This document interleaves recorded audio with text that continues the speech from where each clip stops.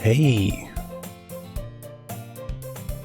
I see an annoying girl running toward me from a distance, waving her arms in the air like she's totally oblivious to any attention she might draw to herself. That girl is Sayori, my neighbor, and good friends since we were children. You know, the kind of friend you'd never see yourself making today. But it just kind of works because you've known each other for so long. We used to walk to school together on days like this. Excuse me. But starting around high school, she would oversleep more and more frequently, and I would get tired of waiting up. But if she's going to chase after me like this, I almost feel better off running away. However, I just sigh and idle in front of the crosswalk and let Sayori catch up to me. Ha ha! I overslept again. But I caught you this time. Maybe, but only because I decided to stop and wait for you.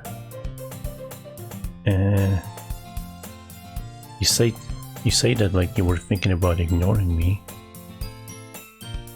That's mean, Patrick. Well, if people stare at you for acting weird, then I don't want them to think we're a couple or something.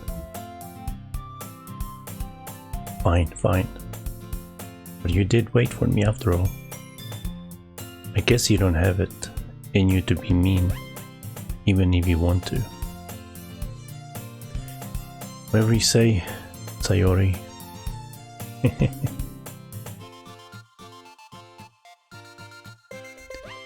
We cross the street together and then make our way to school.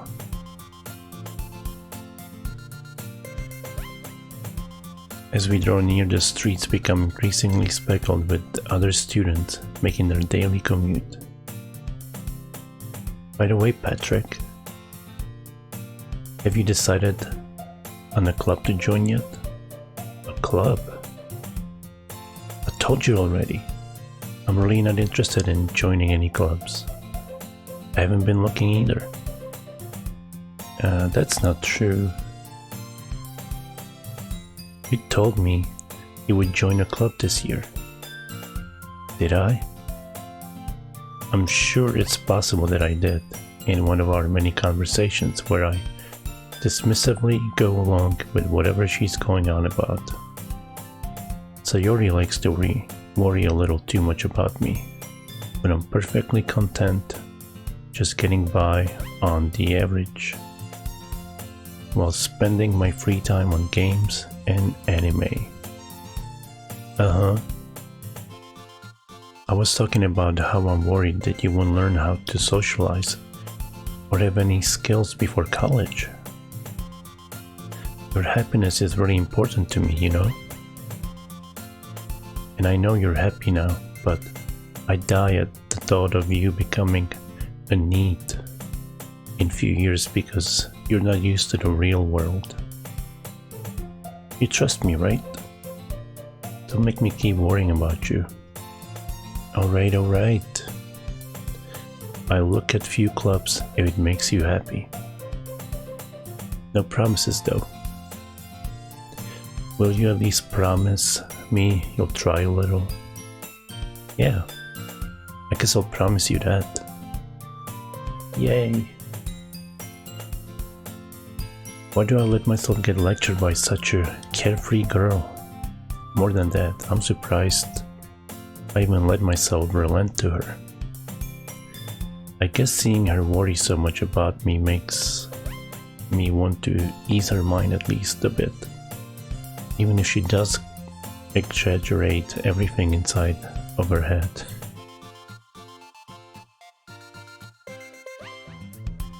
The school day is ordinary as ever, and it's over before I know it.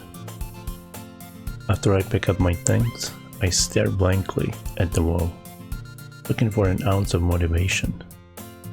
Clubs. Sayori wants me to check out some clubs. I guess I have no choice but to start with the anime club. Hello? Sayori? Sayori must have come into the classroom while I was spacing out. I look around and realize I'm the only one left in the classroom. I thought I'd catch you coming out of the classroom, but I saw you just sitting here and spacing out, so I came in. Honestly, you're even worse than me sometimes. I'm impressed. You don't need to wait up for me if it's going to make you late to your own club. Well, I thought you might need some encouragement, so I thought, you know what? Well, that you could come to my club? Sayori? Yeah. There is no way I'm going to your club. Meanie. Sayori is vice president of the literature club. Not that I was ever aware that she had any interest in literature. In fact, I'm 99% sure she only did it because she thought it would be fun to help start a new club. Since she was the first one to show interest after the one who proposed the club, she inherited the title vice president. That said, my interest in literature is guaranteed to be even less. Yeah, I'm going to the anime club. Come on, please. Why do you care so much anyway? Well, I kind of told the club yesterday I would bring a new member. And Natsuki made cupcakes and everything.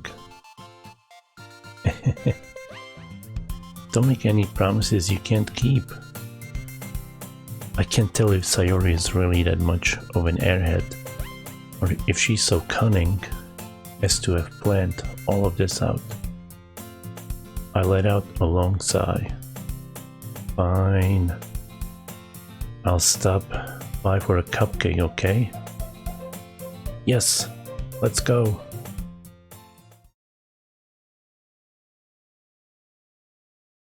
I have no idea what you're talking about. I never played this, so yeah. And how you doing, Pixel?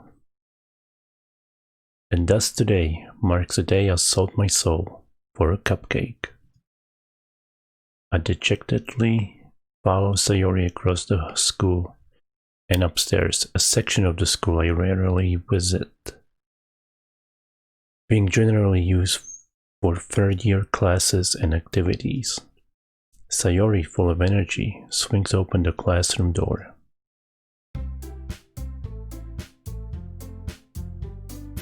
Oh, 5 months? Really? Wow. Thank you for the sub, Pixel. This music is from different song, isn't it? I mean, game. Kind of sounds like I heard it somewhere. Yeah. 5 months. Yeah, thank you again. Everyone, the new member is here. I told you, don't call me a new member. I glance around the room. Welcome to the literature club. It's a pleasure meeting you. Sayori always says nice things about you. Seriously? You brought a boy?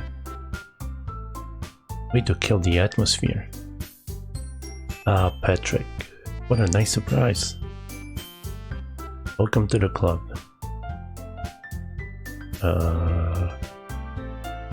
All words escape me in this situation. This club is full of incredibly cute girls. What are you looking at? If you want to say something, say it. Sorry, Natsuki. The girl with the sour attitude, whose name is apparently Natsuki, is one I don't recognize.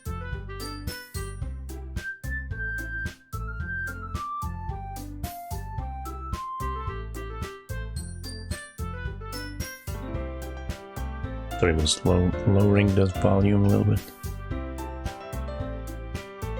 Her small figure makes me think she's probably a first year. She's also the one who made cupcakes, according to Sayori. You can just ignore her when she gets moody. How's your day, Pixel? Was it good? Or is it good?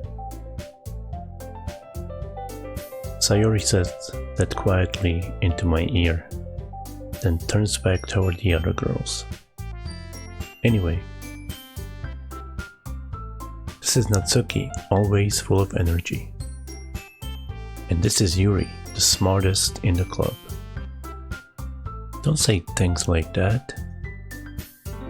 Yuri, who appears comparably more mature and timid, seems to have a hard time keeping up with people like Sayori and Natsuki. Well, it's nice to meet you both. And it sounds like you already know Monika. Is that right? That's right. It's great to see you again, Patrick. Monika smiles sweetly. We do know each other well. We rarely talk, but we were in the same class last year.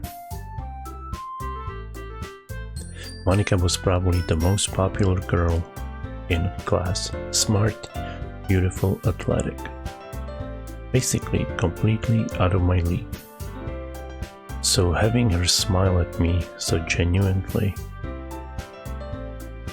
feels a little... You too, Monika. Come sit down, Patrick. We made room for you at the table, so you can sit next to me or Monika. I'll get the cupcakes.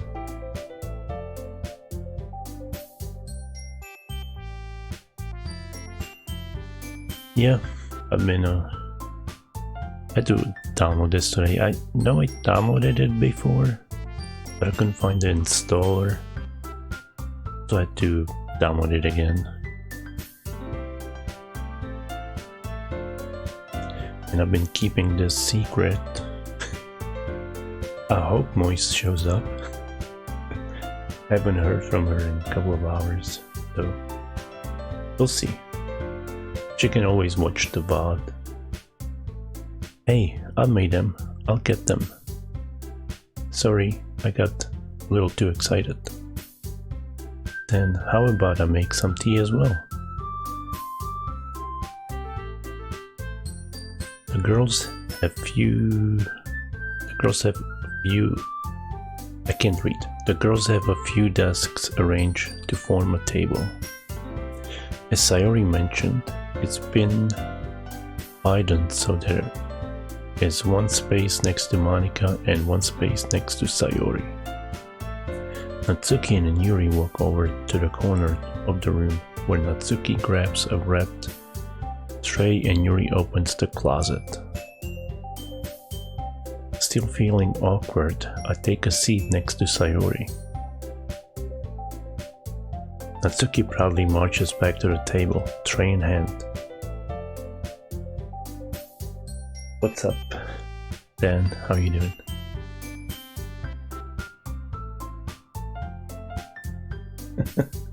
She's probably not gonna show up because I'm playing it. Okay, are you ready? Ta-da! Ooh, wow. By the way, I don't know any of these Japanese words, so... Natsuki lifts the foil of the tray and reveal a dozen white fluffy cupcakes decorated to look like little cats. The whiskers are drawn with icing, and little pieces of chocolate were used to make ears. So cute! I had no idea you were so good at baking, Natsuki. Well, you know. Just hurry up and take one. Sayori grabs one first, then Monica. I follow. It's delicious. Sayori talks with her mouth full and has already managed to get icing on her face. I turn the cupcake around with my fingers, looking for the best angle to take a bite. Natsuki is quiet. I can't help but notice her sneaking glance in my direction. Is she waiting for me to take a bite? I finally bite down. The icing is sweet and full of flavor. I wonder if she made it herself. This is really good. Thank you, Natsuki. Why are you thanking me? It's not like I... Haven't I heard this somewhere before? Made them for you or anything? Eh? I thought you technically did, Sayori said. Well, maybe. But not for you, you know, you dummy. Alright. I give up on Natsuki's weird logic and dismiss the conversation. How often should I save? I mean, I don't think it's gonna crash, but still.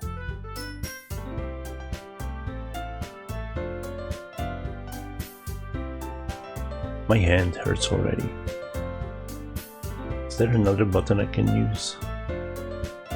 I'm clicking the mouse. I'm so not used to playing with mouse. I give up on Natsuki's weird logic and dismiss the conversation. Yuri returns to the cable, carrying a tea set. She carefully places a teacup in front of each of us before setting down the teapot next to the cupcake tray.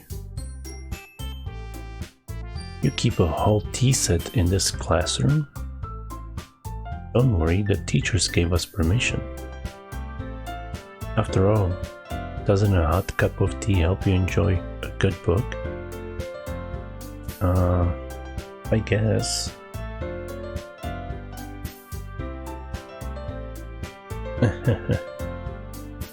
Don't let yourself get intimidated. Yuri's just trying to impress you. That's not... Insulted, Yuri looks away. I meant that, you know... I believe you.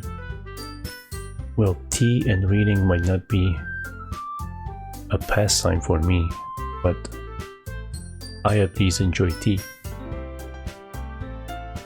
I'm glad. Yuri faintly smiles to herself in relief. Monica raises an eyebrow and smiles at me. So, what made you consider the literature club?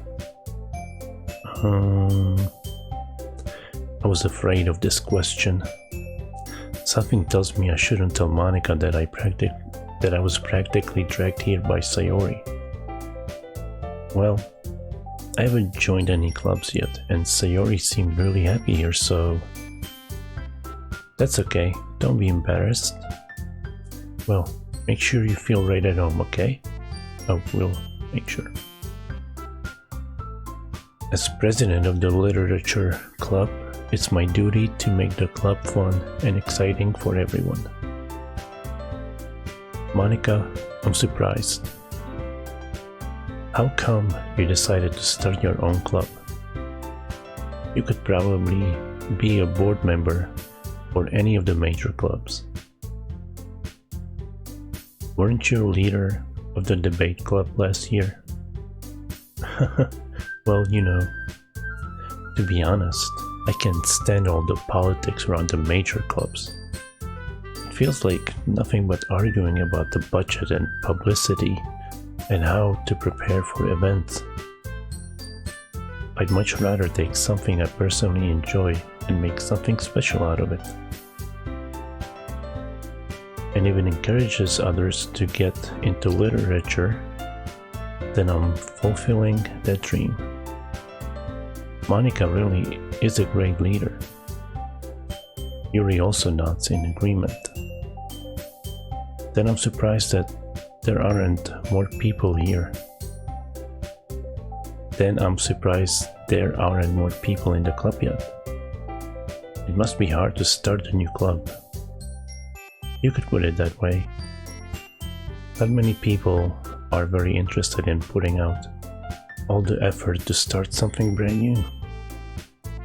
Especially when it's something that doesn't grab your attention, like literature. You have to work hard to convince people that you're both fun and worthwhile. But it makes school events like the festival that much more important. I'm confident that we can all really grow this club before we graduate. Is there a lot of reading? Right, everyone? Yeah. We'll do our best. You know it. Everyone enthusiastically agrees. It's all reading. I knew that.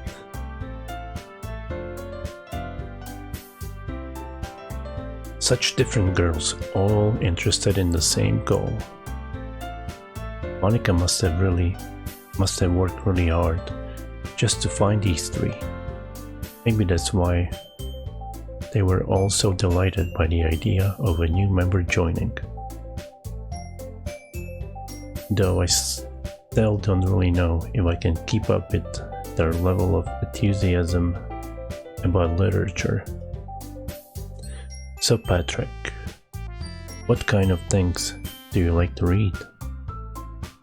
Well, considering how little I've read these past few years, I don't really have a good way of answering that.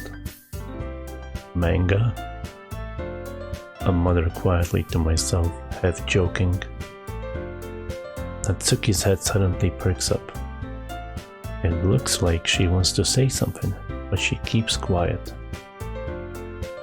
Not much of a reader, I guess.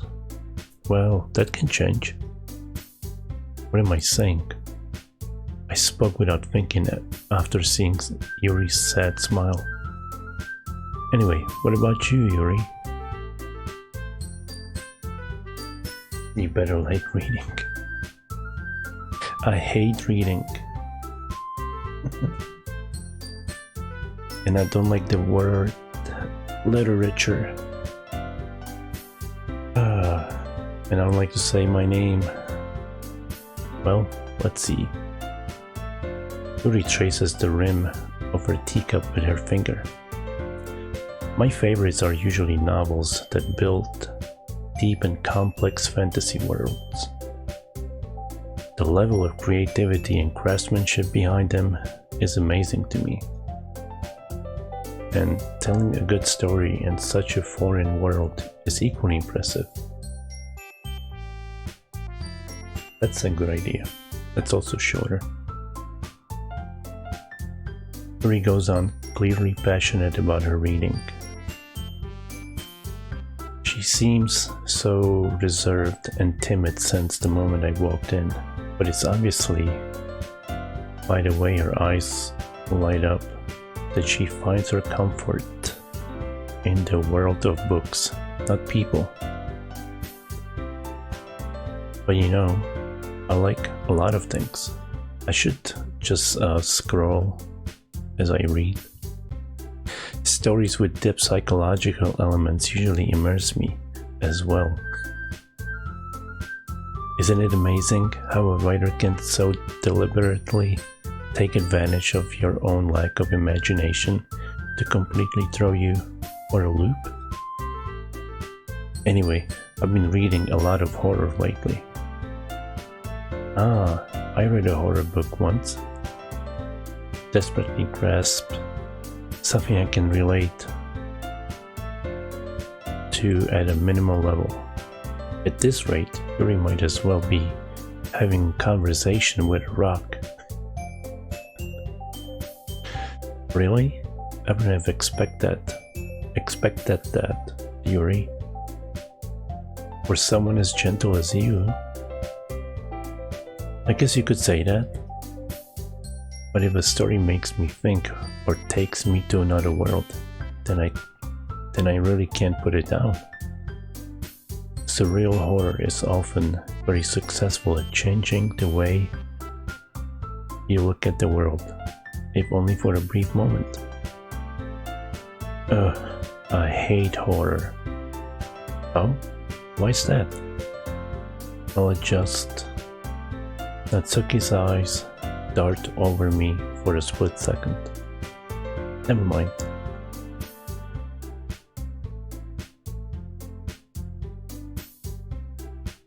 That's right, you usually like to write about cute things. Don't you, Natsuki? What? What gives you that idea? You left a piece of scrap paper behind last club meeting. It looked like you were working on a poem called Don't Say It Out Loud.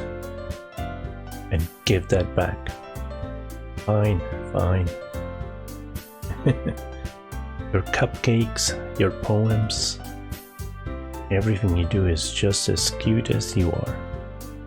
Sayori sidles up behind Natsuki and puts her hands on her shoulders. I'm not cute. Natsuki, you write your own poems? I used to write poems in high school. Well, I guess sometimes. Why do you care? I think that's impressive. Why don't you share them sometime? No. Natsuki averts her eyes. You wouldn't like them? Not a very confident writer yet. I understand how Natsuki feels.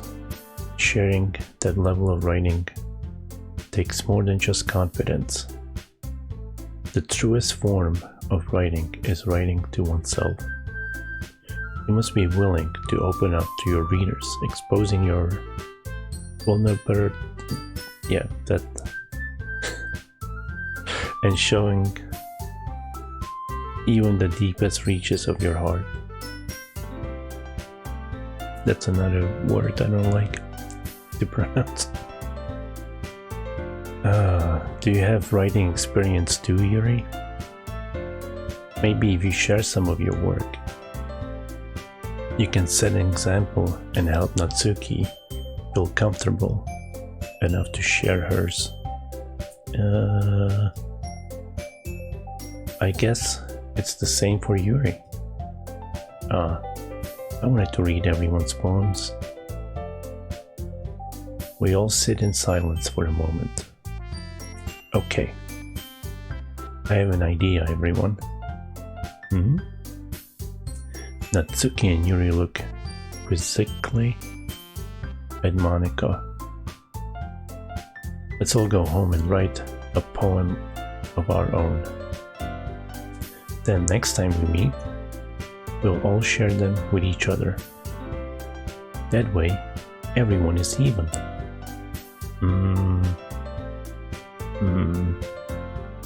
Yeah, let's do it. Hey, thanks for the raid, Maverick. Better close your stream. Plus, now that we have a new member, I think it will help us all get a little more comfortable with each other and strengthen the bond of the club. Isn't that right, Patrick? Monika smiles warmly at me once again. Hold on. There's still one problem. Eh? What's that? Now that we're back to the original topic of me joining the club, I bluntly come forth with what's been on my mind the entire time. I never said I would join this club. Sayori may have convinced me to stop by, but I never made any decision. I still have other clubs to look at, and I lose my train of thought. All four girls stare back at me with dejected eyes. But I'm sorry, I thought... Patrick, you all... I'm defenseless against these girls. How am I supposed to make a clear-head decision when it's like this? That is, if writing poems is the price I need to pay in order to spend every day with these beautiful girls? Right. Okay, I've decided then. I'll join the literature club. One by one, the girl's eyes light up. Yes, I'm so happy. Sayori wraps her arms around me, jumping up and down. Hey, you really did scare me for a moment. If you really just came for the cupcakes, I would be super pissed. Then that makes it official. Welcome to the literature club. Thanks, I guess. Okay, everyone. I think with that, we can officially end today's meeting on a good note. Everyone remember tonight's assignment. Write a poem to bring to the next meeting, so we can all share. Monica looks over at me once more. Patrick, I look forward to seeing how you express yourself. Yeah. Can I really impress the class star Monica with my mediocre writing skills? I already feel the anxiety welling up inside me. Meanwhile, the girls continue to chit-chat as Yuri and Natsuki clean up their food. Hey Patrick, since we're already here, do you want to walk home together? That's right, Sayori and I never walk home together anymore, because she always stayed after school for clubs. Sure, might as well. Yay!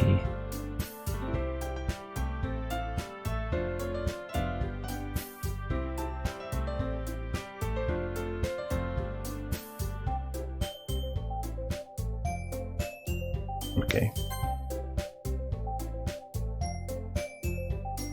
Damn, so many save slots.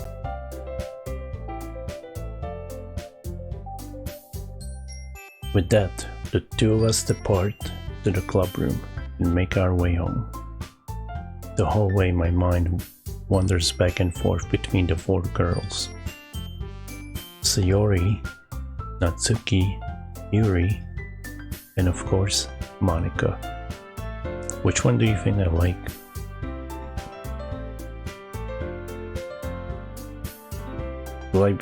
Will I really be happy spending every day after school in the lit club?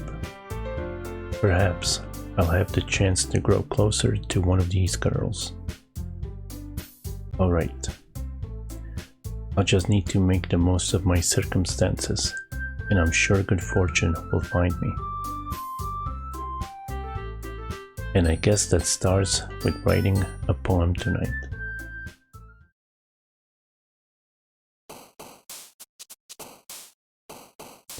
It's time to write a poem. Pick words you think your favorite club member will like. Something good might happen with whoever likes your poem the most. Shoot. Massacre. Captive.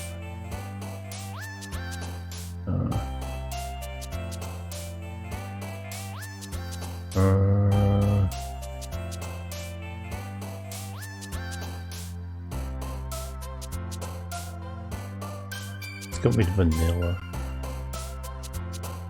Vanilla suicide.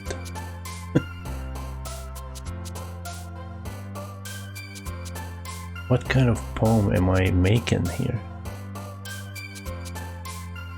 Holiday? I'm gonna go with the vanilla holiday rainbow.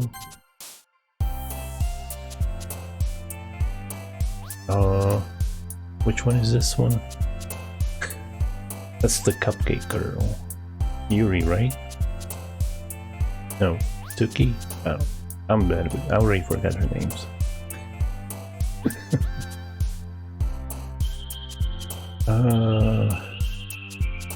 Precious vanilla. I already put rainbow, so I'm not gonna do that. Oh my god, I'm just picking stuff for her.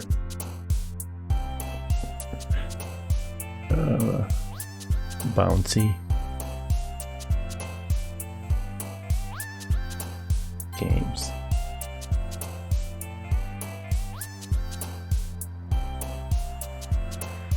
Waterfall. Strawberry.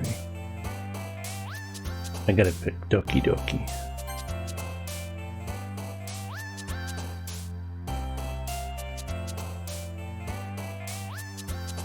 Imagination.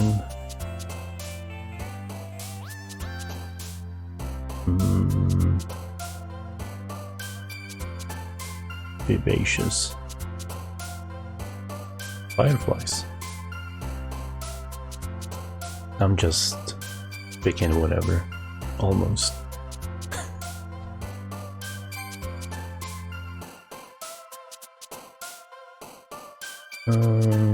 Dream.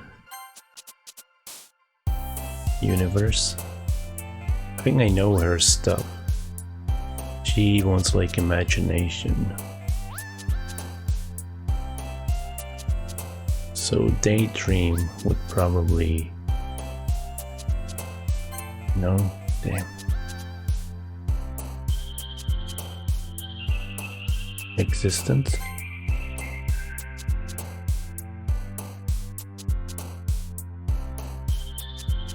Atone.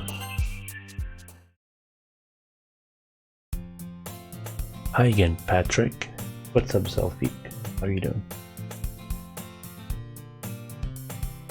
This is a Christmas present for someone who's not even here.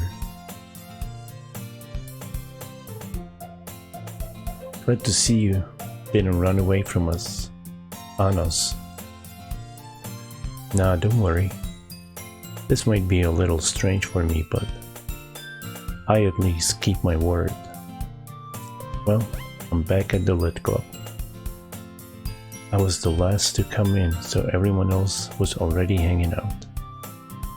Thanks for keeping your promise, Patrick.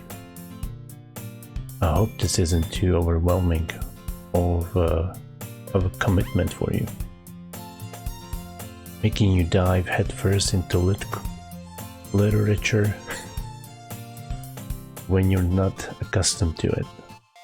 Oh, come on, like he deserves any slack.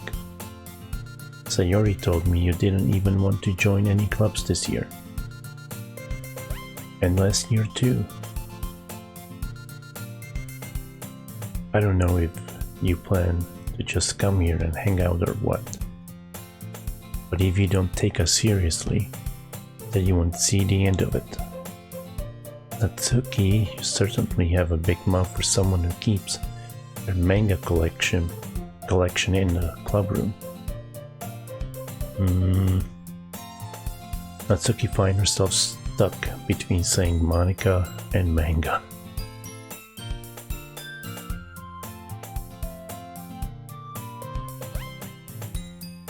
Greatest game of all time? I mean, it might be, I haven't finished it yet. How was your day, Zalfik? Might be the greatest reading game. Manga is literature. Swiftly defeated, Natsuki plops back into her seat. Hey, what's up? Have a nice day. Don't worry, guys. Patrick always gives it his best as long as he's having fun. He helps me with busy work without me even asking. Like cooking, cleaning my room. How dependable. Sayori, that's because your room is so messy, it's distracting. And you almost set your house on fire once. Is that so? You two are really good friends, aren't you? I might be a little jealous. How come? You and Patrick can become good friends too. Sayori.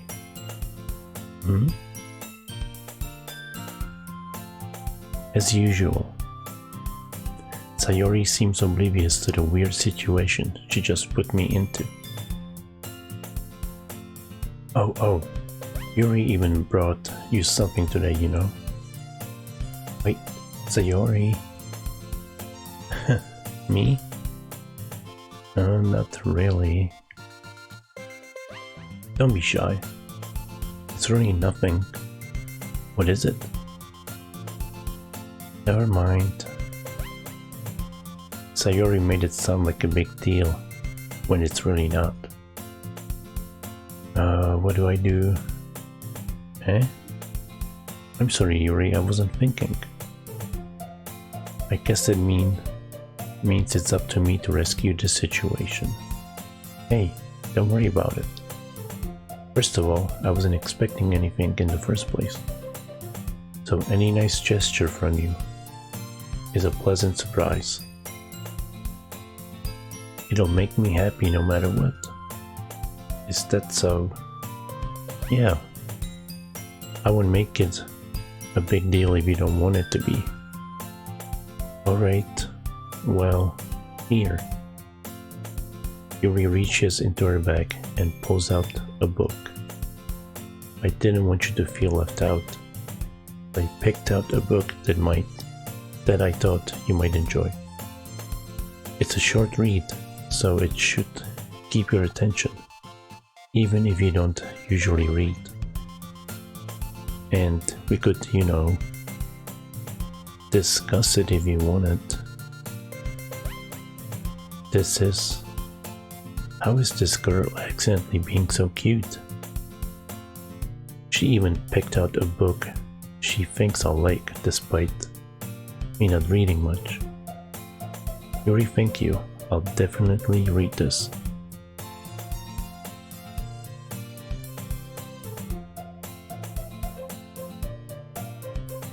Manga is literature.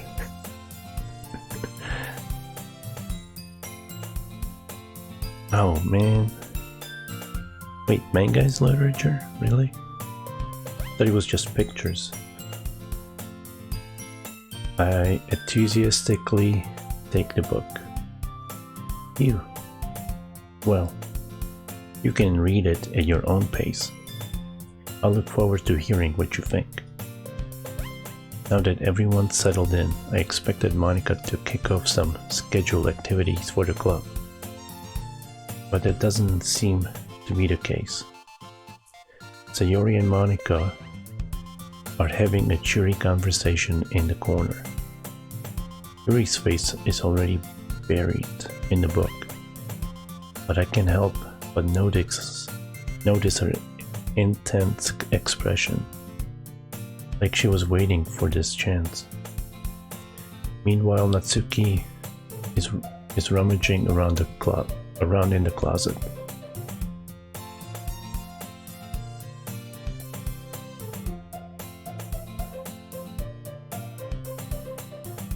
Oh my god, so much reading. Man, it looks like no one wants to be bothered today. I slumped down into the nearest desk. How am I supposed to occupy myself with something literature related by myself like this? I guess I could always read some of the book Yuri gave me, but I'm feeling a little too tired to read. I could probably fall asleep right now. I close my eyes and end up listening in on Sayori's conversation with Monica. We're probably gonna seem really lame compared to all the other clubs though. Well, we can't give up. The festival is our chance to show everyone what literature is all about. The problem is that the idea of a literature club sounds students and intellectual, but it's not like that at all, you know? We must need a way of showing, we just need a way of showing that to everyone. Something that speaks to their creative minds.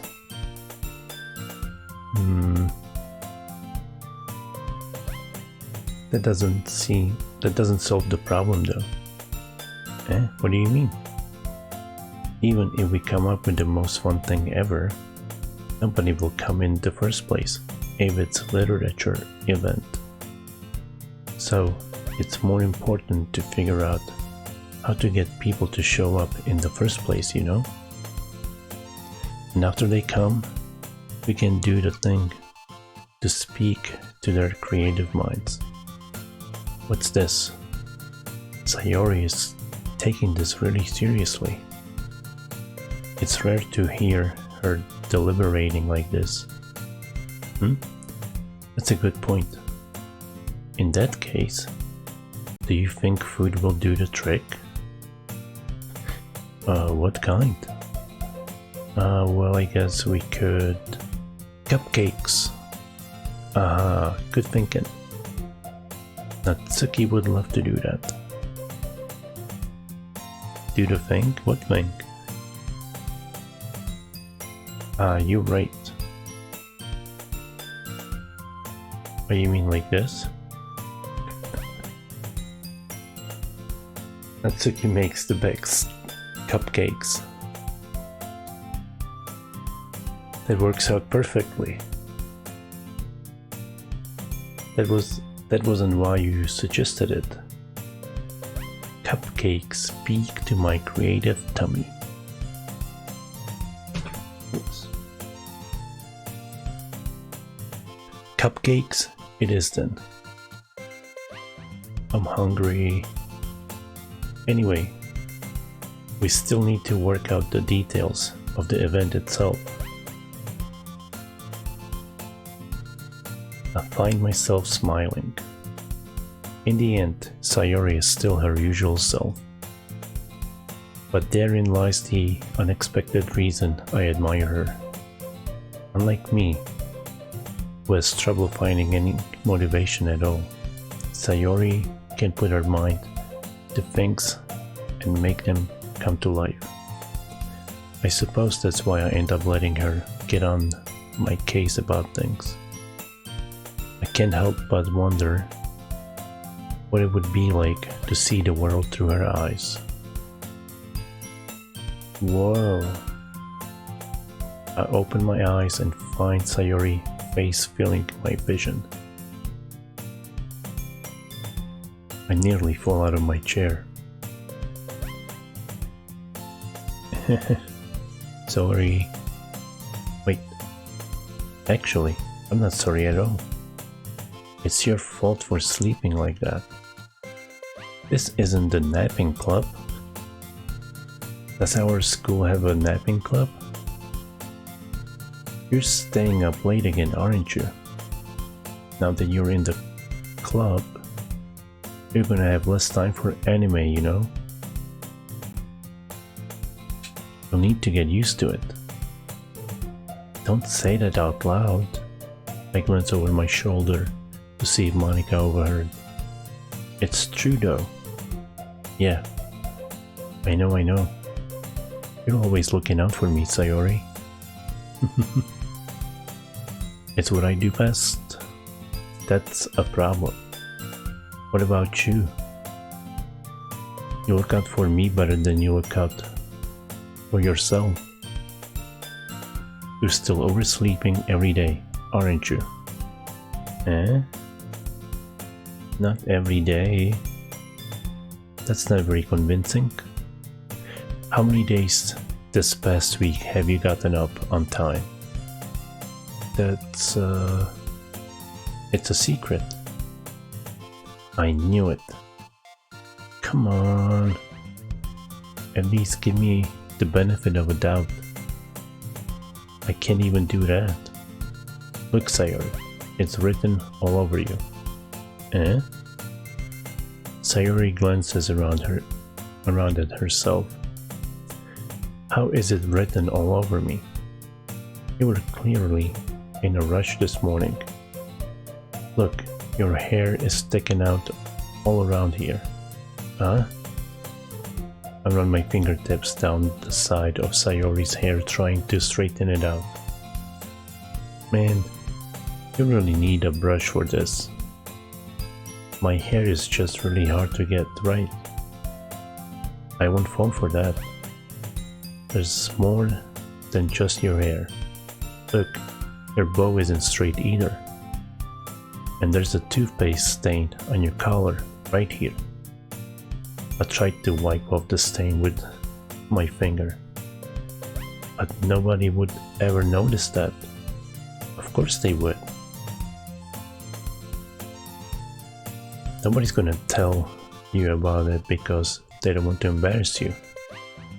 Fortunately, I really don't care about that. Hey, you meanie. And you don't even keep your blazer buttoned up. Seriously, Sayori. Why do you think you don't have a boyfriend yet? Eh? That's super mean. Sorry, but you'll thank me later.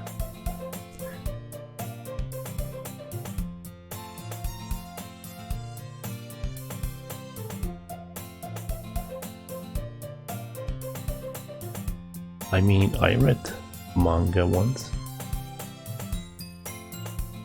It was called Scott Pilgrim.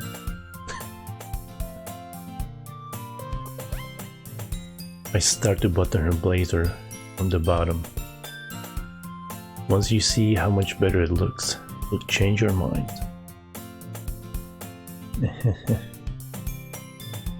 This is so funny. What is? Well, I was just thinking how weird it is to have a friend who does these kind of things. Eh? Don't say that. You make me feel weird about it, stupid. It's okay though. I'm happy we're like this. Aren't you? I guess. Hey, be careful. The button might come off. Why is this one so hard to close? I struggle to fully close the button near her chest. Does this thing even fit you properly? It did when I bought it. If you ever buttoned it, you would have noticed sooner than it doesn't fit anymore. What are you smiling about? It means my boobs got bigger again. Don't say that out loud. Anyway, you look much better now, so... why does it feel strange to see Sayori's blazer button up like that? But it's so stuffy. It's not worth it at all. Sayori hastily unbuttons her blazer once more. Ew. That's so much better. Sayori puts her arms out and twirls around. So, if I keep it unbuttoned then, I won't get a boyfriend, right? What kind of logic is that? And why are you saying that like it's a good thing? Because if I had a boyfriend, then he wouldn't even let you do things like this. And you take care of me better than anyone else would, anyway. So, that's why I'm keeping it unbuttoned. Stop saying all these embarrassing things. Eh? I didn't say anything embarrassing. Jeez. Well, anyway, just focus on trying to wake up a little earlier. Only if you focus on going to bed earlier. Fine, fine. It's a deal. I guess we really are better at taking care of each other than we are at taking care of ourselves. Yeah, I guess so, huh? So maybe you should come wake me up in the morning. You're doing it again, Sayori. But I was joking that time. Man, it's impossible to tell with you sometimes. Okay, everyone. Monica suddenly calls out. Why don't we share the poems we wrote now? Yay! Patrick, I can't wait to read yours. Yeah, same. I failed to sound enthusiastic, but Sayori still throws away to retrieve her poem. Trots away, not throats. By the way, did you remember to write a poem last night? Yeah. My relaxation, and I can't believe I agreed to something so embarrassing. I couldn't really find much inspiration, since I've never really done this before. Well, now that everyone's ready, why don't you find someone to share it with? I can't wait. Sayori and Monica enthusiastically pull out their poems. Sayori's is on the wrinkled sheet of a loose leaf torn from a spiral notebook. On the other hand, Monica wrote hers in a composition notebook. I can already see Monica's pristine handwriting from where I sit.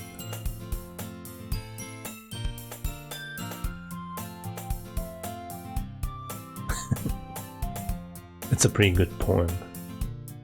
It's almost a haiku. Natsuki and Yuri reluctantly comply as well, reaching into their bags. I do the same myself. Who should I show my poem to first? I go with Yuri for some reason. Yuri seems the most experienced, so I should start with her. I can trust her opinion, to be fair.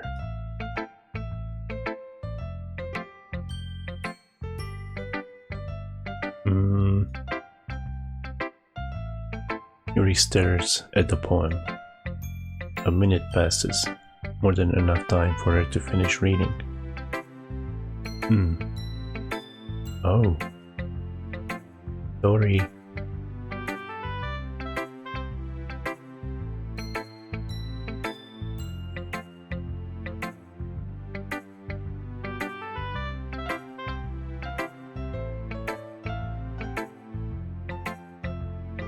I forgot to start speaking. It's fine. Don't force yourself. I'm not. I just need to put my thoughts into words. Hold on. Okay. This is your first time writing a poem, right? Yeah? Why do you ask? I'm just making sure. I guessed that it might be after reading through it. So it's that bad. No. Did I just raise my voice? I'm so sorry. Yuri buries her face in her hands. I couldn't help but notice that it's been several minutes and we really haven't gotten anywhere. It might take Yuri a while to get used to new people. It's fine. I really didn't notice. What were you saying? Right,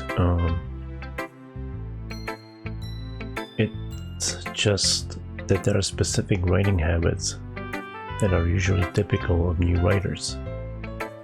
And having been through that myself, I kind of learned to pick up on them. I think the most noticeable thing I recognize in new writers is that they try to make their style very deliberate. In other words, they tend to pick a writing style separate from the topic matter, and they fit the two together.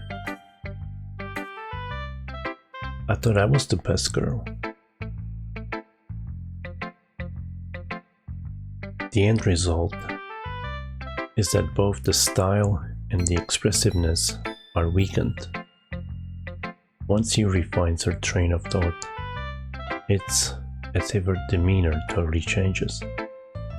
Her stammering is completely gone and she sounds like an expert. Of course, that's not something you can be blamed for. There are so many different skills and techniques that go into writing even a simple poem.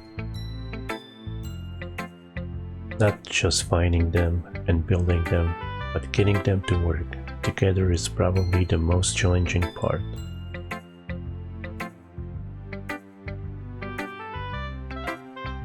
It might take you some time, but it all comes with practice and learning by example, and trying new things. I also hope that everyone else in the club gives you valuable feedback. Natsuki can be a little bit biased though. Biased? How? Well, never mind. I shouldn't be talking about people like that. Sorry, it's fine. I'm not sure if Yuri is apologizing to herself, to me, or to Natsuki. Do you mind if I read your poem now? Please do. I love to share my thought process behind it. Yuri smiles dreamingly, as if that's a rare opportunity for her, which itself is kind of funny. After all, isn't this supposed to be a lit club? Oh my god, can we switch the handwriting? Ghost under the light. The tendrils of my hair illuminate beneath the amber glow, fading. It must be this one. At last, the last remaining streetlight to have withstood the test of time, the last yet to be replaced by the sickening blue-green hue of the future. I bathe, calm, breathing air of the present but living in the past. The light flickers, I flicker back. I actually like this handwriting.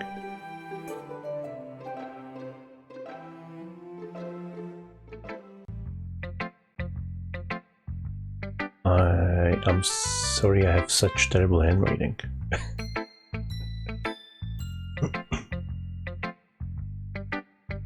What?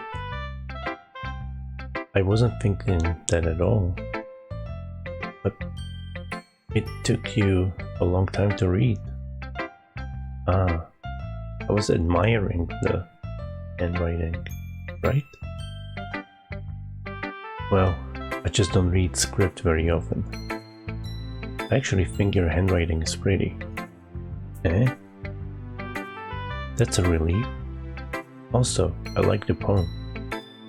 Even though it's short, it was really descriptive. It wasn't too short.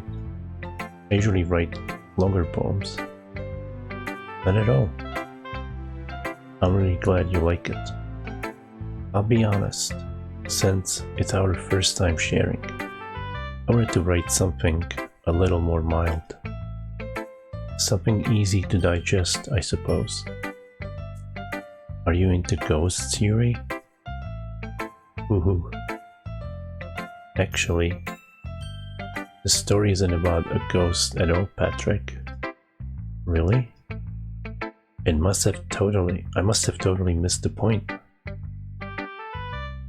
Well, I suppose you did only glance over it after all. But remember that poets often express their own thoughts, feelings, and experiences in their work. They usually do more than tell a simple story or paint a picture. In this case, perhaps the subject of the poem is only being symbolically compared to a ghost,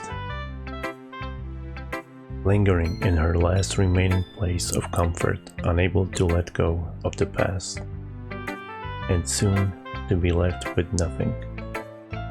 That's a lot more solemn, putting it that way. I hadn't even thought of that. That's impressive.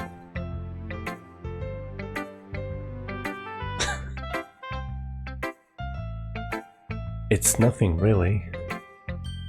I'm still learning to read, man. Stop bullying me. Well, it makes me happy that you think that. Just remember that it won't be long before you pick up on these things too. Yeah, maybe you're right. I guess I'll have to keep trying. I'm counting on you.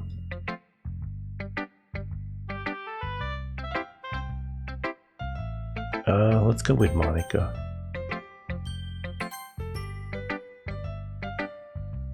Hi, Patrick.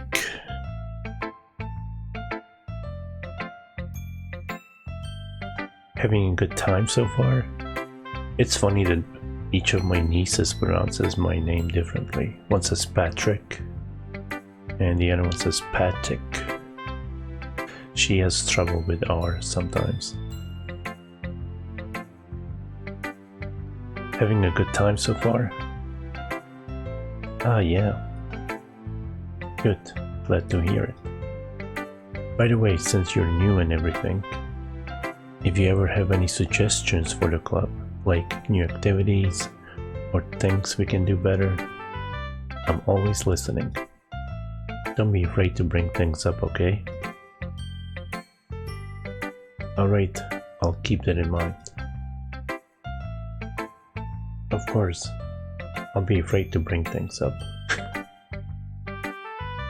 I'm much better off just going with the flow until I'm more settled in. Anyway, want to share your poem with me? It's kind of embarrassing, but I guess I have to.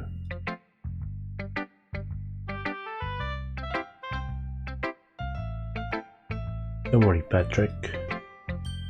We're all a little embarrassed today, you know? But it's all, what am I even reading sometimes? But it's that sort of barrier that we'll all learn to get past soon. Yeah, that's true. I hand Monica my poem.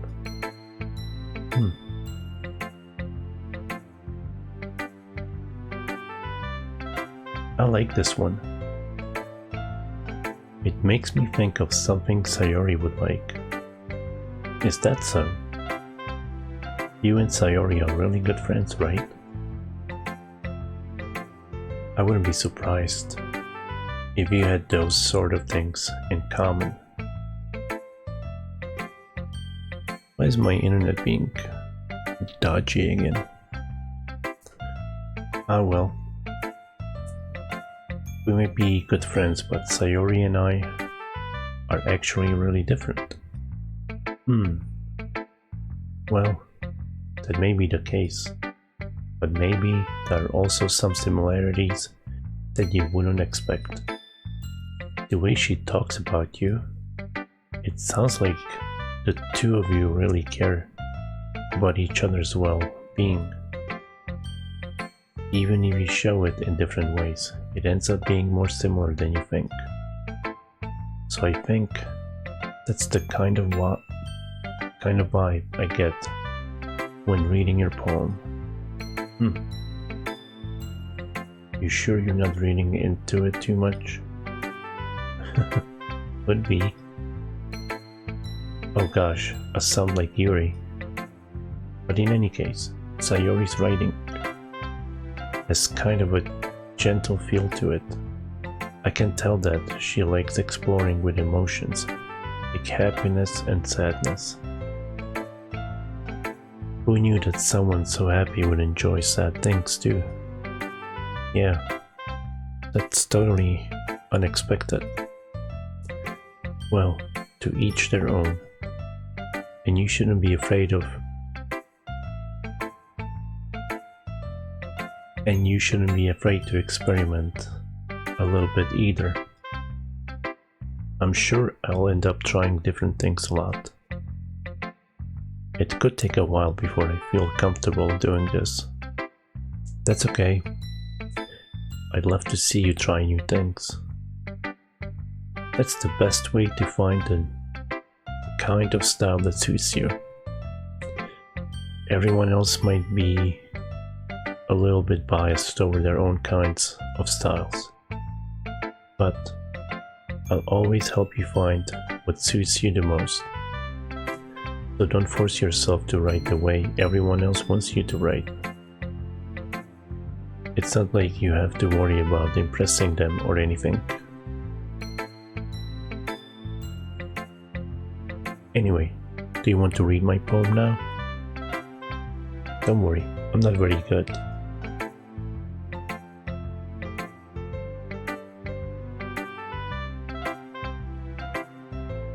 You sound pretty confident for someone who claims to not be very good. Well, that's because I have to sound confident. That doesn't mean I always feel that way, you know? I see. Well, let's read it then. All in a wall. It couldn't have been me. See the direction the speckle protrudes? A noisy neighbor? An angry boyfriend? I'll never know. I wasn't home. I peer inside for a clue. No, I can't see. I reel blind, like a film left out in the sun. But it's too late, my retinas already scorched with a permanent copy of the meaningless image. It's just a little hole. It wasn't too bright.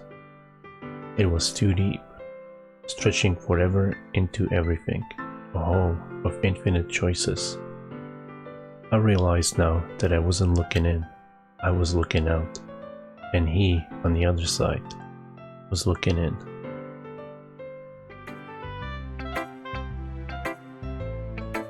Hey, what's up, Shy?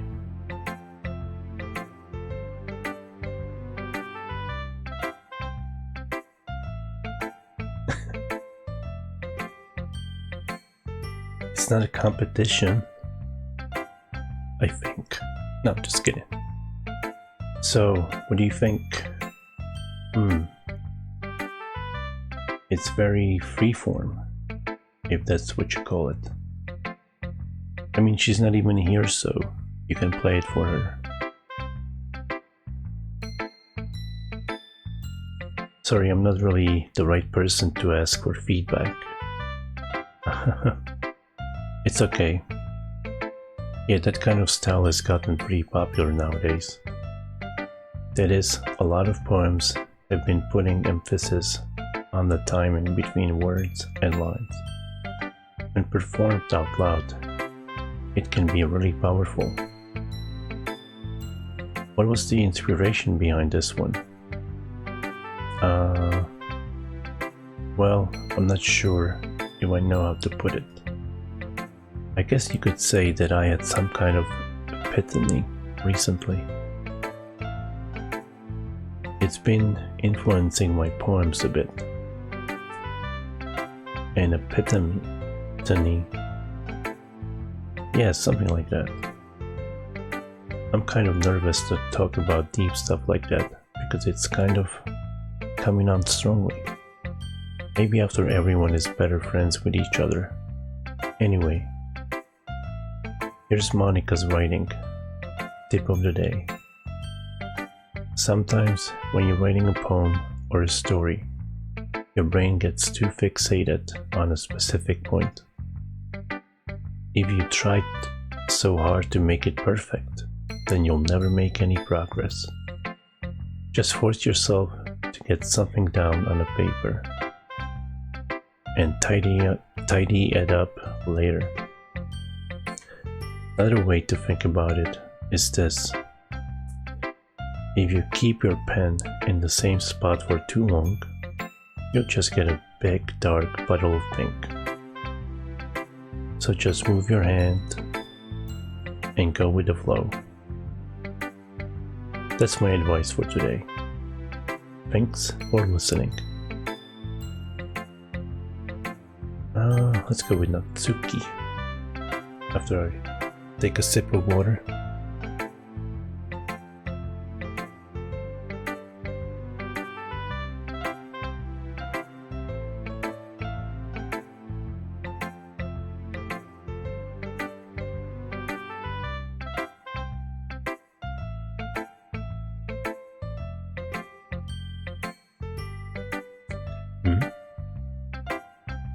Well, it's about what I expected from someone like you.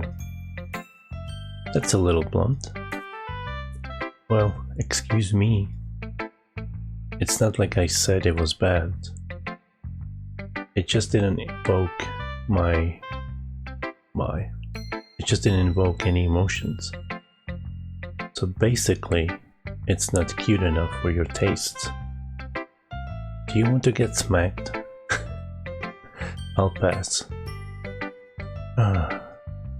Well, anyway, I guess I need to show you mine. Not that you'll like it. Eagles can fly, monkeys can climb, crickets can leap, horses can race, owls can seek, cheetahs can run, eagles can fly, people can try. But that's about it.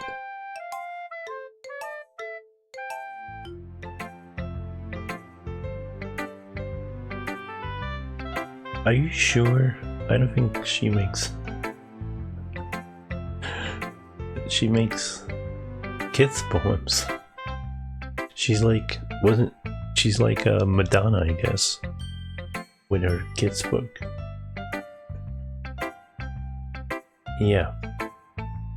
I told you that you weren't gonna like it. I like it. What? Just be honest. I am. Why are you so convinced that I wouldn't like it? Well, because everyone in high school thinks that writing has to be all sophisticated and stuff. So people don't even take my writing seriously. But isn't the point of poems for people to express themselves? Your writing style shouldn't make your message any less valid. Yep, my first time. What's up, Starfish? How are you doing?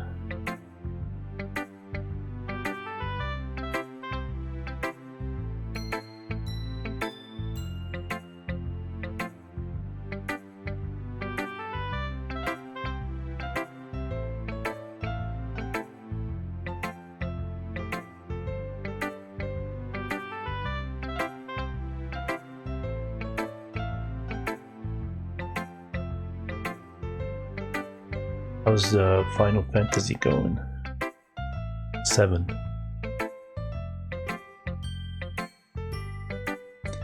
Yes, exactly. I like when it's easy to read, but it hits you hard.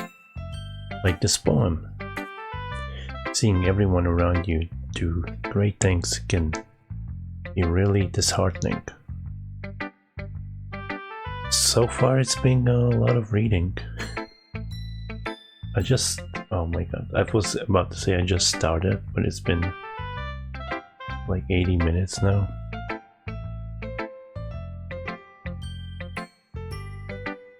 Ooh, Hell House. Oh my god, I hate that boss. Even though I know what to do, I still hate it. So I decided to write about it. Yeah, I understand. But the other nice thing about simple writing is that it puts more weight on the wordplay. Like, I set up for a rhyme at the end, but then made it fall flat on purpose.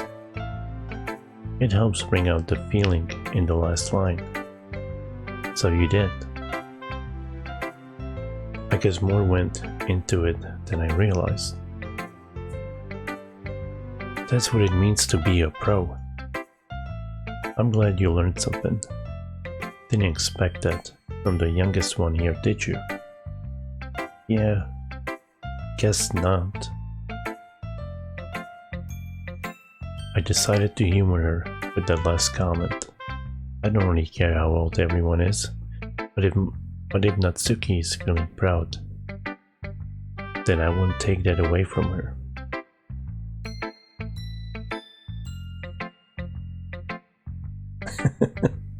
Time to get popcorn. I don't have popcorn, but I do have water, I have tea, and I have some dodgy iced coffee.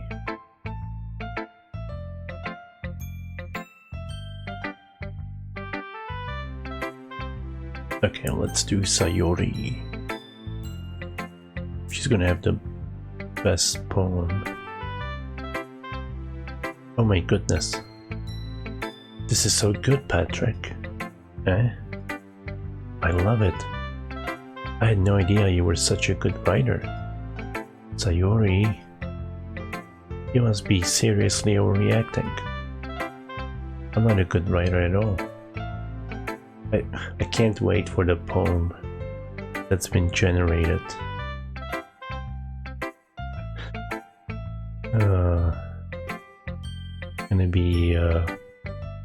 It's gonna be worse than Natsuki one.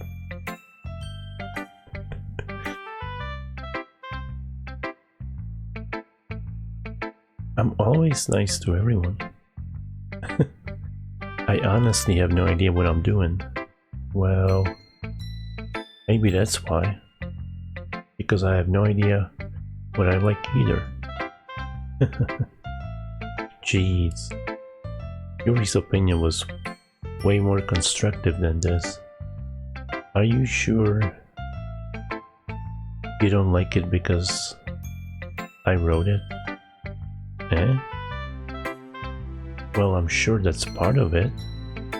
I think I understand you better than a lot of people, you know. So when I read your poem,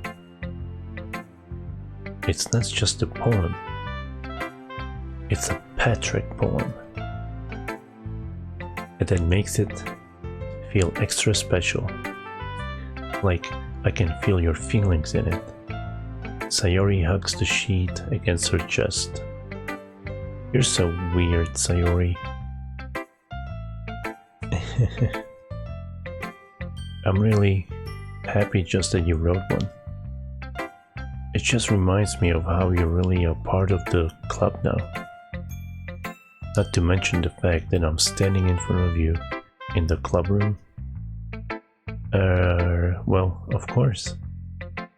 I'm not really into it yet, but that doesn't mean I'll break my promise. See? It's like I said before, Patrick. Deep down, you're not selfish at all, you know? Trying new things like this for other people. That's something that only really good people do. Thanks, Sayori. I'm not sure if Sayori sees the full picture of my motive here. Then again, I can't deny that she's part of the reason I joined. Knowing how much this means to her and all. Yeah. And I'm gonna make sure you have lots of fun here, okay? That will be my way of thanking you. Alright, I'm going to hold you to that then. Yay! Now, you'll read my poem too, right? Don't worry, I'm really bad at this. We'll see about that.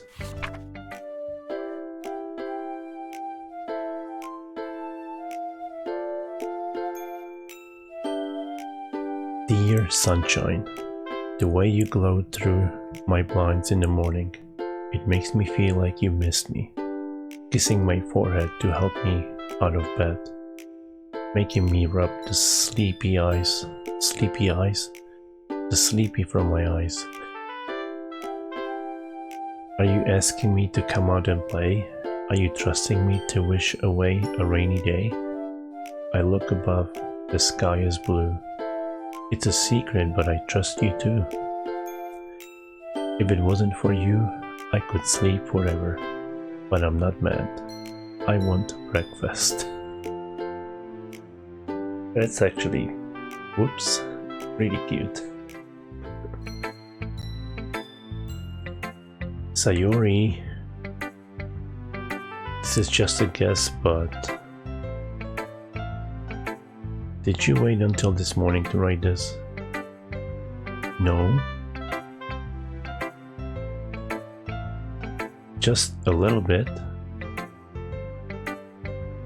You can answer just a little bit to yes or no question. I forgot to do it last night. Well, at least it makes me feel a little better about myself. Don't be mean. I still tried my best. Yeah. I didn't mean to say that it was a bad poem. It came out nice. Or how should I put it? It sounds just like you. Really? Yeah. Especially that last line. I made eggs and toast. Even though you were late to school. It's bad to skip breakfast. I get all cranky. Well, I guess there's no point in arguing. Anyway, thanks for showing me.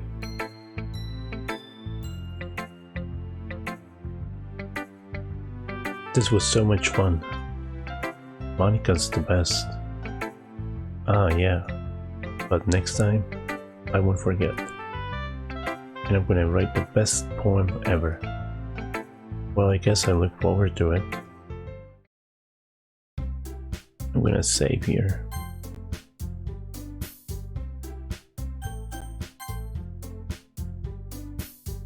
Oh my god, this game is a lot of work.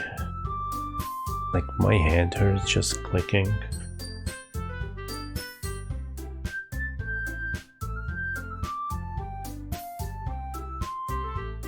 You. I guess that's everyone. I glance around the room. That was a little more stressful than I anticipated.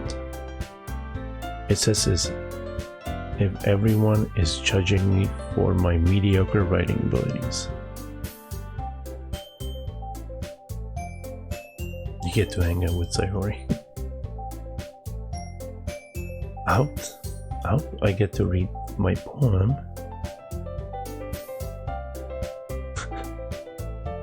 Even if they're just being nice, there's no way my poems can stand up to theirs. This is a literature club, after all. I sigh. I guess that's what I ended up getting myself into. Across the room, Sayori and Monica are happily chatting. My eyes land on Yuri and Natsuki. They gingerly exchange sheets of paper, shooting their respective poems.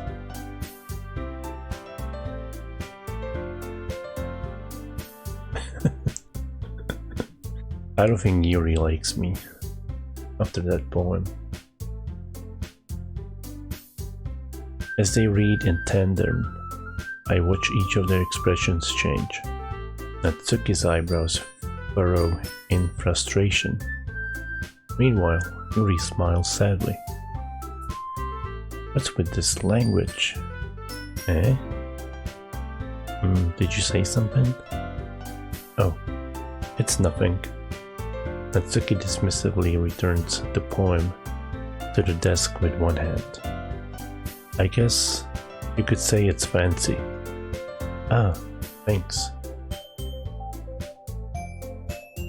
Yours is cute. Cute? Did you completely miss the symbolism or something? It's clearly about the feeling of giving up. How can that be cute? I know that. I just meant the language, I guess. I was trying to say something nice.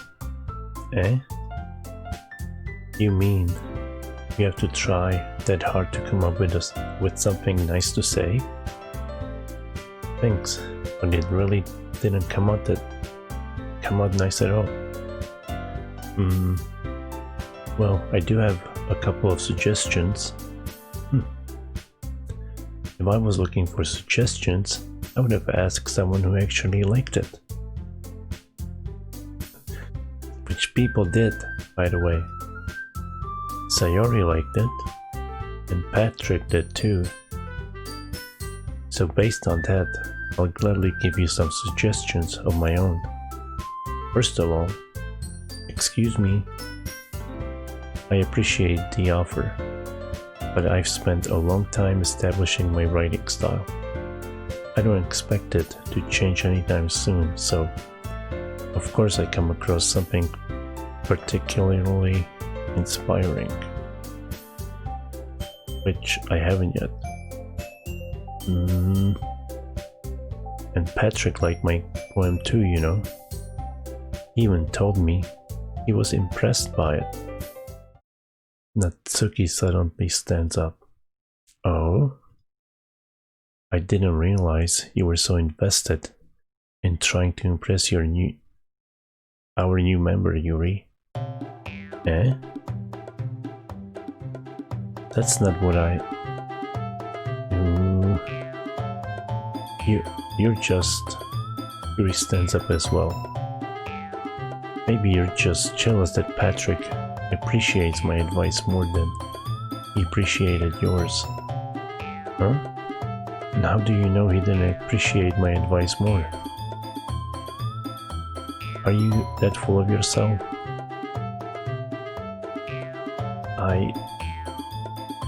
No. If I was full of myself, I would deliberately go out of my way to make everything I do overly cutesy. Ooh. Is everyone okay? Well, you know what? I wasn't the one whose boobs magically grew a size bigger as soon as Patrick started showing up. Natsuki? Natsuki, that's a little... This doesn't involve you. I don't like fighting, guys. Suddenly both girls turned towards me, as if they just noticed I was standing there. Patrick. She's trying to make me look bad. That's not true. She started it. If she could get over herself and learn to appreciate that simple writing is more effective, then this wouldn't have happened in the first place. What's the point in making your poems all convoluted for no reason? The meaning should jump out at the reader, not force them to have to figure it out. Help me explain that to her, Patrick. Wait. There's a reason we have so many deep and expressive words in our language. It's the only way to convey complex feelings and meanings the most effectively. Avoiding them is not only unnecessarily limiting yourself, it's also a waste. You understand that, right, Patrick? Well, How did I get dragged into this in the first place? It's not like I know anything about writing, but whomever I agree with, they'll probably think more highly of me.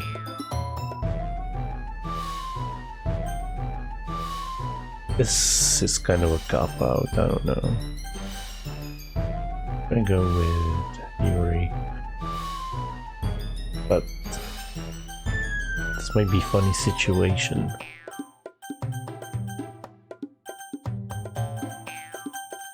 Oh, it makes sound. I'm gonna go with Sayori. Natsuki glares at me, drawing up any words I had in my mouth. So instead I turn to Yuri. Yuri? But Yuri's expression is so defenseless that I can't bring myself to say anything to her. Sayori... Eh? Yeah. Everyone's fighting is making Sayori uncomfortable. How can the two of you keep fighting when you know you're making your friend feel like this?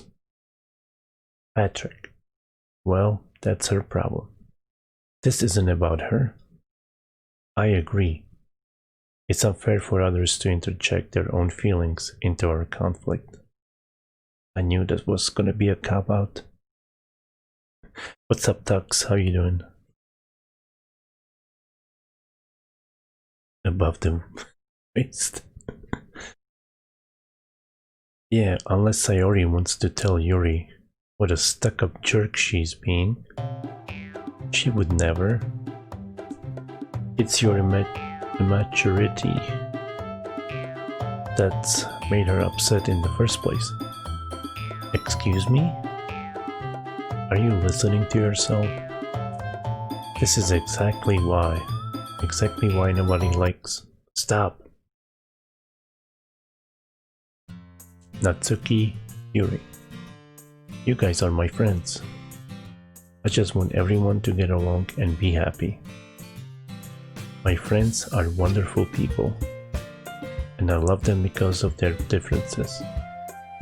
Natsuki's poem are amazing because they give you so many feelings with just few words.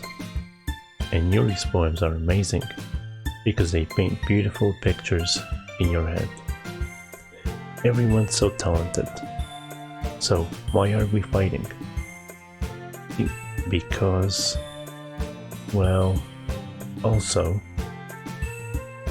Natsuki's cute and there's nothing wrong with that. And Yuri's boobs are the same as they always were. Big and beautiful.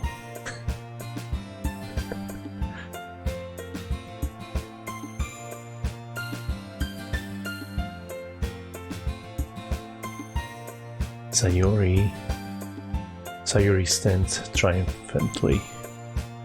Marika stands behind her with a bewildered expression. I'll make some tea. Yuri rushes off.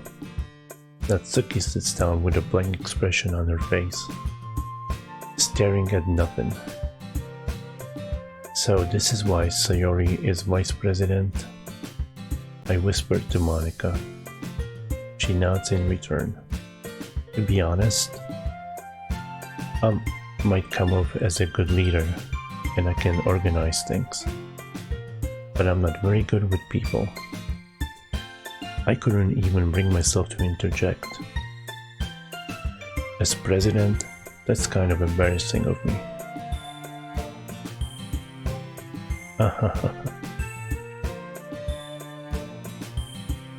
Nah. It's not like I can blame you. I wasn't able to say anything either. Well, I guess it just means Sayori is amazing in her own ways, isn't she? You could say that. She might be an airhead, but sometimes it's weirdly suspicious that she knows exactly what she's doing. I see. Take good care of her, okay?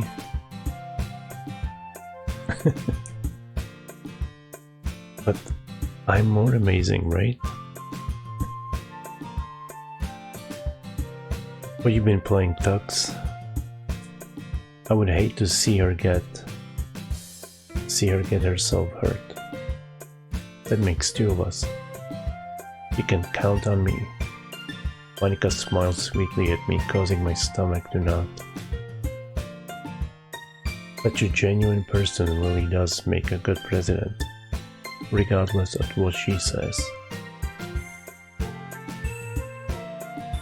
If only I could get the chance to talk to her a little more. Okay, everyone.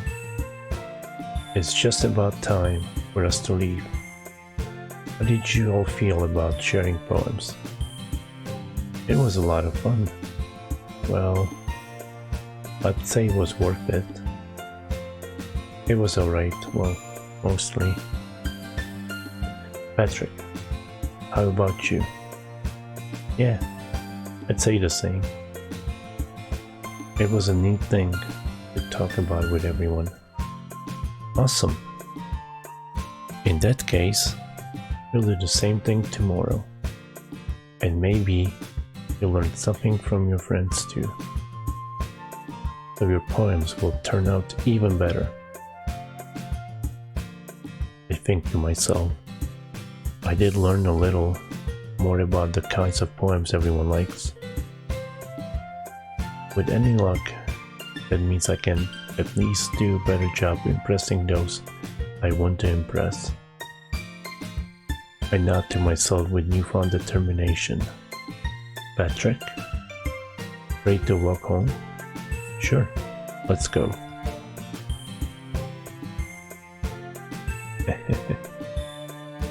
Sayori beams at me. It truly has been a while since Sayori and I had spent this much time together. I can't really say I'm not enjoying it either. I just wanted to see the fake Sakura, didn't you? And his shirtless body.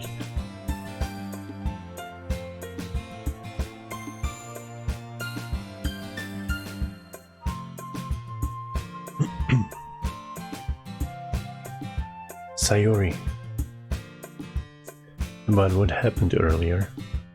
What do you mean?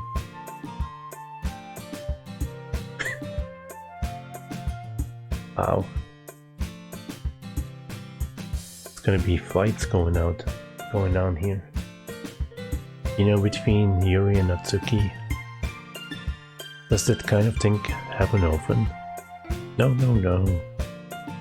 That's really the first time I've seen them fight like that. I promise, they're both wonderful people. You don't hate them, do you? No, I don't hate them. I just wanted your opinion, that's all. I can see why they'd make good friends with you. You know, Patrick, it's nice that I get to spend time with you in the club. But I think seeing you get along with everyone is what makes me the happiest. And I think everyone really likes you too. That's...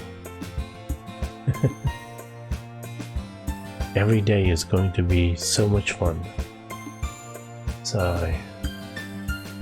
It looks like Sayori still hasn't caught onto the kind of situation I'm in.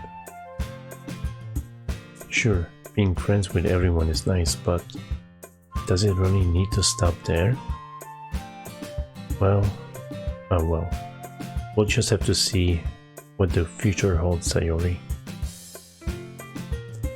I pat Sayori on the shoulder. I said that more to myself than to her, but it's easy to use Sayori as an internal monologue sometimes. Okay? Yeah. Let's do this. Leroy Jenkins. Well, I knew what poem she liked, but I realized it like halfway through.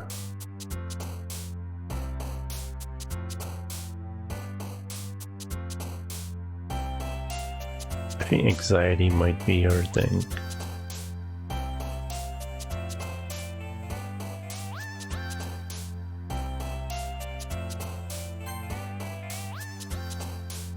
She does like horror, right? Yeah. Eternity might be her.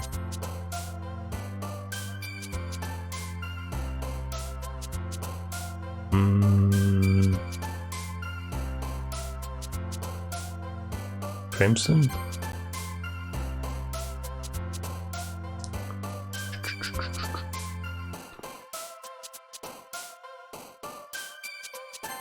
Damn, I'm good.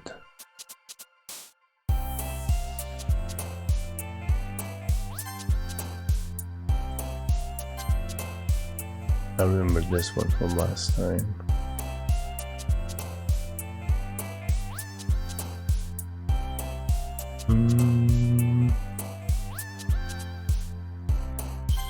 No.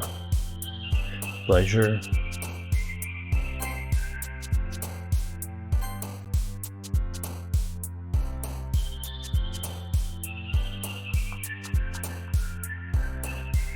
I'm kind of mad that it didn't read my poem.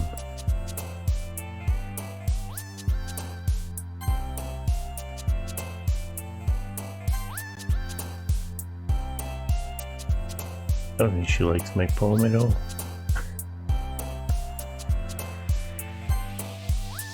I'm being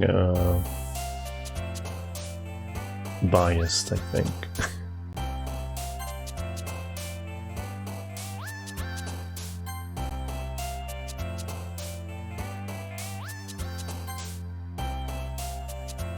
Pink cheeks.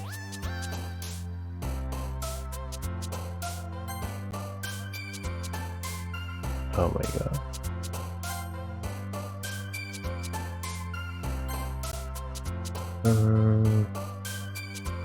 Gonna make Inferno.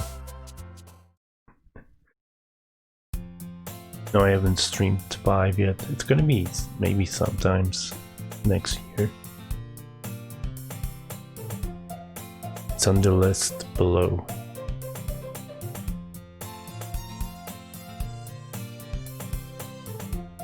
It's a long list, by the way.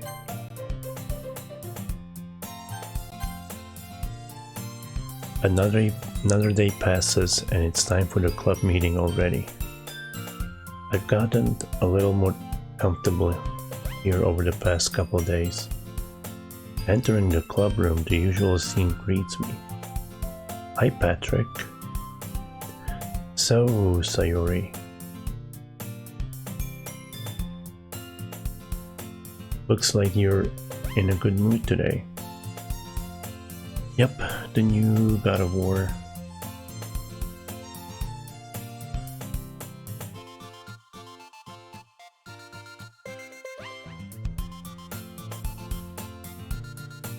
I'm just so not used to being in the club, that's all.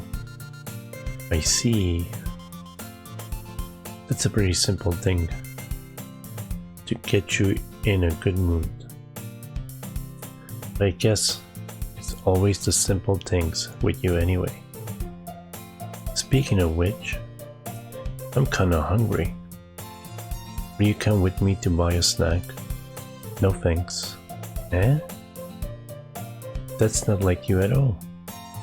I have my reasons. Why don't we take a look at your purse, Sayori? Eh?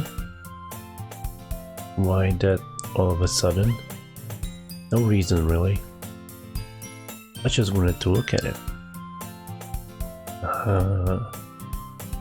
Sayori nervously retrieves her coin purse. She fumbles with the latch and gets it open. Then she turns it upside down and lets its contents spill onto the desk. Only 2 small coins fall out. I knew it. I can see right through you, Sayori. That's not fair. How did you even know? It's simple.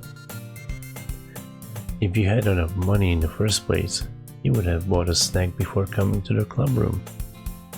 So either you're not hungry and want an excuse to take a walk, or you planned conveniently forget that you spent all your money so that I would lend you some. There's one more thing. You're always hungry. And so, that only leaves the one option. What? I give up. Don't make me feel guilty. If you feel guilty, that means you deserve to feel guilty. Yuri suddenly giggles. Eh? I didn't notice that she was listening in. Her face is in her book, as always. I wasn't listening or anything. I was just something in my book. Yuri, tell Patrick to let me borrow some money. Don't get me involved like that, Sayori. Besides, you should only buy what you can responsibly afford. And frankly, after pulling a mischievous little stunt like that, suffering is fair enough retribution.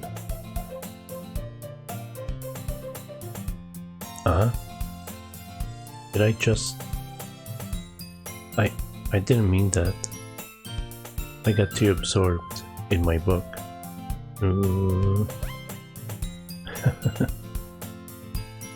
I really like when you speak your mind, Yuri. It doesn't happen much, but it's a fun side of you. There's no way you could think that. You were right though. I did something bad, and now I have to accept the revolution. What? Retribution. That. Still, coming from you, Sayori. I guess there's a little devil inside all of us, isn't there? Don't let her fool you. Sayori knows exactly what she's doing. After all, she told you guys she was bringing me to the club before she even told me. But you wouldn't have come if it weren't for the cupcakes. So I had to trick Natsuki into making them. Come on, give me more credit than that, Sayori. Twap. Kaya. Out of nowhere, something smacks Sayori in the face and tumbles on the desk. Ow. What was... Eh? A cookie? Sure enough, it's a giant cookie wrapped in plastic. Sayori glances around. Is this a miracle? It's because I paid my retribution. Actually, that one almost worked.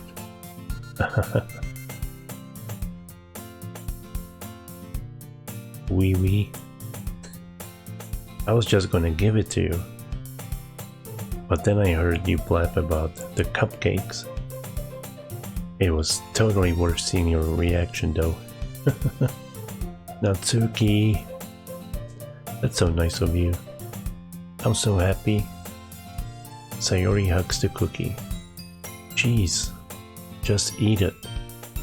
Sayori rapidly tears open the wrapper and takes a big bite. So good. Sayori suddenly claps her hands over her mouth. I bit my tongue. You're going through a lot just over one cookie. Natsuki takes a bite of her own cookie. Yours looks really good too, Natsuki. Can I try it? Jeez. Beggars can't be choosers.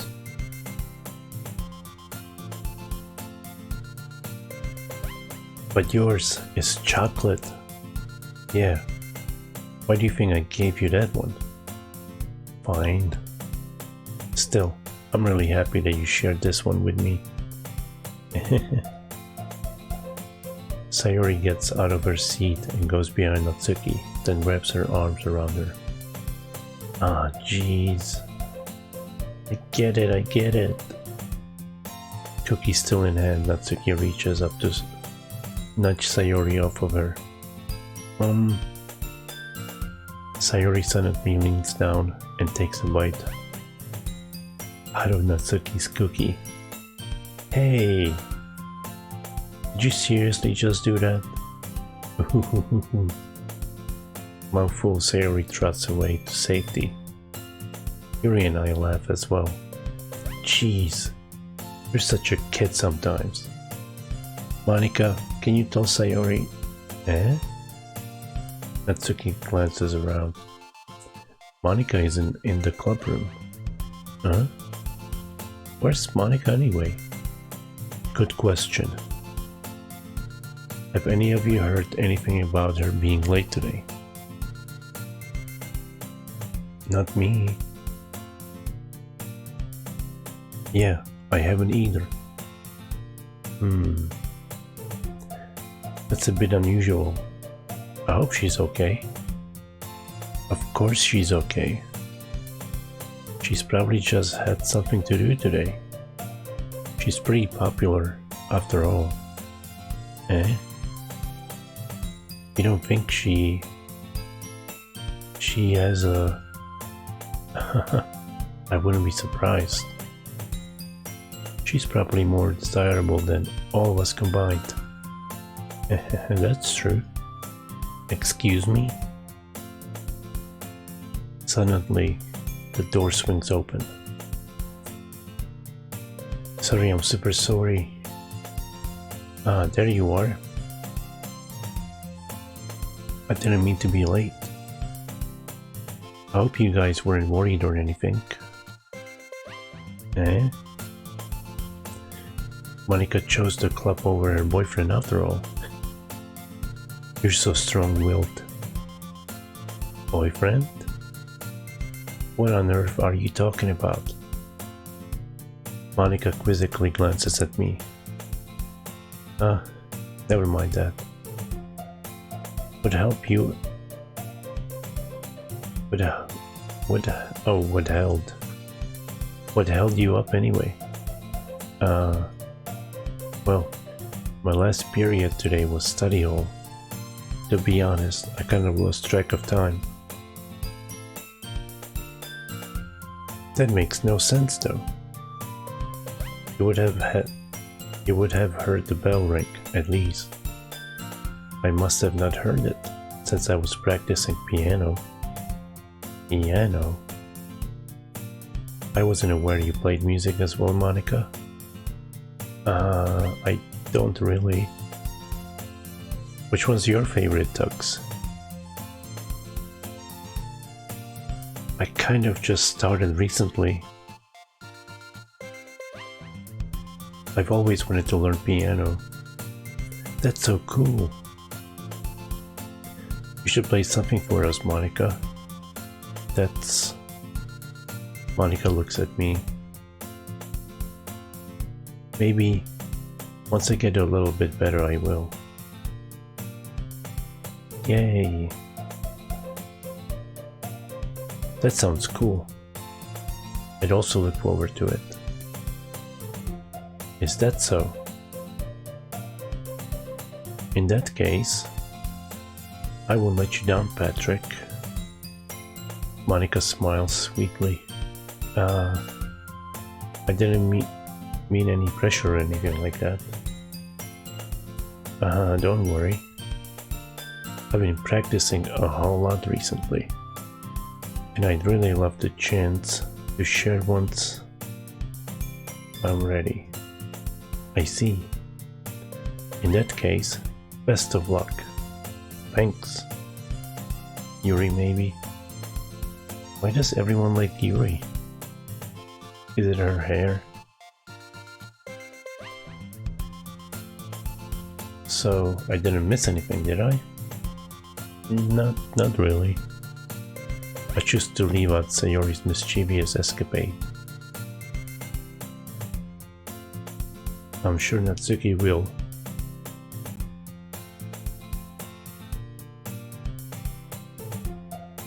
I'm sure Natsuki will end up complaining to her anyway. It looks like everyone has already settled down.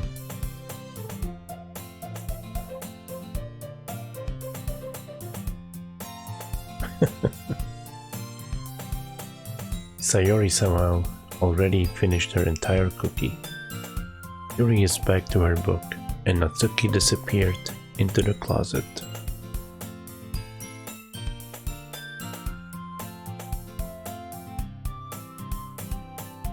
I'm really curious to talk to Yuri a little bit more. At the same time, I would feel bad for distracting her from reading. I catch a glimpse of the cover of her book. It looks like the same book that she lent to me. More than that, she seems to be on the first few pages.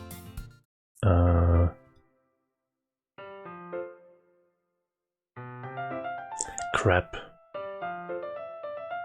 I think she noticed me looking at her. She sneaks another glance at me, and our eyes meet for a split second. It's Italian. It's me, Patrick. She sneaks another glance at me, and our eyes meet for a split second. But that only makes her hide her face deeper in her book. Sorry, I was just spacing out. I muttered this, sensing I made her uncomfortable. Oh? It's fine. If I was focused, then I probably wouldn't have noticed in the first place.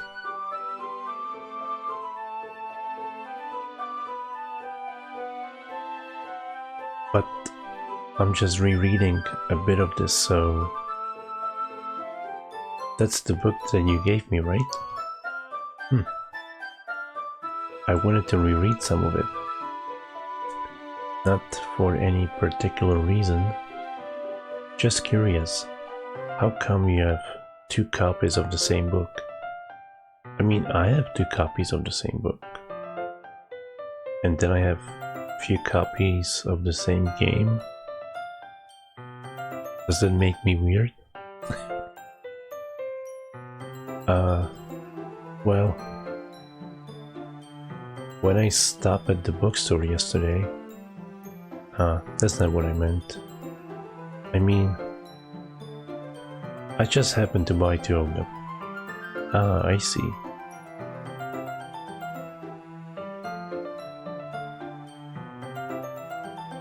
There's something fairly obvious here that Yuri isn't telling me, but I decide to let it go.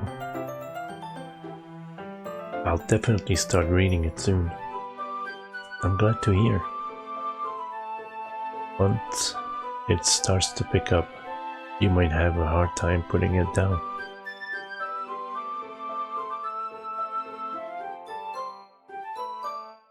It's a very engaging and relatable story.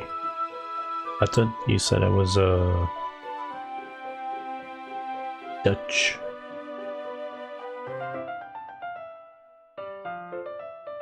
Is that so? What's it about anyway? Well, Yuri closes the book and scans her eyes over the back. The book is titled Portrait of Markov. There's an ominous looking eye symbol on the front cover. Alright, I just wanted to make sure I don't accidentally give anything away. Basically, it's about this girl in high school who moves in with her long-lost younger sister. But as soon as she does so, her life gets really strange.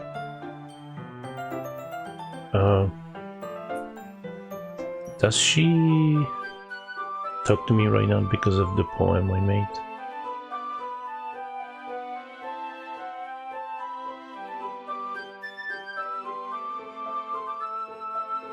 Not that we read the poem yet, but anyway. She gets targeted by these people who escaped from a human experiment prison. That sounds like Parasite Eve. And while her life is in danger, she needs to desperately choose who to trust. No matter what she does, she ends up destroying most of her relationships, and her life starts to fall apart. That's kind of dark, isn't it? Yuri made it sound like it was going to be a nice story. So that dark turn came from nowhere. Ri gently giggles all of a sudden. Are you not a fan of that sort of thing, Patrick? No, it's not that. I mean, I can definitely enjoy those kind of stories, so don't worry. I hope so. Yeah, I totally forgot that Yuri is into those things. She's so shy and reclusive on the outside, but her mind seems to be completely different. It's just that those kind of stories, they challenge you to look at life from a strange new perspective. When horrible things happen, not just because someone wants to be evil, but because they have their own goals or their own philosophy that they believe in. Then suddenly, when you thought you related to the protagonist, they're made out to be the naive one for letting their one-sided morals interfere with the villainous plans. I'm rambling, aren't I? And again, I'm sorry. Hey, don't apologize. I haven't lost interest or anything. Well, I guess it's alright then. But I feel like I should let you know that I have this problem. When I let things like books and writing fill my thoughts, I kind of forget to pay attention to other people. So, I'm sorry if I ended up saying something strange. And please, stop me if I start talking too much. I really don't think you need to worry. That just means you're passionate about reading. The least I can do is listen. It's a literature club, after all. That's true. In fact, I might as well get started reading it, right? You don't have to. What are you saying? Just a moment ago you said you were looking forward to it. Let me just get the book. I quickly retrieved the book that I had put into my bag. Alright, it's fine if I sit here, right? I slip into the seat next to Yuri's.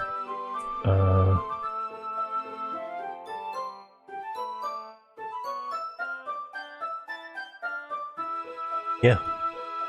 Are you sure? You seem a little apprehensive. I'm sorry. It's not that I don't want you to. It's just something I'm not very used to. That is, reading in company with someone. See. Well.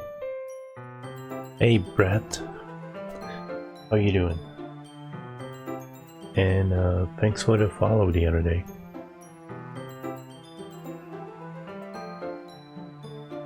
Well, just tell me if I end up distracting you or anything. Alright. I open the book and start the prologue. I soon understand what Yuri means about reading in company. It says if I can feel her presence over my shoulder as I read. It's not a particularly bad thing. Maybe a little distracting, but the feeling is somewhat comforting. Yuri is in the corner of my eye. I realize that she's not exactly looking at her own book. This music is a little bit distracting.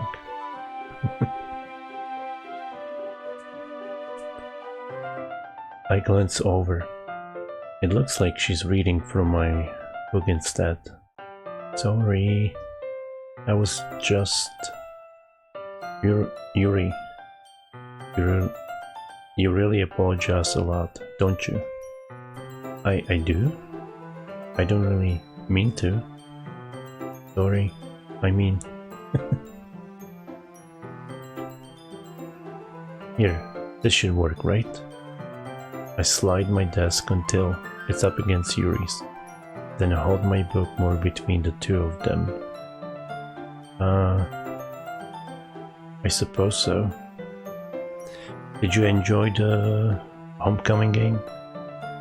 Silent Hill Homecoming? I need to give it a try. And Downpour also.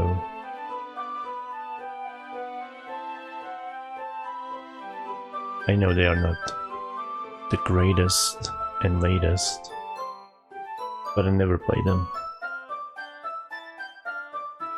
Yuri timidly closes her own copy. Once we each lean in a little bit, our shoulders are almost touching. Ooh. It feels like my left arm is in the way, so instead I use my right hand to hold the book open.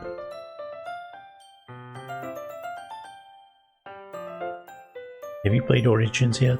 I forgot. I guess that makes it kind of difficult to turn the page. Here. Yuri takes her left arm and holds the left side of the book between her thumb and forefinger. I do the same with my right arm, on the right side of the book. That way, I turn the page and Yuri slides it under her thumb. After it flips to her side. But in holding it like this, we're huddled even closer together than before. It's actually kind of distracting me, but as if I can feel the warmth of Yuri's face, and she's in the corner of my vision. Are you ready? To turn the page. Sorry. I think I got a bit distracted for a second. Am I distracting you?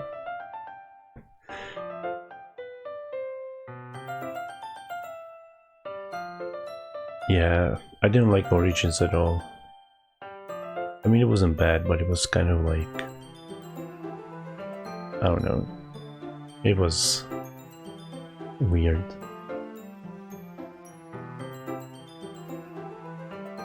I glance over at Yuri's face again, and our eyes meet. It was simple, I guess, I don't know. I don't know how I'll be able to keep up with her. That's okay. You're not as used to reading, right? I don't mind being patient if it takes you a bit longer.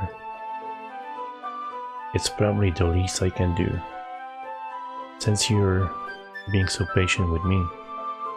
Yeah, thanks. We continue reading. Yuri no longer asks me if I'm ready to turn the page.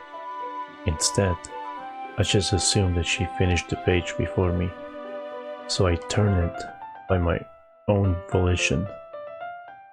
We continue the first chapter in silence. Even so, turning each page almost feels like an intimate exchange. My thumb gently letting go of the page, letting it flutter over to her side as she catches it under her own thumb. Hey Yuri, this might be a silly thought, but the main character kind of reminds me of you a little bit. You think so? How does she... Well, I guess she's more blunt in a lot of ways, but she also second guesses all of the things that she says and does. Like, she's afraid she'll do something wrong. It's not like I can see into your head or anything, but they're kind of reminiscent of some of your mannerisms. I see. Yuri remains silent for a moment. But Patrick, that's probably a terrible thing to have in common with her. Ooh, it's so embarrassing that you think that. Wait, I didn't mean it in a bad way or anything. Sorry, I really didn't know you were self-conscious about that sort of thing. I guess I more meant that it's kind of cute.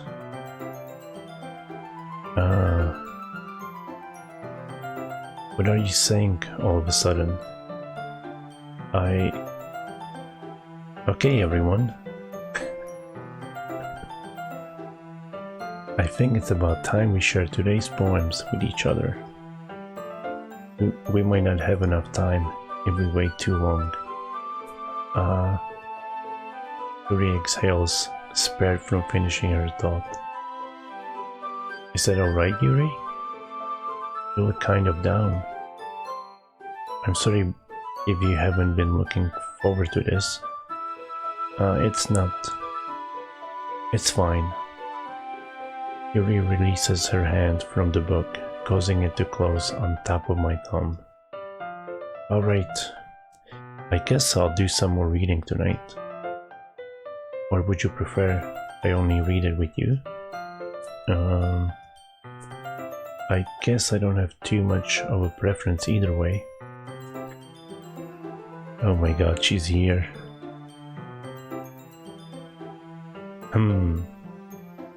In that case, I read a little more tonight. It'll be more fun to read with you after it picks up a bit, you know? That's good reasoning. In that case, feel free to finish the first 2 chapters in your own time. Alright, I stand up. I'll make a mental note of where I left off in the book and slip it back into my bag. How you doing, Moist? And welcome to the stream.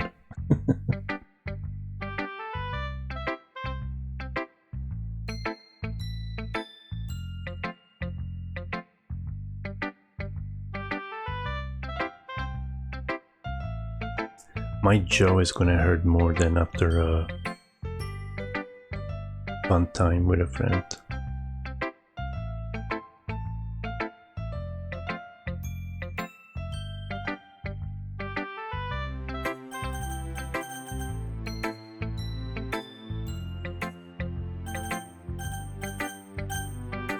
Let's go with Sayori this time.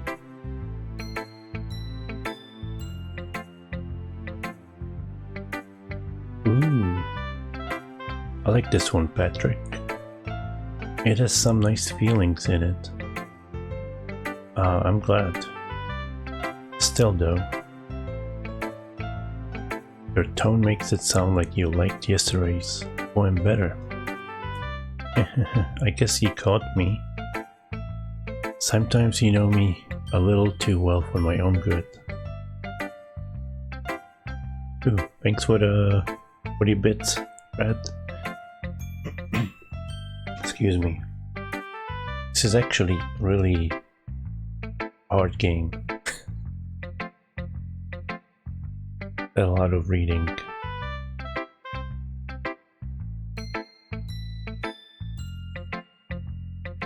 But yeah, I hope to see you play Origins sometime soon. When you have time. Even though I don't like it, I like to watch it. Someone else play. It's not that bad. It's just, I don't think it had to be Origins, you know. Well, don't just try to be nice about it. If I'm doing a bad job, then I'd rather just hear it. No. I still like this one, I promise. You know, I wouldn't lie to you, Patrick. Never ever. Yeah, I guess so. What made yesterday's poem so great compared to this one then?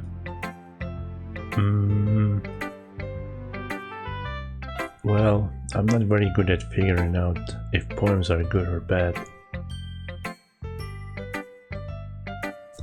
You know, she's kind of like me. Someone asked me why I liked or didn't like this movie. Like, I don't know. I just didn't like it.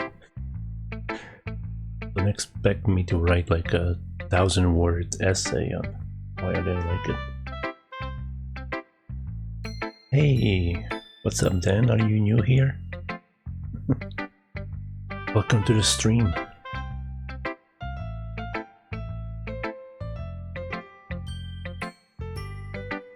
What? I thought there were guys in here. Just kidding. I mean, that's all you can do is flirt with girls in this game, right? Well, I'm not very good at figuring out if poems are good or bad. But that's why I just go by my heart.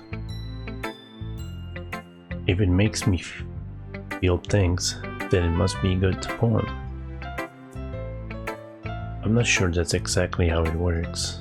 Then again, I guess conveying feelings is a pretty important part of this whole thing.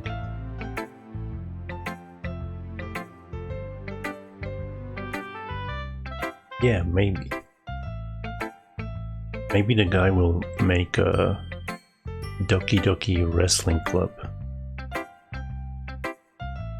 And hello, Galactic.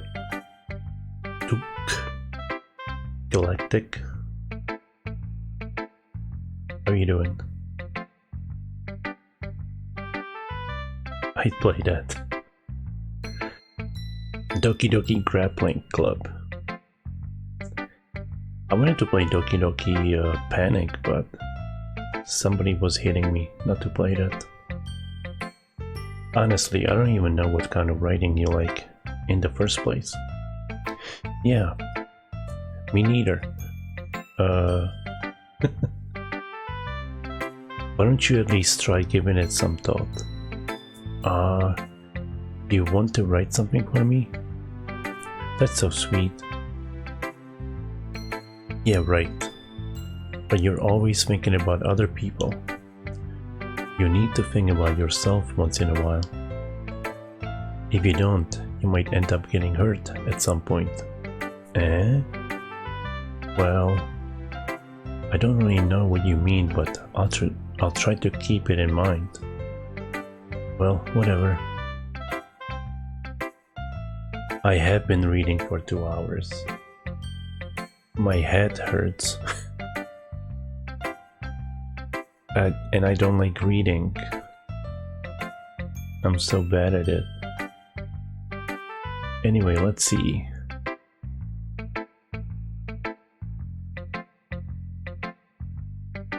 I am voice acting. I'm just not good at it. I guess I like happy poems. Wait, sometimes I like sad poems too. Sometimes a bit of both. There's a word for that, right? I mean, I'm performing, I guess. I'm not voice acting.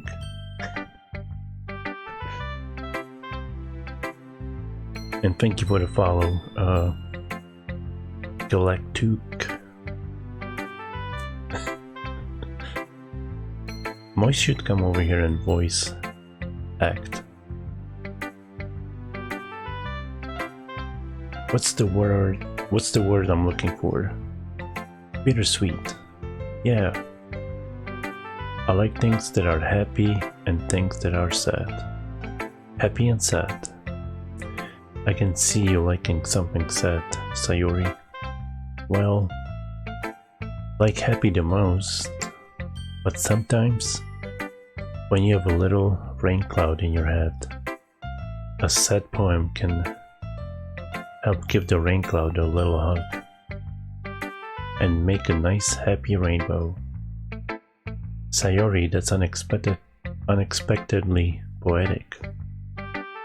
Is it? Maybe I'm getting better at expressing my feelings after all. Thanks, Patrick.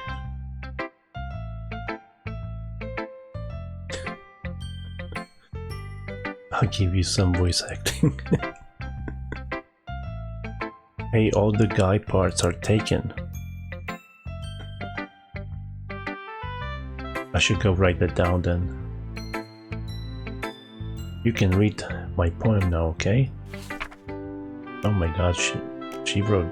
That's not a poem, that's like a short story. Bottles. I pop off my scalp like the lid of a cookie jar. It's the secret place where I keep all my dreams.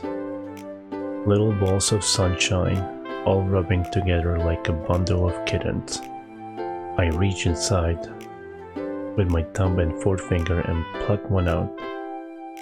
It's warm and tingly. But there's no time to waste. I put it in a bottle to keep it safe. And I put the bottle on the shelf with all the other bottles.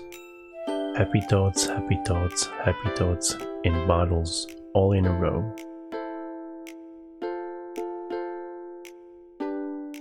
My collection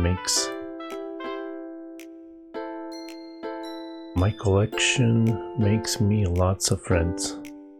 Each bottle a starlight to make amends. Sometimes my friend feels a certain way. Down comes a bottle to save the day. Night after night, more dreams. Friend after friend, more bottles. What? Deeper and deeper my fingers go, like exploring a dark cave, discovering the secret hiding in the nooks and crannies. Digging and digging, scrapping and scrapping. I blow the dust off my bottle caps. It doesn't feel like time elapsed. My empty shelf could use some more. My friend looked through my locked front door. Finally all done, I open up and in come my friends. And they come in such a hurry. Do they want my bottles that much? I frantically pull them from the shelf, one after the other, holding them out to each and every friend, each and every bottle. But every time I let one go, it shatters against the tile between my feet. Happy thoughts, happy thoughts, happy thoughts, in shards all over the floor. They were supposed to be for my friends who aren't smiling. They're all shouting, pleading something. But all I hear is echo, echo, echo, echo, echo inside my head.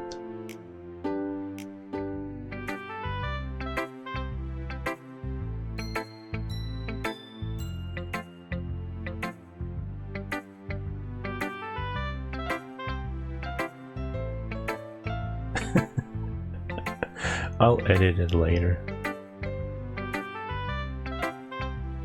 Wait, what? All the guy parts are taken.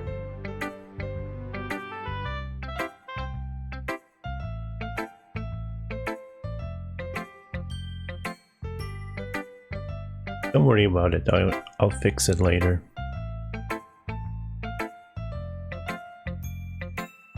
I fixed a few quotes already.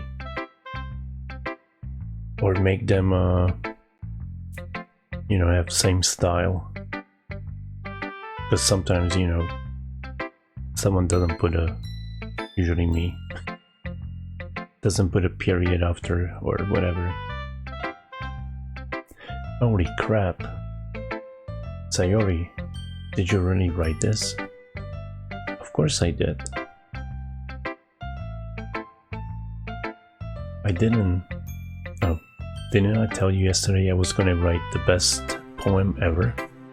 Yeah, but... I mean, I didn't expect something like this coming from you. Monica taught me a whole lot. I've been really in touch with my feelings recently. I see that. It's almost kind of creepy. Creepy? Yeah, I did that 2 days ago. I'm kind of playing 1 or 2 sitting games until the end of the year. But I did Shadow of the Colossus and The Last Guardian last night.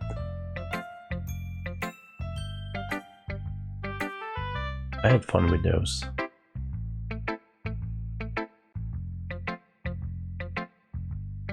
Oh right, Lurk. I forgot about that.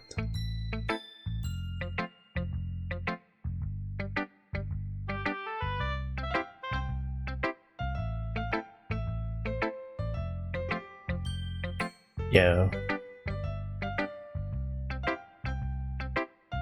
Well, not exactly. Maybe because I'm so used to being cheerful. Oh, never mind. I'm thinking too hard about it. The point is, it came out good, so you should be proud of it. Ah, thanks. I feel like I was meant to express myself this way. It even helps me understand my own feelings a little bit better. Writing is like magic. You've gotten pretty passionate about this, huh? I hope you keep it up. Yeah. Writing's the best. I'm gonna keep writing until I die. Don't get it ahead of yourself. Sayori's always had a habit of getting obsessed with something before dropping it no more than a week later. I wonder if this one's one of those times. But seeing the passion in her eyes makes it hard for me to be pessimistic. Yeah, sometimes it's just nice to play short games and get them, you know, done.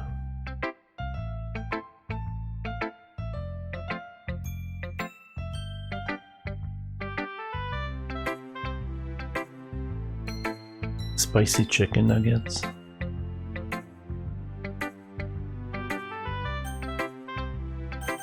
What about spicy Yuri nugget? I'm gonna save Yuri for last.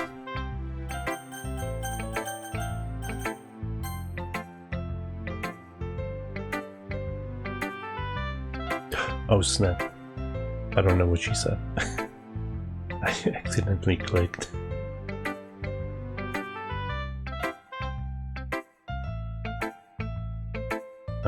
I like your last one better. Really? Well, yeah, I can tell you were a little more daring with this one. But you're really not good enough for that yet. It fell flat. I don't like that they don't let me read the poem I wrote.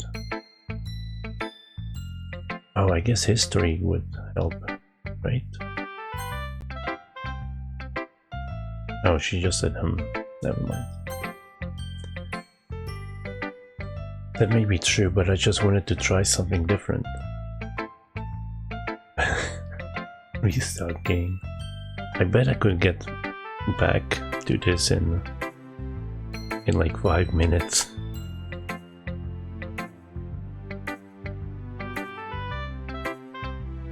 I'm still figuring this all out. I mean, I always like poems that aren't trying too hard. I hate when people try to sound fancy and add more meaning just by using annoying and complicated language. Just make it simple, cute, and to the point. Sounds like Moist. Yuri's head over heels for all the cryptic nonsense, but I see right through that BS. Making your reader look so hard for all this deep meaning is just an excuse to have no meaning at all. I guess that's one way to look at it. Well, everyone has their own opinion, but my opinion is the best opinion. I'm sure you figured that out already. Anyway, here's my poem. Maybe you'll learn something. Amy likes spiders. You know what I heard about Amy? Amy likes spiders. Icky, wriggly, hairy, ugly spiders. That's why I'm not friends with her. I mean, that's as good as a reason as any, right? Amy has a cute singing voice. I heard her singing my favorite love song. Every time she sang the chorus, my heart would pound to the rhythm of the words. But she likes spiders. That's why I'm not friends with her. One time, I hurt my leg really bad. Amy helped me up and took me to the nurse. I tried not to let her touch me. She likes spiders, so her hands are probably gross. That's why I'm not friends with her. Oh my god, this scrolling.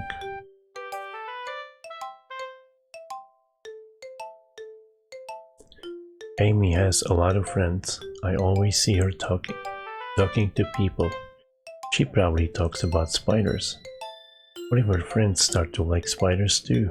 That's why I'm not friends with her. It doesn't matter if she has other hobbies. It doesn't matter if she keeps it private. It doesn't matter if it doesn't hurt anyone. It's gross. She's gross. The world is better off without spider lovers. And I'm gonna tell everyone. Not bad, right? It's quite a bit longer than yesterday's. Yesterday's was way too short. I was just warming up. I hope you didn't think that was the best I could do. No, of course not. Anyway, the message is pretty straightforward in this poem. I doubt I have to explain it. But spiders are so cuddly and cute.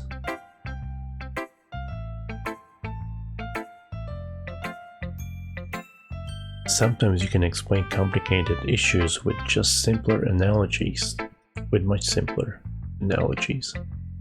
And it helps people realize how stupid they're being. Like, anyone would agree that the subject of this poem is an ignorant jerk. Do you know people like that? Of course. It's about how everyone thinks that doesn't matter. It can be about anything. I wrote it to be easy to relate to. Everyone has some kind of weird hobby or a guilty pleasure. No, they don't. I'm like, not weird at all.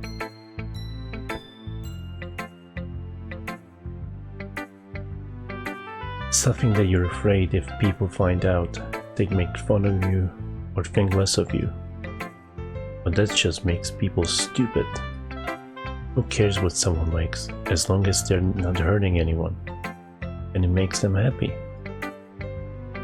I think people really need to learn to respect others for liking weird things. Well, definitely right. At least I can relate to that. and I'm sure a lot of other people can too. It's what I do best, after all. I don't like writing unless there's a good message to take away from it. Like conveying emotions is important, but I want to make people think, not just feel. Remember that. I'm gonna write a good one for tomorrow too, so look forward to it. How long is this game? How many poems do I have to read? This might be like a 25-hour reading simulator.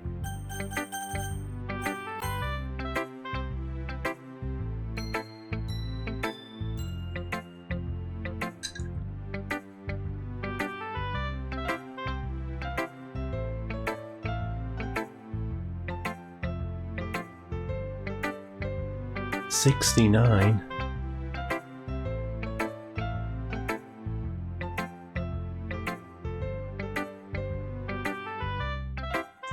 $69 is a horrible number. Alright, Brett, again thanks for stopping by. Thank you for the bits, and have a good night. I'll try to catch you playing I almost said Resident Evil. Silent Hill.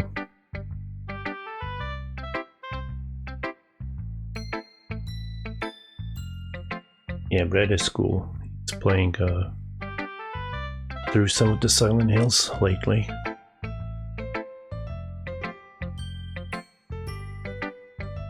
I think all of them.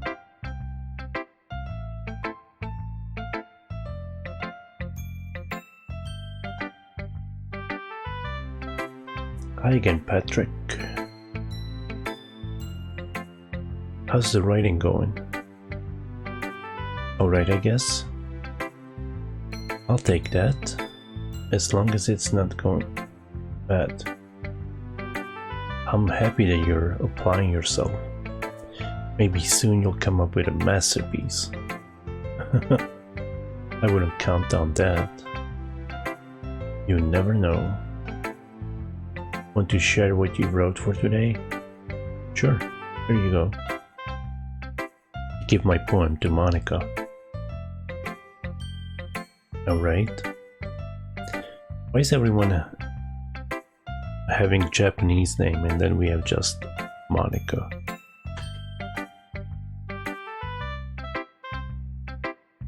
Great job, Patrick. I was going ooh in my head while reading it. It's really metaphorical. I'm not sure why, but I didn't expect you to go for something so deep. I guess I underestimated you.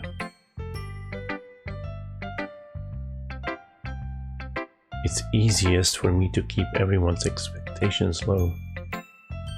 That way, it always counts when I put in some effort. That's not very fair. Well, I guess it worked anyway. You know that Yuri likes this kind of writing, right? No, I had no idea. I just randomly picked the words. Writing that's full of imaginary imagery and symbolism. Unlike Sayori, who likes using simple and direct words to describe happiness and sadness, Yuri likes it when readers are left to derive their own meaning out of it. It's very challenging to write like that effectively, both allowing people to get something out of it just by feel, or letting them deeply analyze all of the nuances. It can take years of practice, which I'm assuming Yuri has at this point. I never really asked though.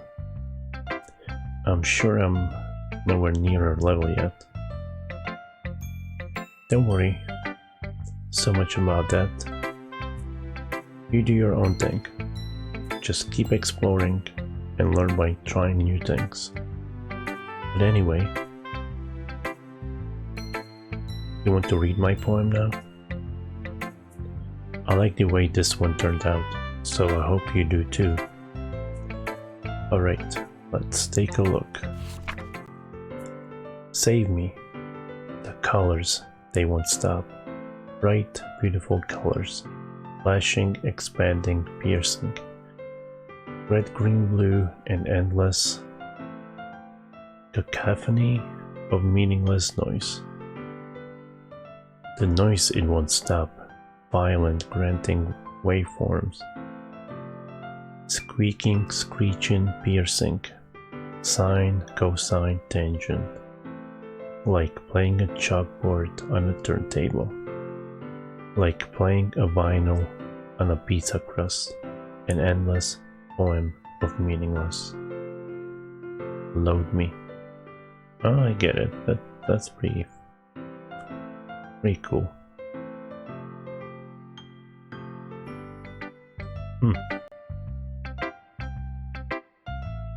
I like that one.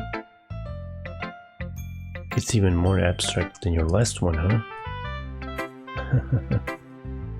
I guess it's just the way I write. I'm sorry if you don't like it. No, I never said that. It's just the kind of thing I've never really seen before, I guess. I kind of like playing with my space on the paper. Choosing where and how to space your words can totally change the mood of the poem. It's almost like magic. The way I wrote the lines really short makes it feel they're trying to speak over the noise. I see.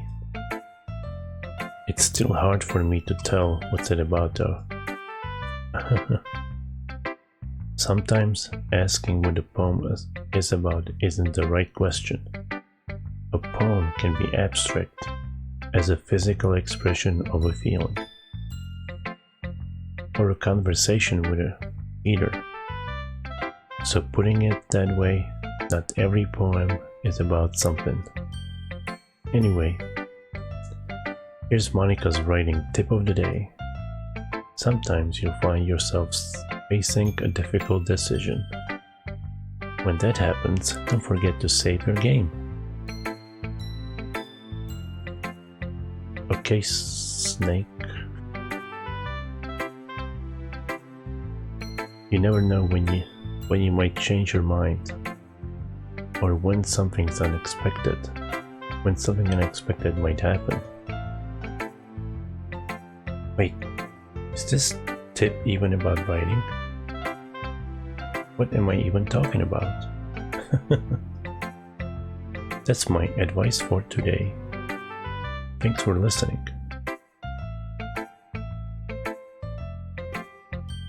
We're going with the first decision. Oh.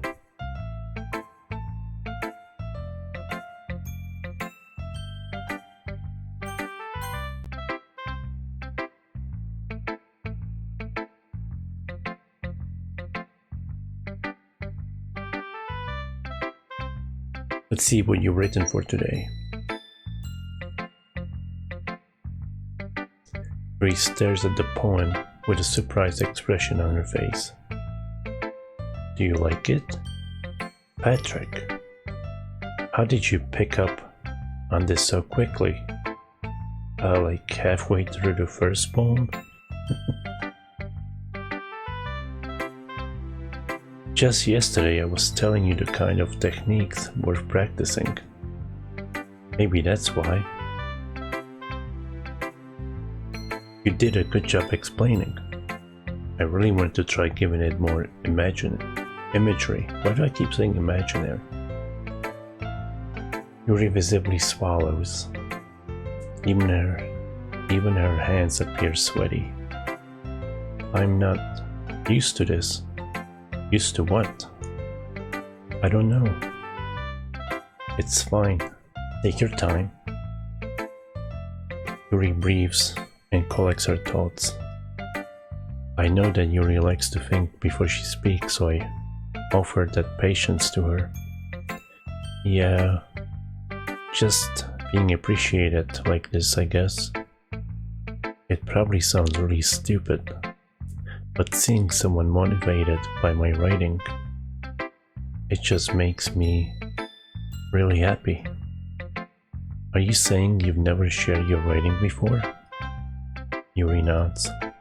Really? I don't believe it. I really only write for myself. And besides, people would just laugh at me. You really think that? Again, Yuri nods. Uh-huh. I mean, huh? Even your close friends? Yuri doesn't respond to that. I wonder why. Anyway, do you want to share the poem you wrote today? Yeah, I do. If it's with you. The Raccoon City. It happened in the dead of night while I was slicing bread for a guilty snack. My attention was caught by a scuttering of a raccoon outside my window. That was, I believe, the first time I noticed my strange tendencies as an ordinary human. I gave the raccoon a piece of bread. My subconscious was well aware of the consequences, well aware that the raccoon that is fed will always come back for more. The enticing beauty of my cutting knife was the symptom, the bread, my hungry curiosity, the raccoon, an urge.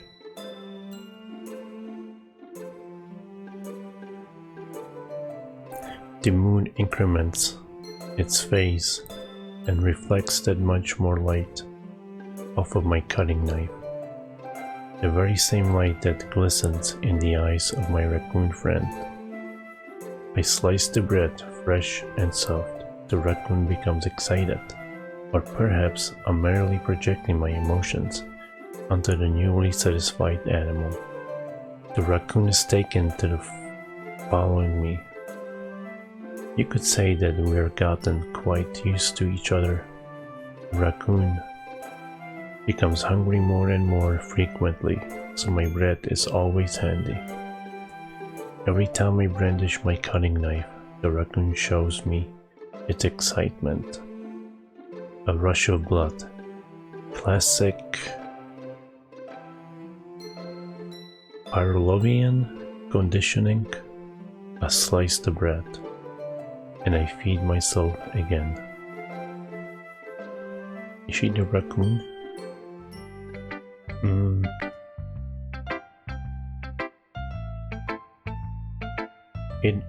I was a little more daring with this one than yesterday's.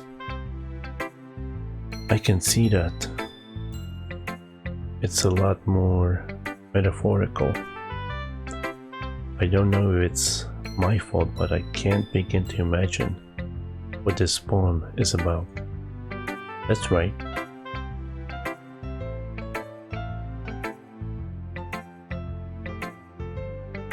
It's a bit closer to my preferred writing style, using the poem as a canvas to express vivid imagery and conveying emotions through them. Yeah, if I take it at a face value, then I can't even figure out what's it supposed to mean. Well, I think it's something that different people can relate to in their own way. I wanted to express the way it feels for me to indulge in my more unusual hobbies. Eating bread at night. It's those sorts of things I usually I'm usually forced to keep to myself. So I sometimes enjoy writing about them. Huh, that's funny. Didn't Natsuki also write something about that? About someone being ridiculed for a strange interest? Eh? She did? Yeah. She was talking about how it doesn't matter what you're into, as long as you're not hurting anybody. She's right. Unless I stabbed a raccoon. I mean, does she really feel that way? Yeah. Sounds like you two have that in common. That's interesting. To me, she seemed like the kind of person who would make fun of my hobbies. But I suppose that's my fault for judging, isn't it?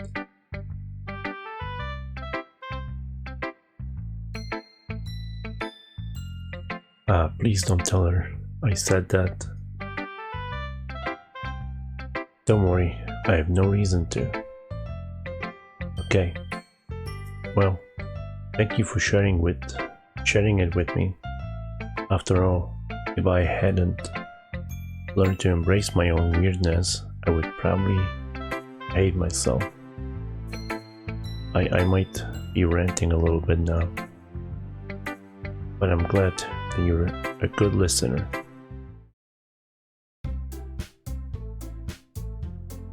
Okay everyone, the game's over. We're all done reading each other's poems, right? I have something extra planned today, so if everyone could come sit at the front of the room. Is this about the festival? Well, sort of. Do we really have to do something for the festival? It's not like we can put together anything good in just a few days. We'll just end up embarrassing ourselves instead of getting any new members. That's a concern of mine as well. I don't really do well with the last minute preparations. Don't worry so much. We're going to keep it simple, okay? We won't need much more than a few decorations. Sayori has been working on posters, and I've designed some pamphlets we can give out during the event.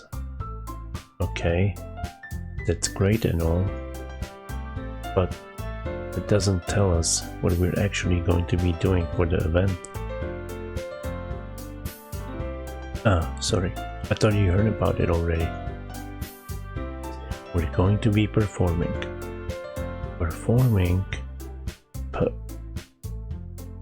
Monica? Yeah, we're going to be having a poetry performance. Each of us are going to choose a poem to recite during the event. But the cool part is, we're also going to let anyone else come up and recite poems too. Sayori's putting it on all the posters in case anyone wants to prepare ahead of time. Sayori, who's been coloring a poster, holds it up for us to see. Are you kidding me, Monica? You didn't already start putting those posters up, did you? Well, I did. You really think it's that bad of an idea? Well, no. It's not a bad idea, but I didn't sign up for this, you know? There is no way I'm going to be performing in front of a group of people like that. I agree with Natsuki. I could never in my life do something like that. Imagining it, Yuri shakes her head in fear. Guys, No, Sayori. I understand where they're coming from. Remember that Natsuki and Yuri have never shared their poems with anyone until just a couple of days ago. It's a lot to ask for them to recite their poems out loud to the whole room full of people. I guess I kind of overlooked that. So, I'm sorry.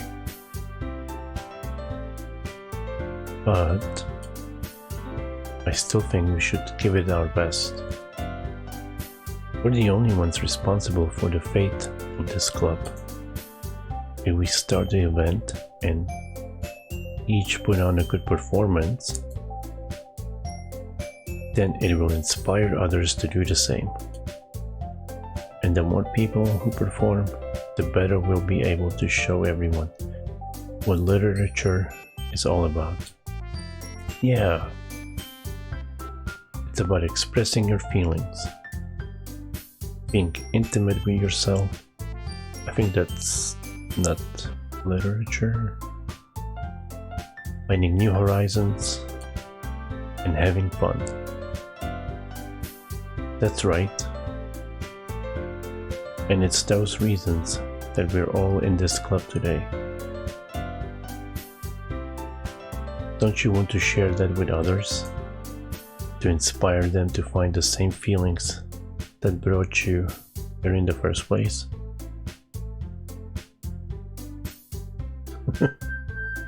Hey, go express yourself on OnlyFans.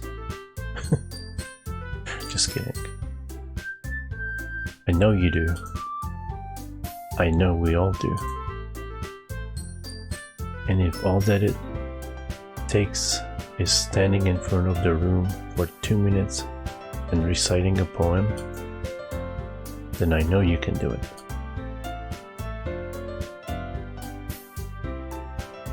Natsuki and Yuri remain silent. Okay. Sayori looks worried. I guess that leaves me no choice. I agree. I don't think it's too much to ask. I think that Sayori and Monika have been trying really hard to get new members. The least we can do is help them out a little bit. Well, maybe, but it looks like Natsuki doesn't have any arguments left. Okay, fine. I guess I'll just have to get it over with. Oh, right. Phew. Thanks, Natsuki. I don't think Yuri's still happy about it. What about you, Yuri?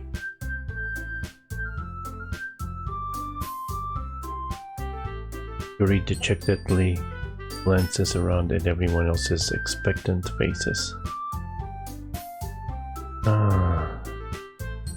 I guess I don't really have a choice. That's everyone. Yuri can just stand there with her big and beautiful boobs. Right, Monika? You're the best, Yuri. This club is seriously going to be the death of me. Oh gosh. You'll be fine, Yuri. But anyway, let's move on to the main event. I want each of you to choose a poem of yours. We're going to practice reciting them in front of each other. No way. Monika. This is too sudden. Well, if you can recite your poem in front of the club, how do you expect to do it in front of the strangers? Oh no. Don't worry. I'll start off to help everyone feel a little more comfortable. Can I go next? Of course. Now, Let's see. Monica flips through her notebook to the specific poem she has in mind for herself. She then stands behind the podium. The title of this poem is The Way They Fly. Monica begins reciting her poem. Her clear, confident voice fills the room. More than that, her inflection is pristine. She knows exactly how to apply emotion behind each line she recites, bringing the words to life. Is this something she's done before, or is she simply a natural? I glance around me. Everyone has their eyes on Monica. Sayori looks amazed. Yuri has an intense expression on her face that I don't understand. Finally, Monica finishes the recitation. The four of us applaud.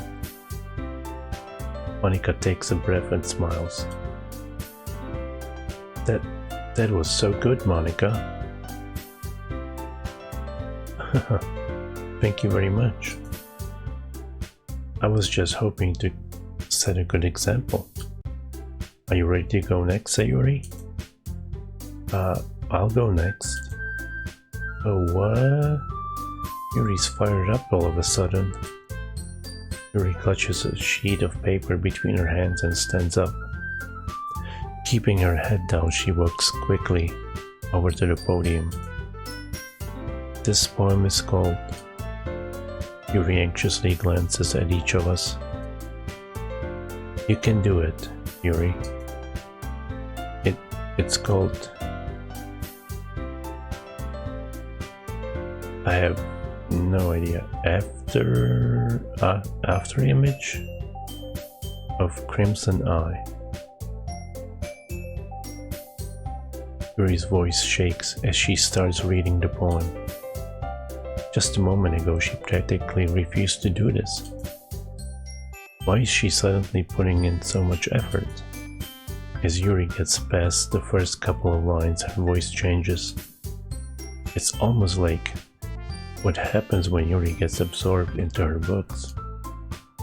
Her quivering words transform into the sharp syllables of a fierce and confident woman.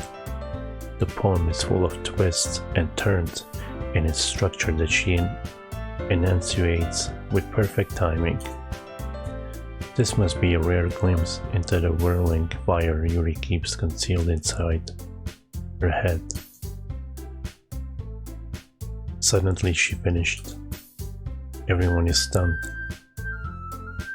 Yuri snaps back into reality and glances around her, as if she bewildered even herself. It's up to me to save the situation. I'm the first to start applauding. Everyone joins me afterward, and we give Yuri the recognition she deserves. It's not that we didn't want to applaud for her, but we were caught so off guard that we must have forgotten. As we applaud, Yuri holds the poem to her chest and rushed back into her seat. Yuri, that was really good. Thank you for sharing. Looks like Yuri is down for the count. Okay, I guess I'm next then. Sayori hops out of her chair and cheerfully walks to the podium. This one's called My Meadow.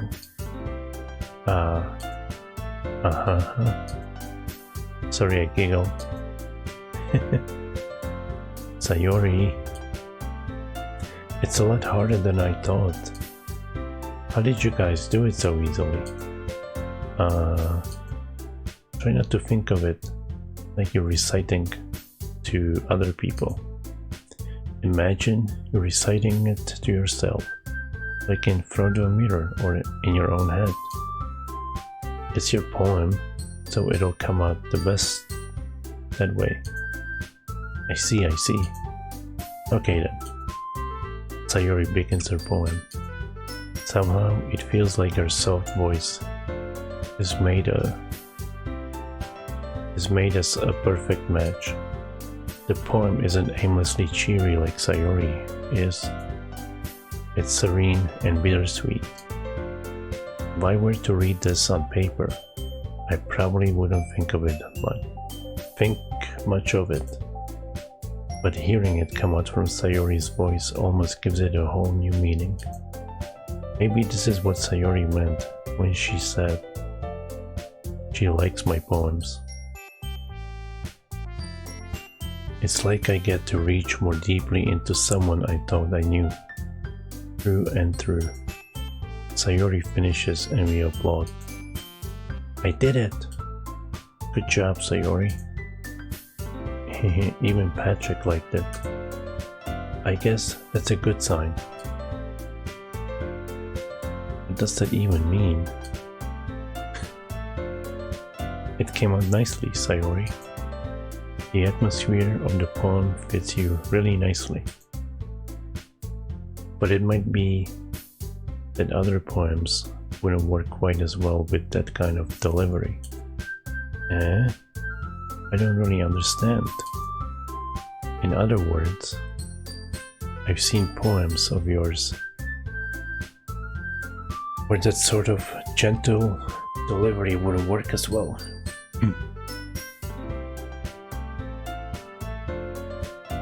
They might need a little more force behind them, depending on what you're reading. Oh, I know what you mean.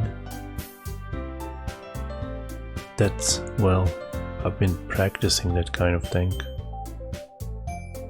It's just embarrassing to do in front of everyone. And next time, I'm going to make you pick a poem that challenges you a little more. We don't have much time before the festival, you know? Okay. Now, who's next? Natsuki? Don't make me go before Patrick. It's not like I can compare to you guys anyway. Might as well let Patrick lower everyone's standards a little before I have to do it.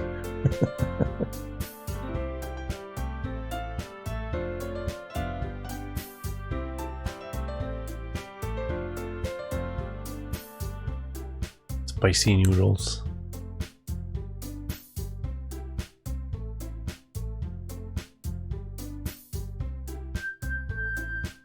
There's a food channel on my Discord if you wanna share it over there with Moist. Natsuki. It's fine. I might as well get it over with. But it's not like I have much of a selection of what to read. I just have to go with what I wrote for today. Ooh. I stand up and step in front of the podium. Everyone has their eyes on me, making me feel terribly awkward. I recite my poem. Since I'm not exactly confident in my own writing, it's hard to put energy into it. Despite that, once I finish, I receive applause anyway. Sorry, I'm not really as good as everyone else. Don't worry about it so much. I think it's less about your abilities and more about your lack of confidence in your writing. That's something that'll improve over time though. Yeah, maybe. Alright then. That just leaves you, Natsuki. Yeah. I'm going. Natsuki begrudgingly gets out of her seat and makes her way to the podium. The poem is called... Why are you all looking at me? Because you're presenting. Anyway, the poem is called Jump. Natsuki takes a breath. When she starts reciting the poem, her sour attitude disappears a little. While she's still a little unenthused, her poem has a rhythm and rhyme to it.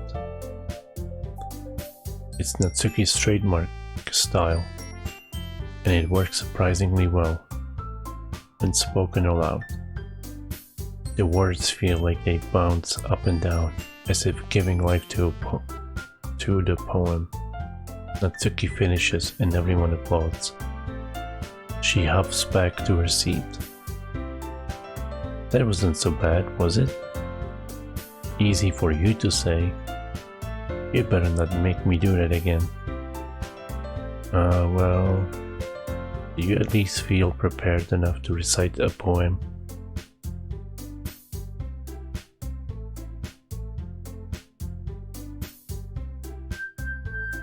Do you at least feel prepared enough to recite a poem in front of other people?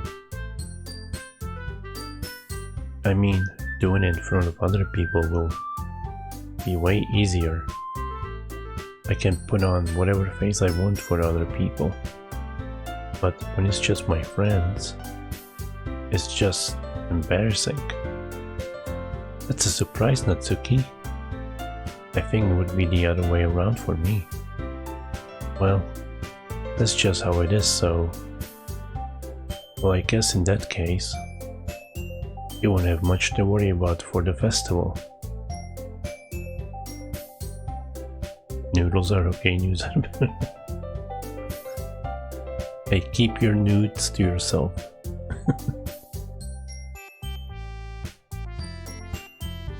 You won't have much to worry about for the festival. That said, I want to thank everyone for coming through. It might be hard, but I hope that you are.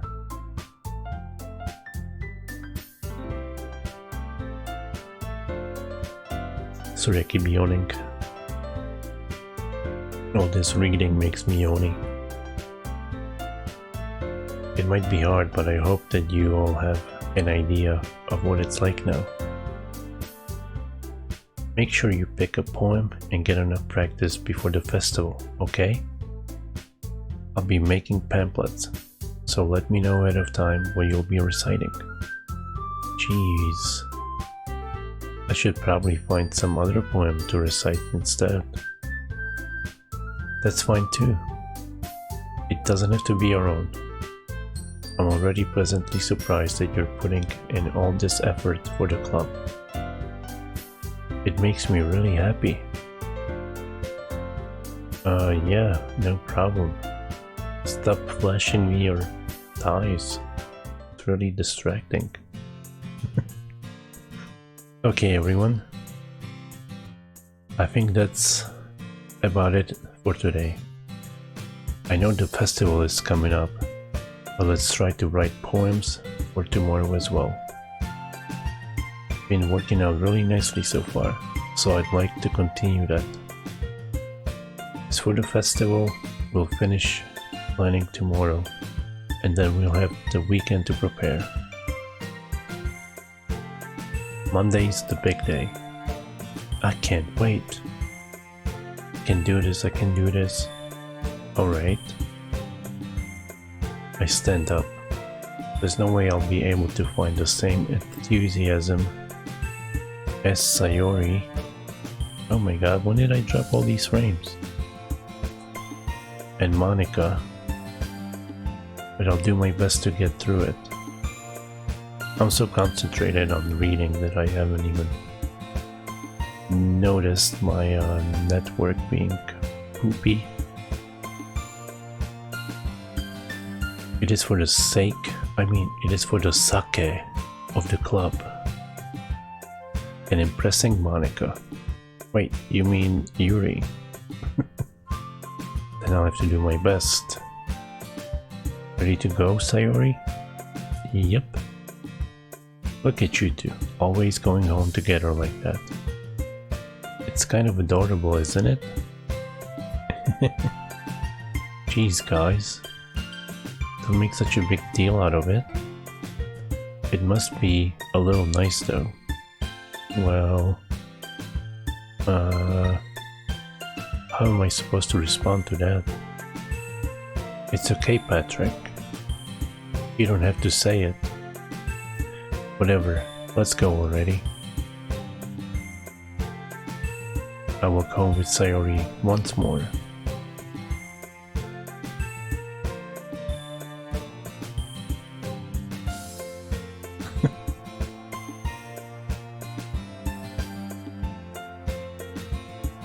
Yeah, lost like 1200 frames total. It's kind of hard to tell because it's a, just stationary image.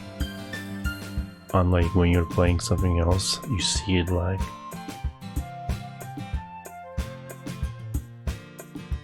Even though it's only been a few days, a lot of things have already changed. But today, Sayori is being a little quieter than usual on the way home. Hey Sayori. Sorry, I was spacing out.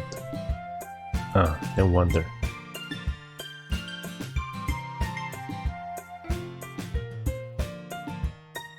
I was thinking about something from earlier. I like how we get to... Sayori fumbles with her words. So, let's just say that one day Yuri asked to walk home with you. Huh? What would you do?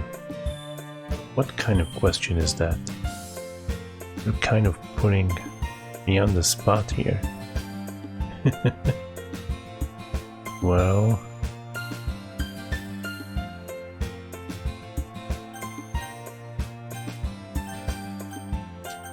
I'm gonna say I would walk home with Yuri.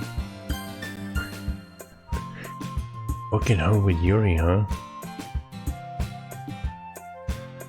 Why does the thought of that make my heart pound? Given how hard it is for her to socialize, I would feel awful turning her down, so... Isn't she so beautiful and smart? It has nothing to do with what I just said. You admitted it. Jeez. There's not even any point in speculating. There's not even any point in speculating something that's never going to happen. Well, maybe. But just like to think about it. It's not long before you won't need me anymore, you know? Need you. Sayori, I can't figure out how you're seeing things in your head right now. Sorry, everyone is different. Nobody in the club is a replacement for you. If you say so. The conversation trails off, and I'm left feeling awkward. But it was kind of her fault for trapping me with such a weird question. I can't just lie to her, but if there's something that makes her happy, I would hate to take that away from her. And that's why I said, there's no point in speculating. Then again, the festival is only a few days away. Who knows what will happen in that time? Who knows? Maybe I got lucky. Oh. Let's make a save.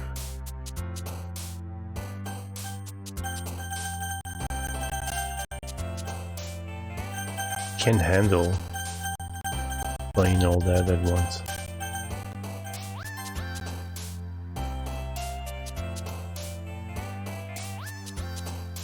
Okay, let's see. I think think she likes cute stuff. She likes simple stuff. And she likes the good stuff. Oh no. Dark. What?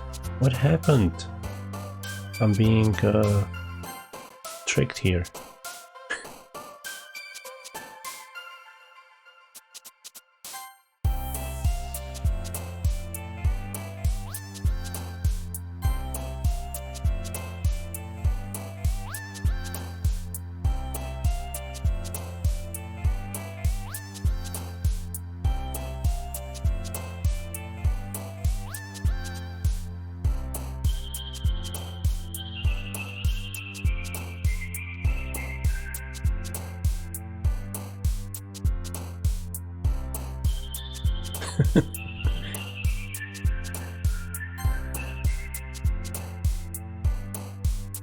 It's probably because you missed like 3 hours of the stream. Moist. I'm only playing this because of you. And you didn't even show up. Just kidding. Ooh, climax. Yuri likes the climax. Confirmed.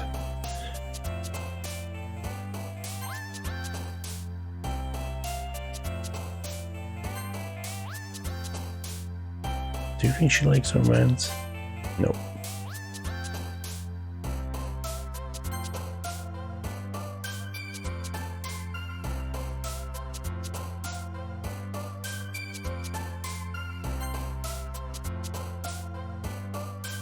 Doki Doki.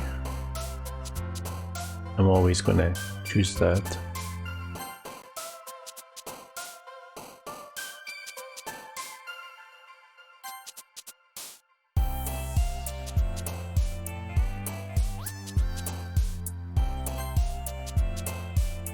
Ooh, nibble.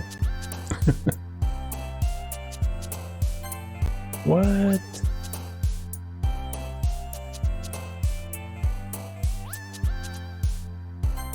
Wow. I think they are tricking me.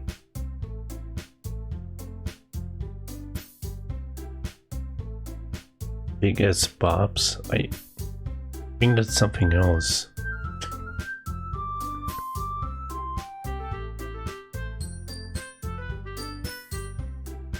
Oh man.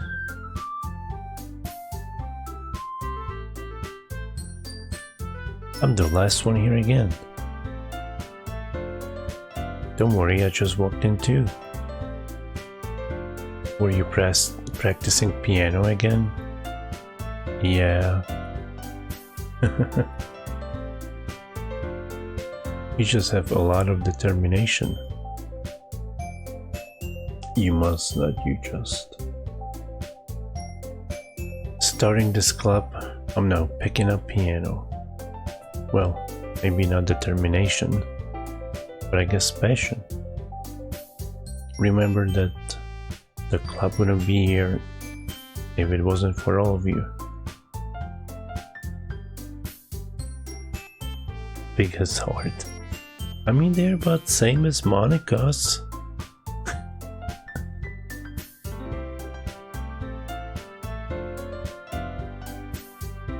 And I'm super happy that you're all willing to help out for the festival too. I can't wait for the festival. Wait, what? It's gonna be great. Eh? Weren't you complaining about it just yesterday, Natsuki? Well, yeah. But I'm not talking about our part of the festival. But it's a whole day of school where we get to play and eat all kinds of delicious food. You sound a bit like Sayori all of a sudden. Monica, do they usually have a fried squid? Squid? That's a pretty specific thing to look forward to. Oh, come on. Are you saying you don't like squid? You, of all people. Eh? I didn't say I don't like it. Besides, what do you mean by you of all people? Because it's right in your name. Monica. What? Eh? That's not how you say my name at all. Also, that joke makes no sense in translation. Hmm? Never mind. Let's just focus on our own event for now, okay? Fine. Your reactions aren't as fun as Yuri's or Sayori's anyway. Excuse me? Where's Sayori anyway? Oh, there you are.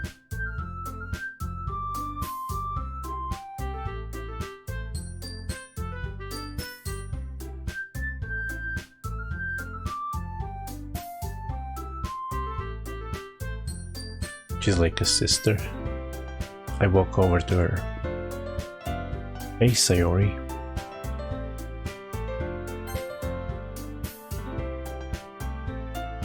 Sayori is sitting at the desk in the corner of the room looking down at nothing. I walk over to her. Hey, Sayori. I wave my hand in front of her face. Eh? You're spacing out again. Sorry. Don't mind me. You can go talk to everyone else. Huh? Is everything alright? Oh, of course. Why wouldn't it be? It just feels like you're a little off. Sorry for assuming things. Geez, you worry too much about me. I'm fine, see? Sayori shows me a big smile. Don't let me distract you from having fun with everyone. Well, alright. If you say so. I worriedly glance at Sayori before turning back toward everyone else. But the conversation is already dispersed, with everyone back at their usual activities. Maybe I should ask Monica if she noticed anything about Sayori recently. Since they've been preparing for the festival, they must be spending a lot of time together. I timidly approach Monica, who is shuffling through some papers at her desk. Patrick, what's up? Hey, this might sound a little strange, but have you noticed anything up with Sayori recently? Anything up with her? In what way do you mean?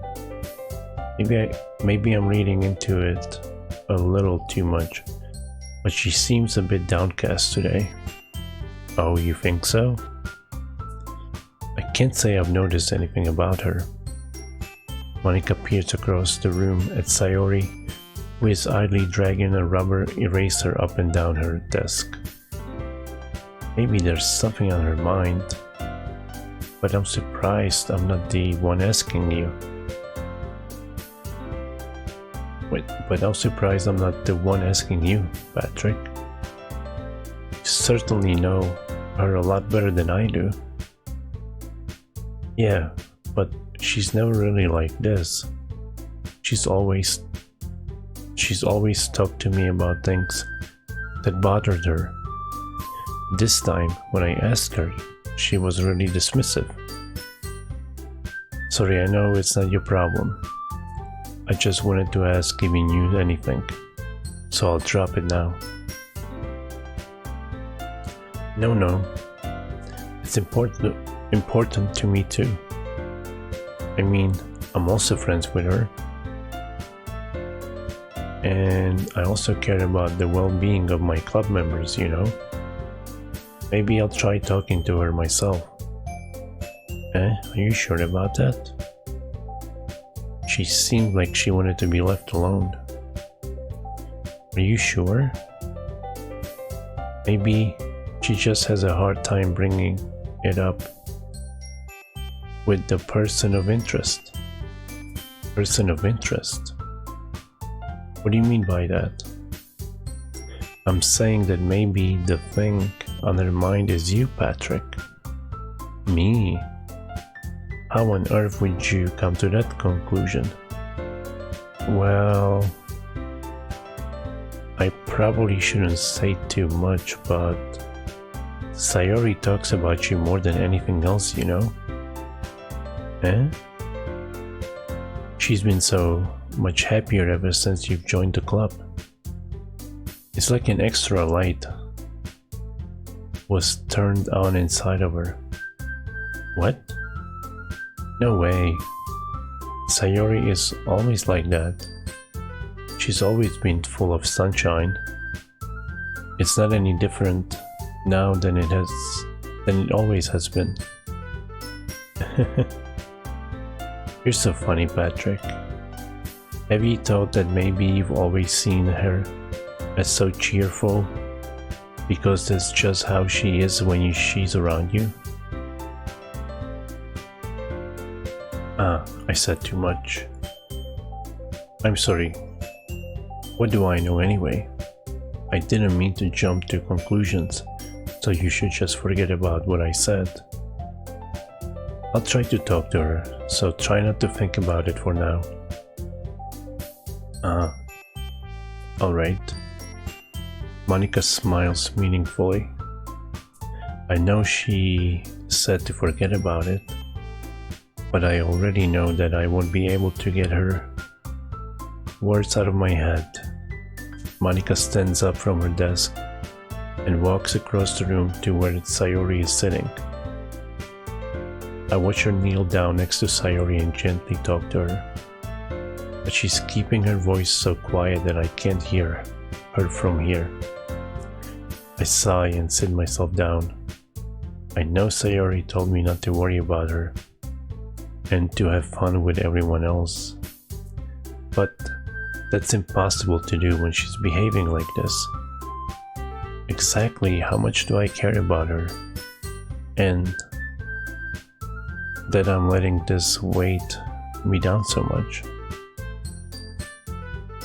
Now, it feels like I'm the one behaving out of the ordinary. But there's nothing I can do besides wait for Monica.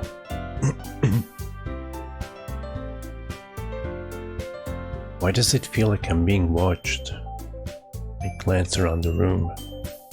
Suddenly, I notice Yuri peering at me from over her book, but she looks away just as quickly, with a flustered look on her face. I realize that she won't get anywhere like this. I never really seen Yuri approach anyone or start a conversation on her own accord. So I have no choice but to approach her myself. By now, it's a little easier for me to do that. I stand up from my desk and sit in one next to her own. Why'd the music change?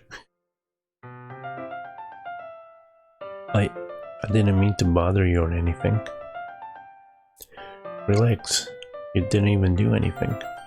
But I could tell that you wanted to be alone with your thoughts. Alone with my thoughts? How were you even able to tell that I was thinking like that? Well, it's something that I do a lot, so it wasn't hard for me to spot based on your posture and expression. Not that I was staring or anything. I didn't do anything creepy like that. In any case, I guess you were right. I'm sorry if I caused you any concern. Don't apologize. Your troubles are only the concern of those who willingly share in that concern. Of course, there are certainly those who find the most comfort in keeping to themselves. But if you would prefer to share what's on your mind, then I would be glad to listen. It's really not that big of a deal. I was just feeling a bit uneasy about Sayori. Sayori? Yeah, she seemed a little off today. But when I asked her about it, she didn't want to admit it to me. So I can't help but wonder if something happened to her. Oh? That's quite romantic. Eh? Sorry. I didn't mean to say something stupid. It's not that. I just didn't want you to misunderstand. Sayori and I have been friends for a long time, that's all. Ah, I see. Then perhaps it is unusual for her to be dismissive to you about her feelings. Or maybe I'm just reading into it a little too much.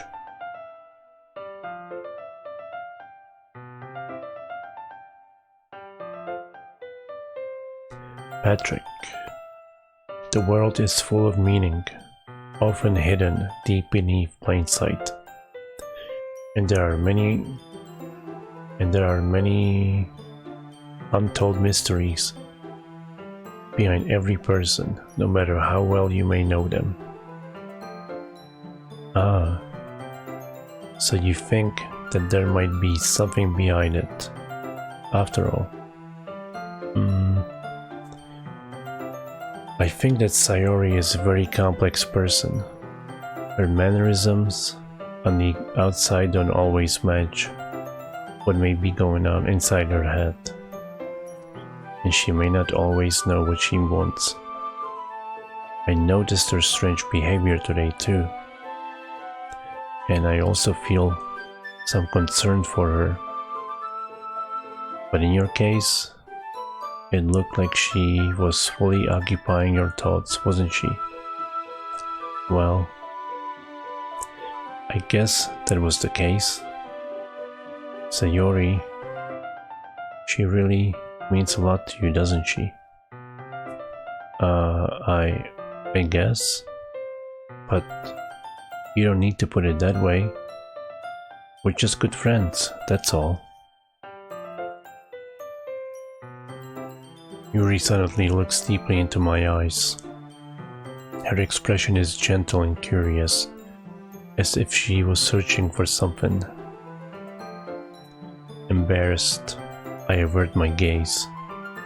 Sometimes, a person's mysteries are untold even to themselves.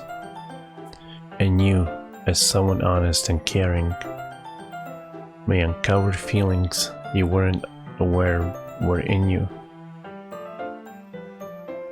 That's it. That is, I think that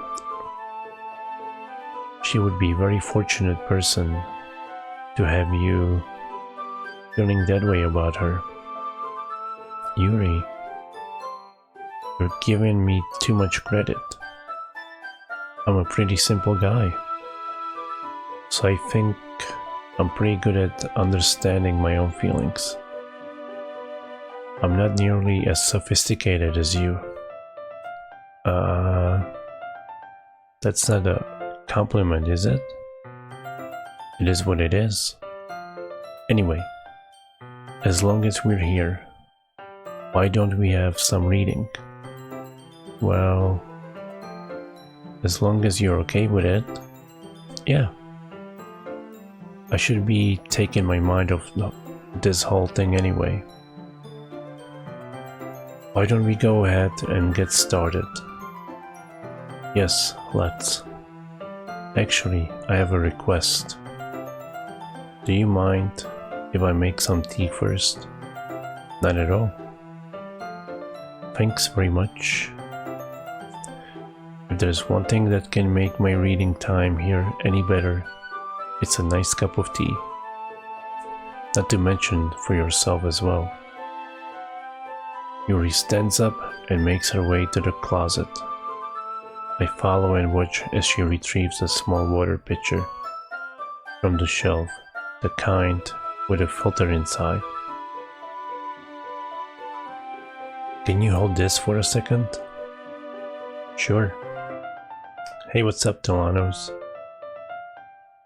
Yuri hands me the water pitcher and also fetches an electric kettle. I'm going to plug this in at the teacher's desk, and then we'll go get some water. Ah, my eyes are hurting from all this reading.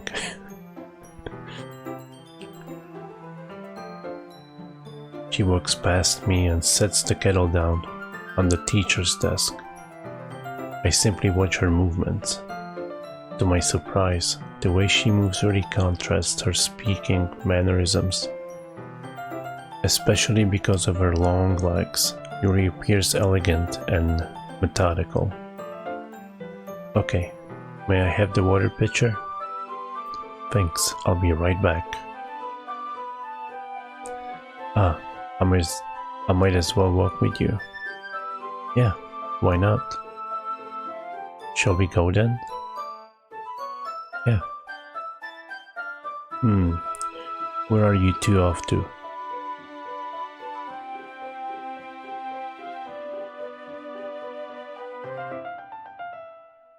Eh? Yuri was going to make some tea, so I suddenly realized how weird it sounds to explain this to Monica. We're just filling the water pitcher. Ah, okay.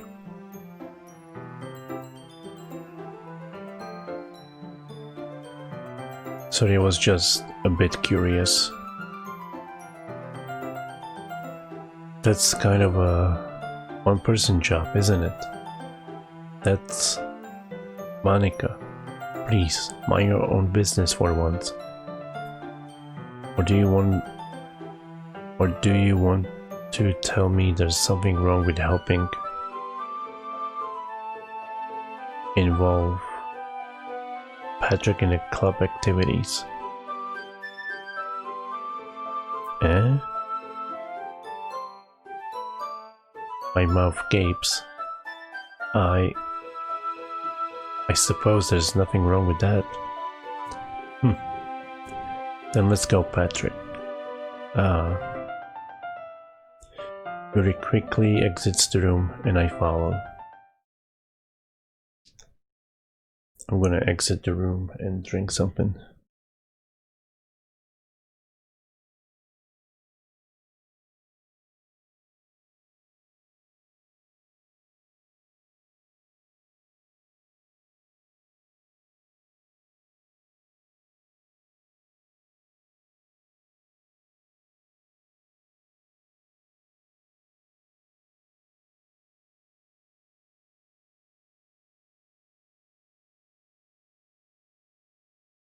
Alright.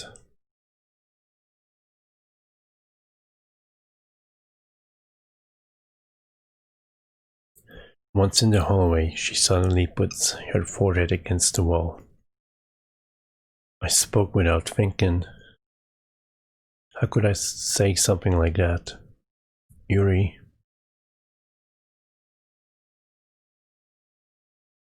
Wait, what? You're going to bed so early today? It's not even 6 a.m.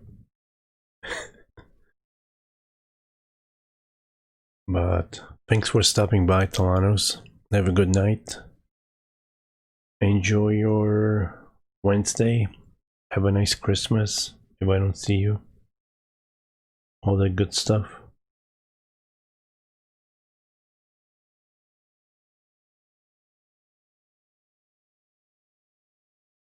I'm a little bit exhausted from all this reading, to be honest.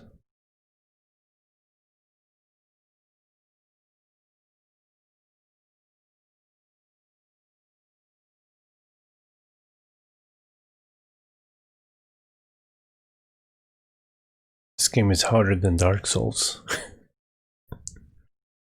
Yuri, something about the way she said that. It made me feel so irritated. What's wrong with me? No, Yuri. I think you did the right thing. I wasn't expecting it, but it's also not right for Monica to judge people like that. Patrick, how come even when I do something bad, you're being nice to me? Because nothing that you do is as bad as you make it seem in your head. Nobody's perfect. We have emotions and we can't always hide them away. But you always amplify things in your head. Your mind turns a light rain shower into a hurricane. Ah. No. I wouldn't... No, what? Wouldn't you hate me for something as terrible as that? Why would I hate you? I can't hate someone for having emotions. What kind of a friend would do that? Friend, you say? Yuri lifts her head. Patrick, I really like being friends with you. Thanks, Yuri. I like being friends with you too. I feel kind of awkward saying something like that, but I'm doing my best to help Yuri feel better.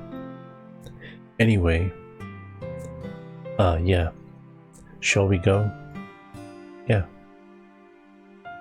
Yuri and I walk to the nearest water fountain. Once we fill up the water pitcher, we return to the classroom.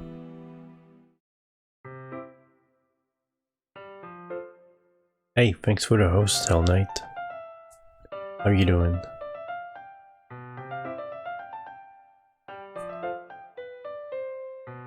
Patrick, do you like oolong tea? I like sleepy time.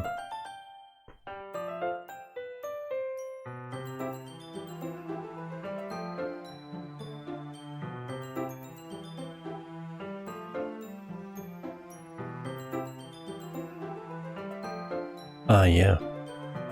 Anything is fine. Very well. He resets the temperature on the kettle to 200 degrees. That was a raid. Oh, thanks for the raid. I was just reading what was in the chat.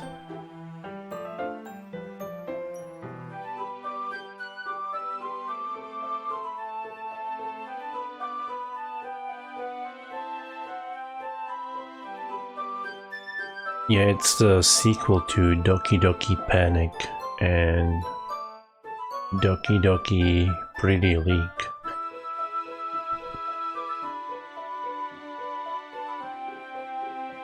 No, I'm just kidding. Hey, Zero In, what's up?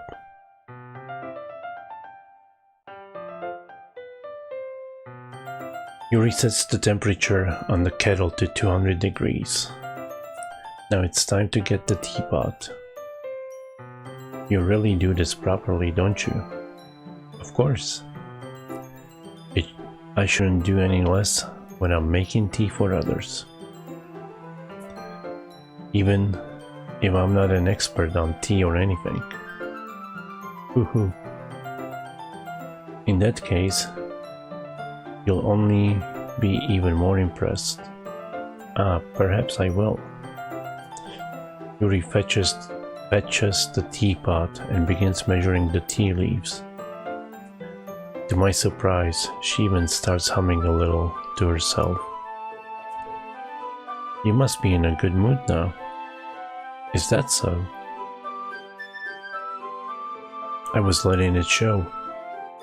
And you noticed. I was doing a bit of thinking, and I decided that I would try expressing myself a little bit more. It turns out it's not very hard for me to do when it's you who's around anyway. Ah, that's great, Yuri.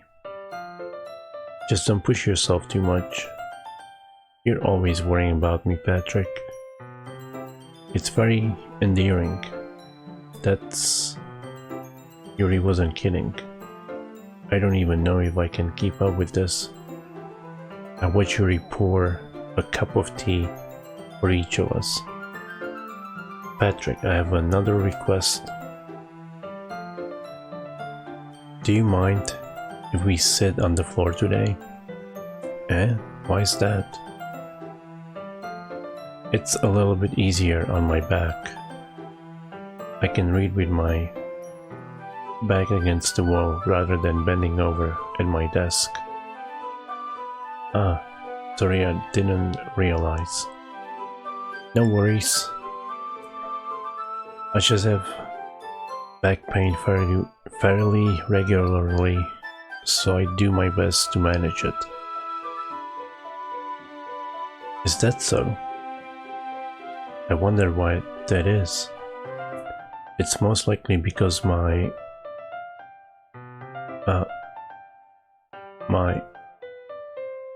posture, right? Always hunched over like that while reading. Yes, I have terrible reading posture. So that's why we should sit on the floor. Fair enough. I'll go ahead and get the book. I think I have a terrible posture too. What's up, Broken?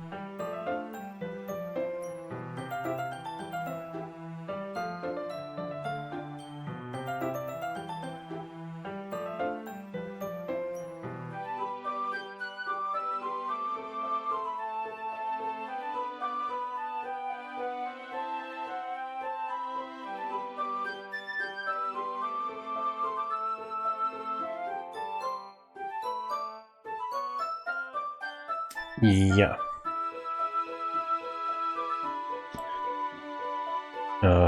Nintendo made that game for Fujifilm, I think, based on some anime or something. And when they released Super Mario Brothers 2, the guy that was under the president of Nintendo America or whatever, he didn't like the game. He said it was too hard and too same. So they took Doki Doki Panic and reskinned it into Super Mario Brothers 2. And later they released that version in Japan under the name Super Mario Brothers USA. I retrieved the book from my bag. Ah, I have some chocolate as well. It's a bag of small chocolate candies that I kept hidden from Sayori's candy radar. I take it since it'll go well with the tea. I don't know, does chocolate go well with tea?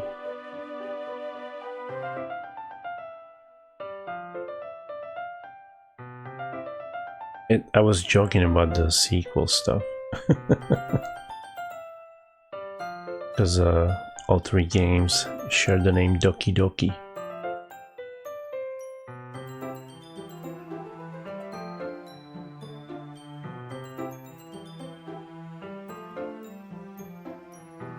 Yuri and I sit against the wall, teacups at our sides.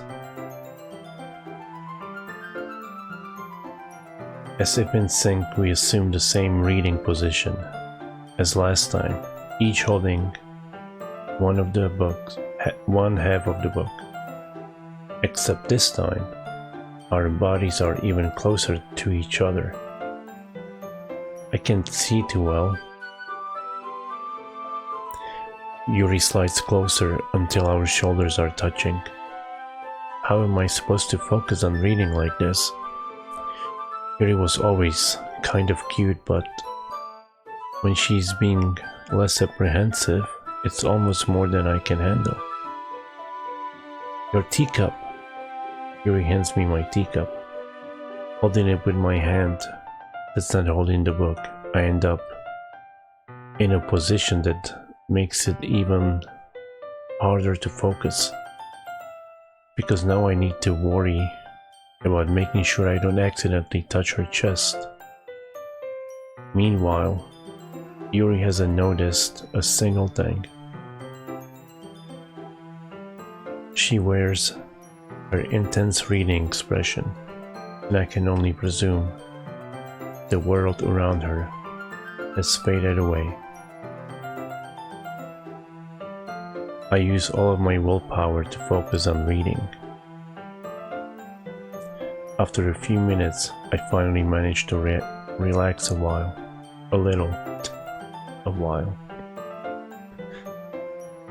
I put my teacup between my legs and fumble with the chocolate wrapper.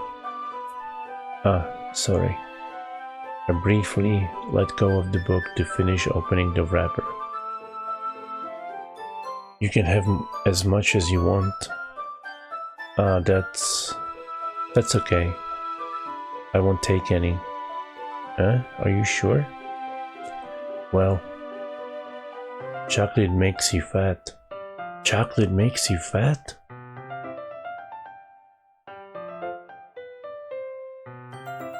If I touch it, then it might get smudges on the pages.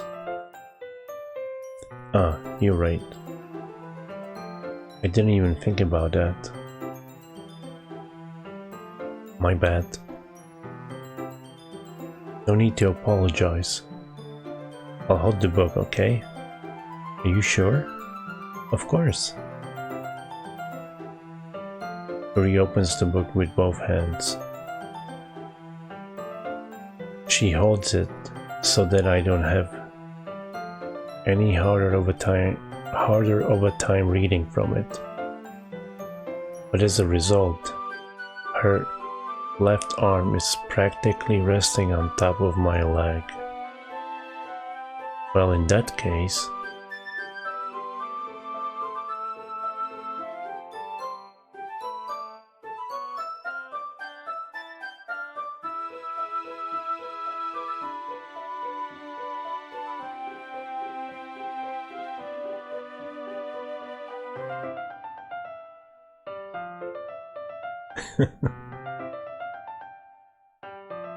this chat is lewd. Somebody ban them all. Tea is sake. Yuri is already totally focused on reading again. I take a chocolate candy and pop it into my mouth. Then I take another chocolate and I hold it up to Yuri. She doesn't even look away from the book. She simply parts her lips, as if this situation was completely natural. But that means I can stop here. I apprehensively place the chocolate in her mouth. Just like that, Yuri closes her lips over it. Eh? Yuri's expression suddenly breaks. Did I just... Yuri looks at me like she needs to confirm what just happened. Patrick? Sorry. I guess I shouldn't have done that. That's... Well... You were just helping. That's something that friends do, right? I mean... Not really in this kind of context, but... Yeah. That's all it was. Yeah. Then... You don't need to stop or anything. I see. the situation has gotten really tense. Yuri tries to return to the book, but I can tell just by her expression that even she can't focus now. My heart is pounding. I nervously take another chocolate between my fingers, but this time Yuri's eyes meet mine. How did it even come to this? Yuri doesn't avert her gaze. I notice her chest rising and falling to the rhythm of her breaths. Not breasts, breaths. I raise my arm. Ah. Like before, Yuri parts her lips. But it's different this time. I take the chocolate and place it in her mouth. I feel her hot breath on my fingers. Okay, everyone. What? Yuri jolts back. It's time to share poems.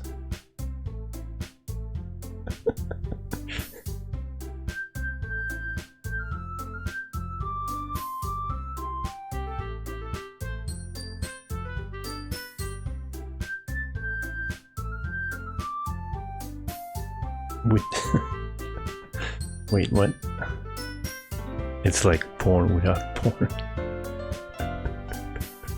It's getting hot. I'm getting hot.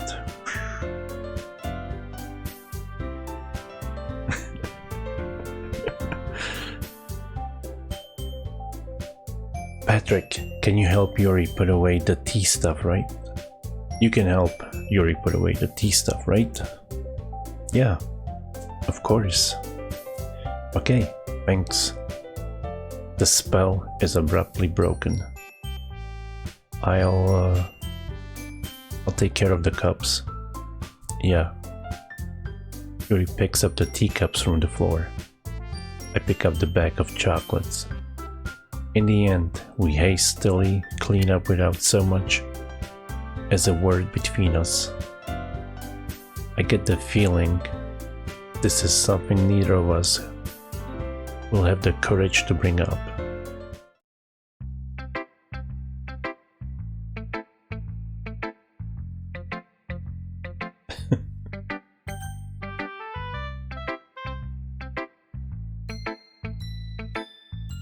Well, that was that. Let's go with Monica. Hi, Patrick. Have you thought about what you want to submit to perform at the festival? Well, being in this club is one thing, but performing in front of a bunch of people, I'll have to give it some more thought.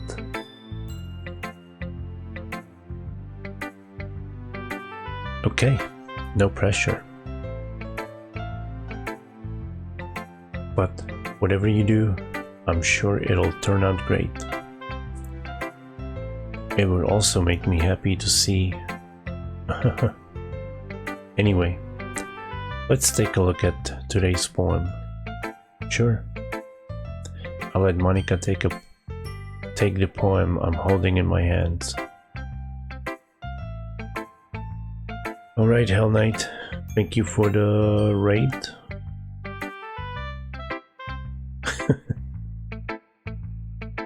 Have a good night.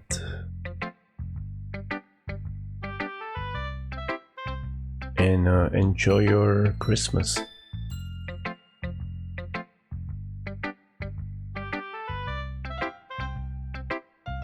This one's good.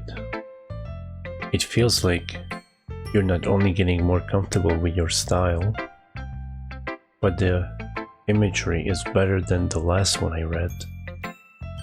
Just wondering, but have you been finding inspiration in Yuri's writing style? I guess so. You can't deny that she's talented. Yeah, totally.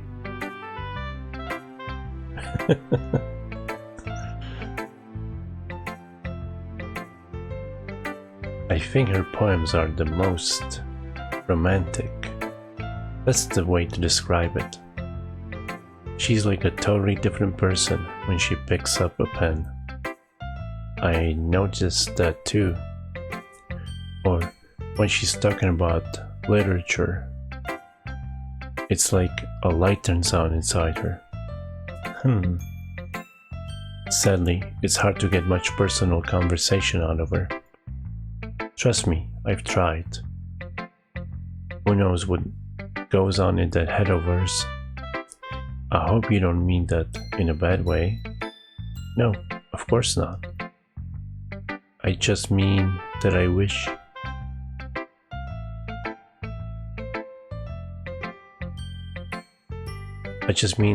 she didn't keep so much to herself. But still, defending her like that, you must be pretty into her. Eh? You completely misunderstood. Calm down, I'm kidding. Besides, I'm pretty sure she's already got a boyfriend. Wait, really? Yeah, a fictional one anyway. Monica kind of whispers the last part to me. It's just a hunch, but, well, there's not really anything wrong with that. Oh, well, I know. I was just saying. Anyway, I'll share my poem with you now, alright?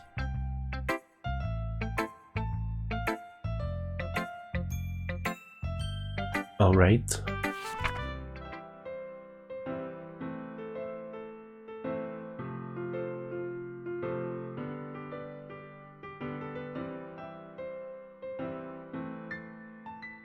Justice for Sayori. Not much. You're eating chocolate?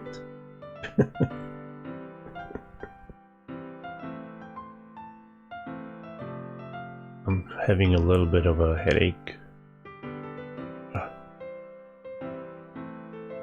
The lady knows everything. An old tale tells of a lady who wanders Earth.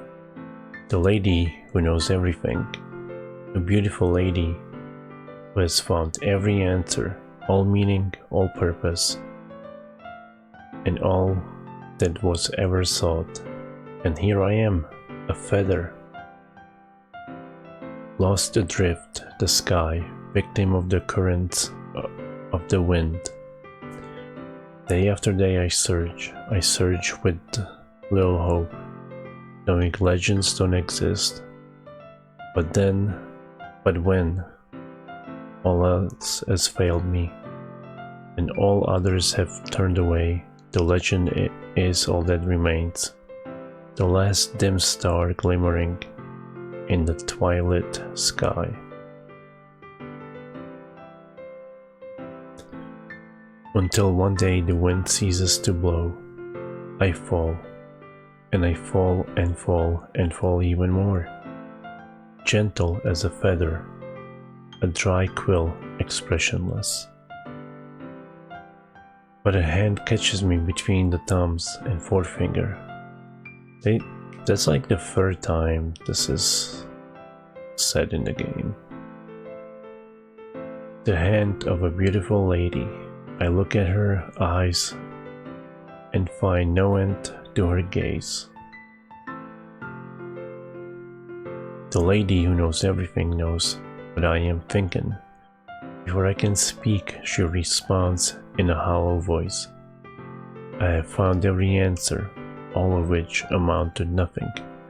There is no meaning, there is no purpose, and we seek only the impossible. I am not your legend. Your legend does not exist. And with a breath, she blows me back afloat, and I pick up a gust of wind.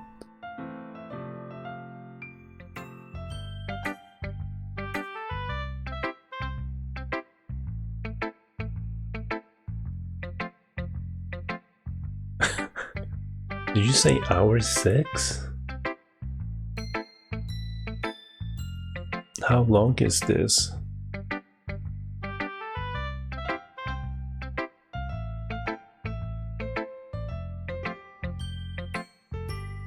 How long to beat? Doki.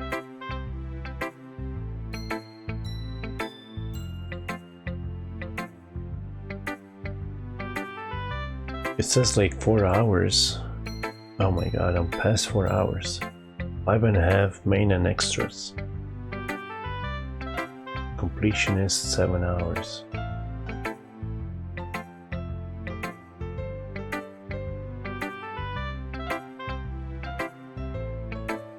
Eight hours.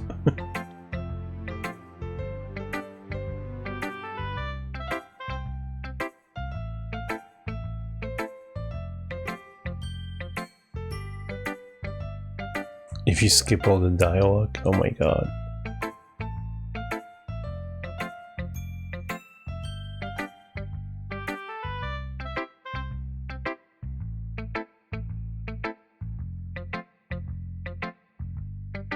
I guess I'll finish it tomorrow. I'm not ending yet, but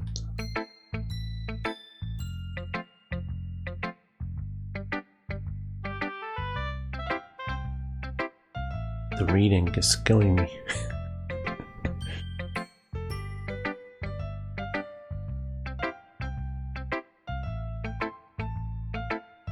No, this is a video game stream.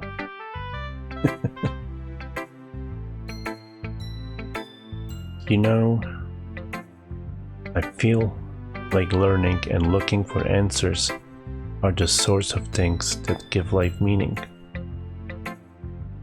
Not to get too philosophical or anything, but it was kind of on my mind, so that's what I wrote about. I see. I never really put much thought into it. In a way, it's almost paradoxical, because if we had all the answers, wouldn't the world start to lose its meaning? You know, there's one thing I noticed. It seems like everyone in the club prefers writing about things that are more sad than happy. Are you surprised? I mean, if everything was okay, we wouldn't really have anything to write about, would we? Humans aren't two-dimensional creatures. I think you know better than anyone. You mean one-dimensional? Ah, yeah, that. Anyway, here's Monica's writing tip of the day. Are you ever too shy to share your writing because you're afraid it's not that good? It can be really disheartening to get a lukewarm response to something you put so much into. But if you find other people who enjoy writing, then sharing becomes a lot easier. Because instead of just telling you that your writing is good, or okay, or bad, they'll want to focus more on everything that went into it, and the things that can work on. The things you can work on. It's much more encouraging that way, and it will make you want to continue improving. It's almost like having your own little literature club, don't you think? That's my advice for today. Thanks for listening.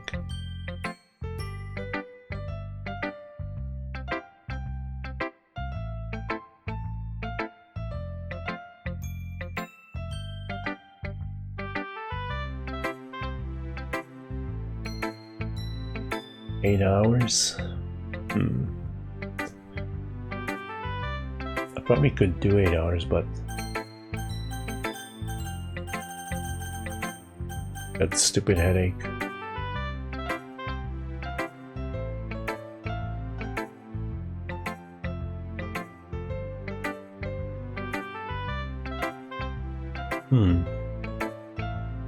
It's nice, I guess. Come on. I can already tell you don't like it. Well, you don't need to worry about what I think. After all, you wrote this for someone else, didn't you? Whoops, gotta move that from her face.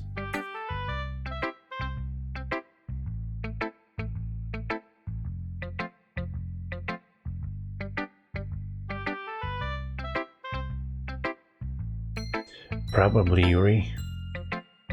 Huh? I didn't write this for anyone specifically. Maybe. That's not really what I meant though. But it's okay. You're making new friends, just like I was hoping. That makes me really happy. And you're happy too, right? In this club? They're the club up. Well, of course I am. Good. That's all that matters to me. Thank you, Patrick. Sayori. Is there something wrong? No, nothing. I'm just a little tired today. Alright. Just tell me if you need anything. I will. Don't worry about me, okay? You can go play with everyone else now. If you insist.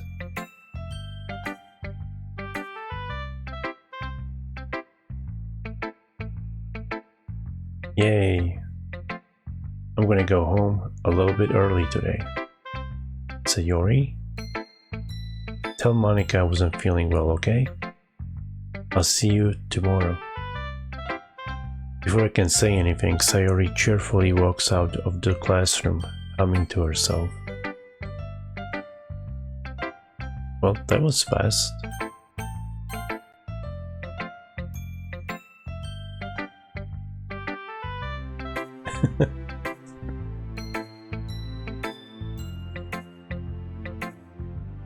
Why is it always... Oh right, because I was choosing, that's why. This one's alright. Alright. Well, yeah. It doesn't blow me away. But there's nothing I really hate about it. It's just not really my style. I mean, that's fine. Come to think of it, it kind of reminds me of Sayori's poem from yesterday. Huh? You think so? Yeah, well, I guess if you've been friends with her for so long, you might be on the same wavelength. But you never really struck me as her type. Sayori has a type all of a sudden? Well, I don't know, but honestly, how can someone so, fluffy spend so much time with someone like you? It's like she's dragging around a dead weight. That was a little unnecessary. But think of it this way. If it weren't for me, she would probably just fly away, like letting go of a balloon. You could say we take care of each other in our own way. Whatever it is, I don't get it. Oh yeah, I guess I'm supposed to show you my poem. Here. I'll be your beach. Your mind is so full of troubles and fears that diminish your wonder over the years. But today I have a special place, a beach for us to go.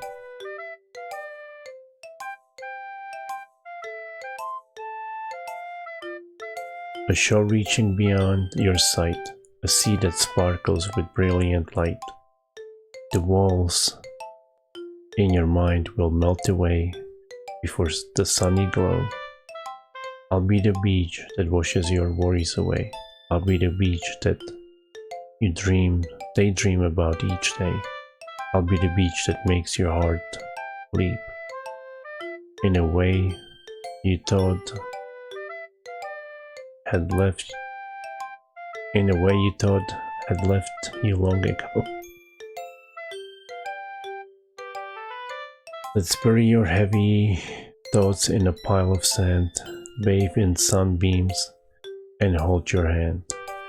Wash your insecurities in the salty sea, and let me see you shine.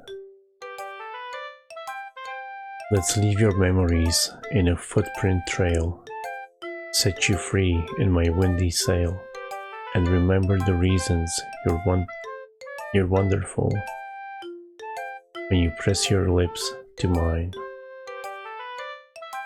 I'll be the beach that washes your worries away.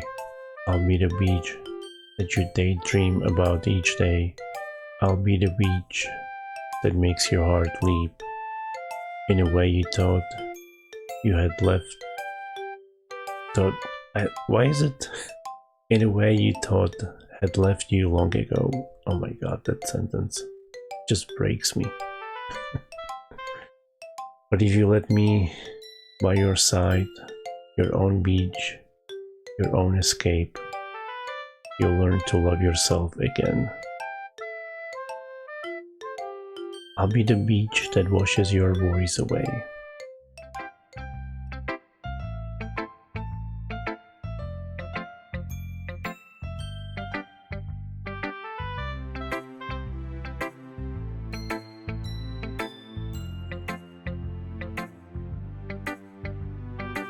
Yeah, I got the worst poem readings ever.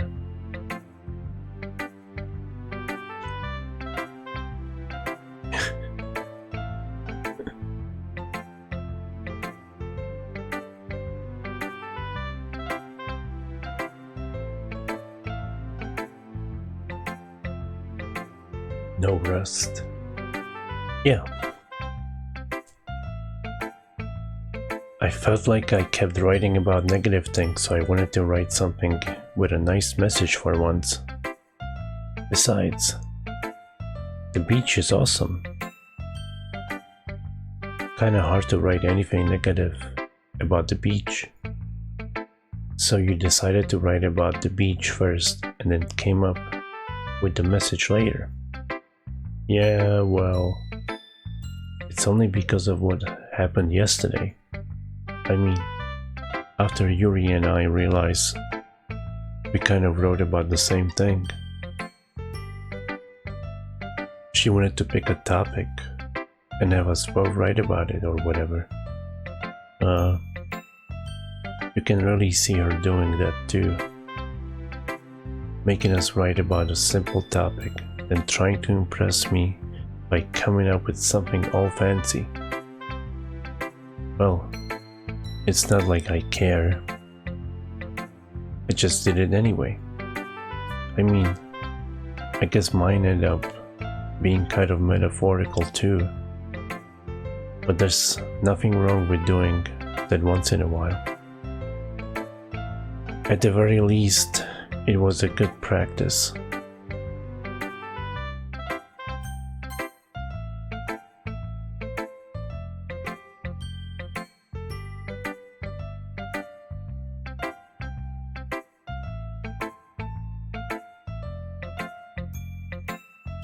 Patrick, your writing has only improved in these last few days.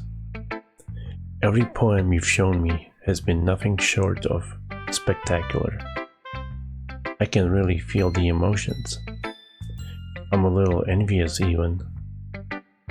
I don't think it ever came to me this naturally. Yuri, what's wrong? Yuri, that's the wrong way to put it. This never did come naturally to me, but I've been able to improve. So much thanks to you. You're really the example I was chasing after. Is that so?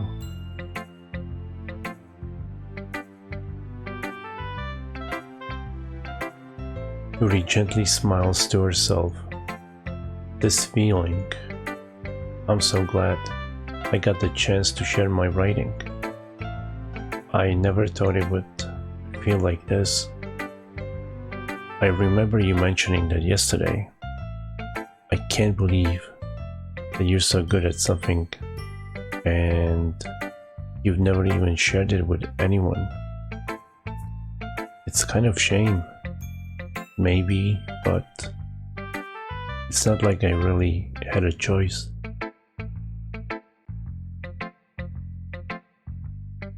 What do you mean? Well, Yuri smiles sadly. Patrick, during lunchtime, I eat by myself. Did you know that? It's a great time to find a quiet spot and do some reading. In fact, I always have my books with me. You could say I really enjoy reading. Well, that's one day to put it anyway. But books are so full of amazing and inspiring people. People you want to fall in love with. Or people you just know would make a really good friend.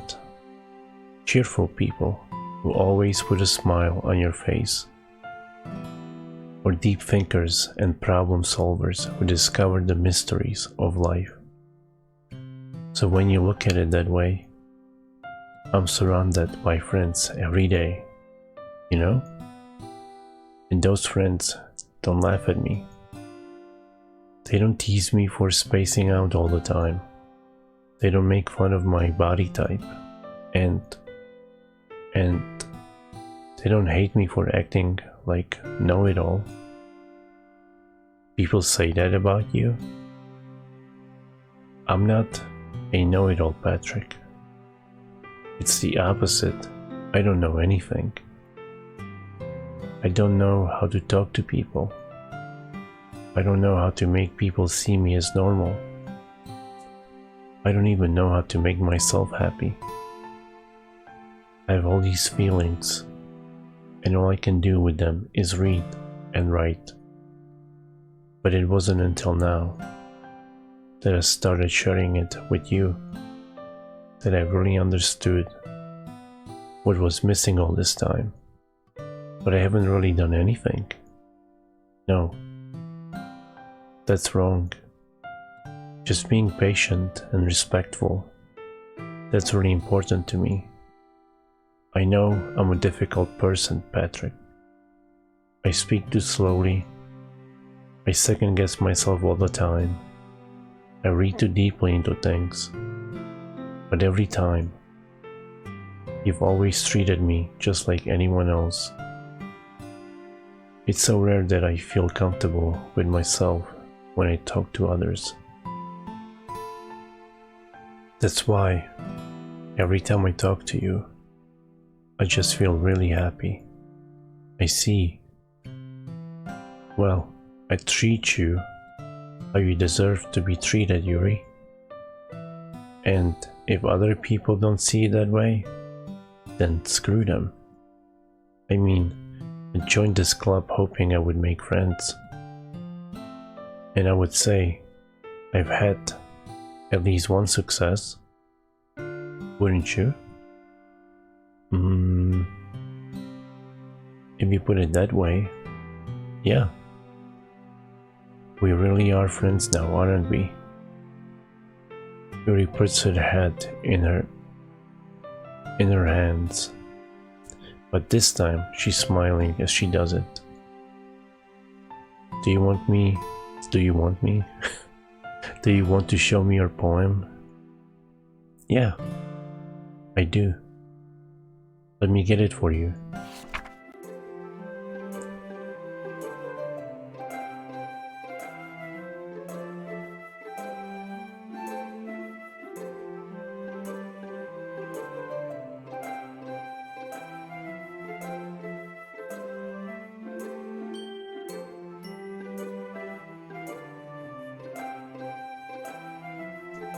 No, I haven't even heard of it. If I have, I've forgotten. but I don't think I had.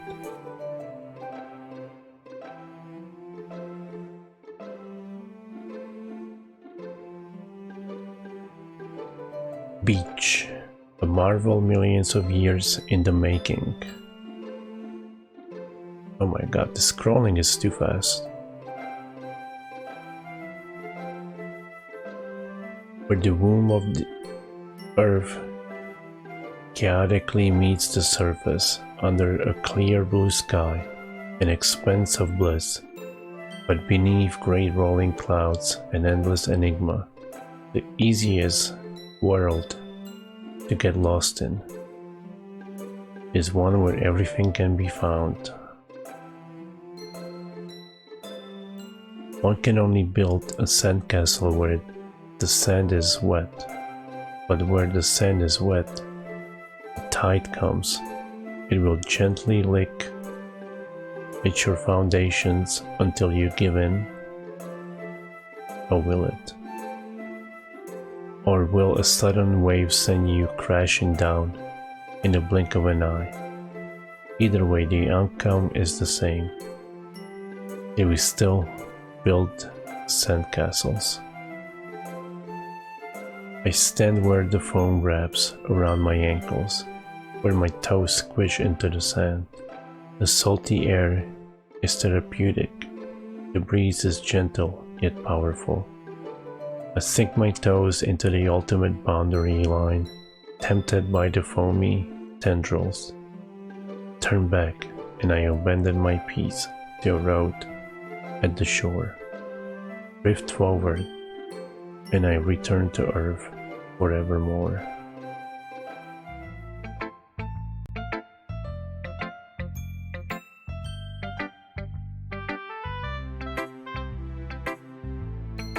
Yeah, they picked the same theme because previously they were writing about the same stuff.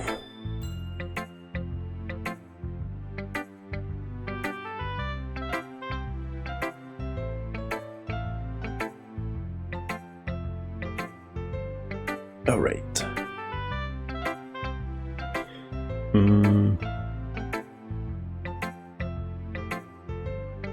I'm aware that the beach is kind of a inane thing to write about, but I did my best to take a metaphorical approach to it.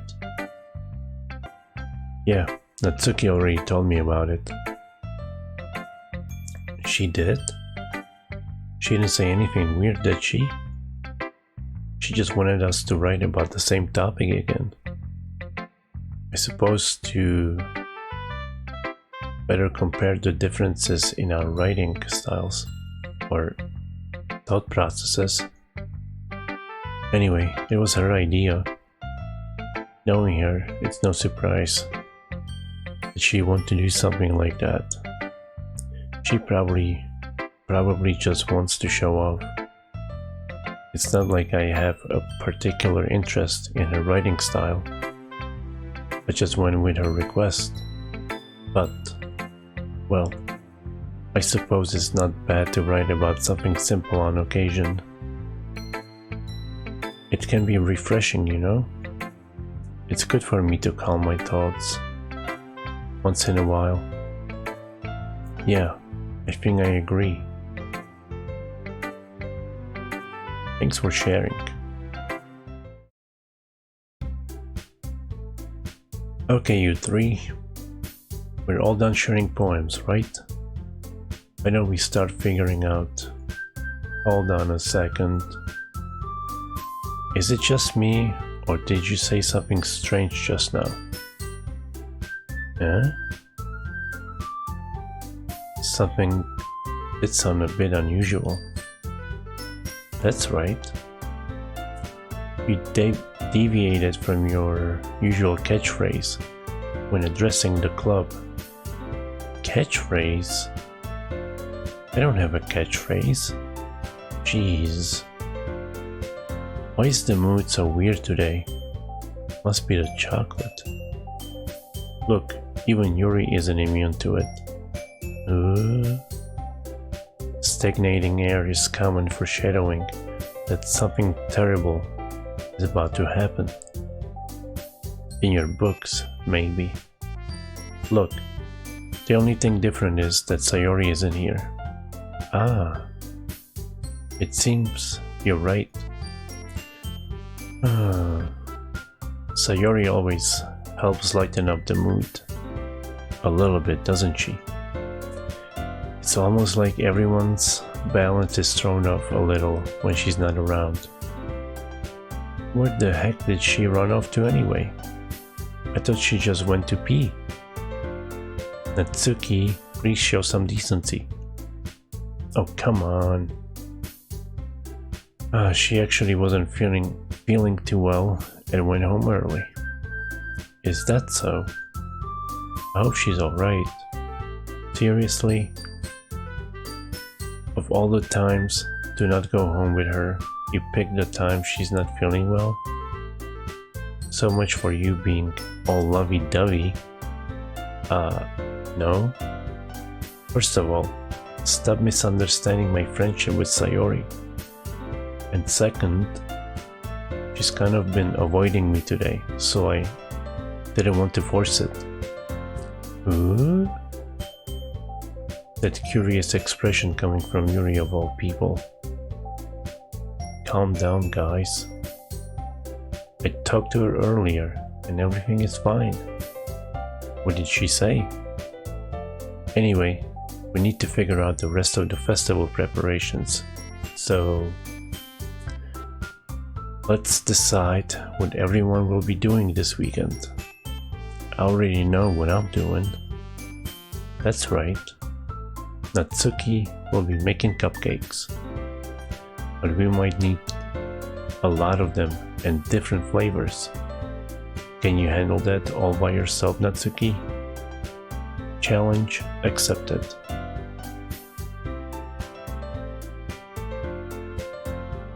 And as for myself, I'm going to be printing and assembling all the poetry pamphlets. Sayori will be helping me design them. And as for Yuri, you can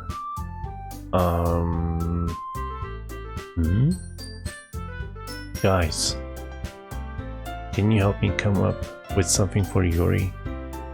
I'm useless. No, that's not it at all.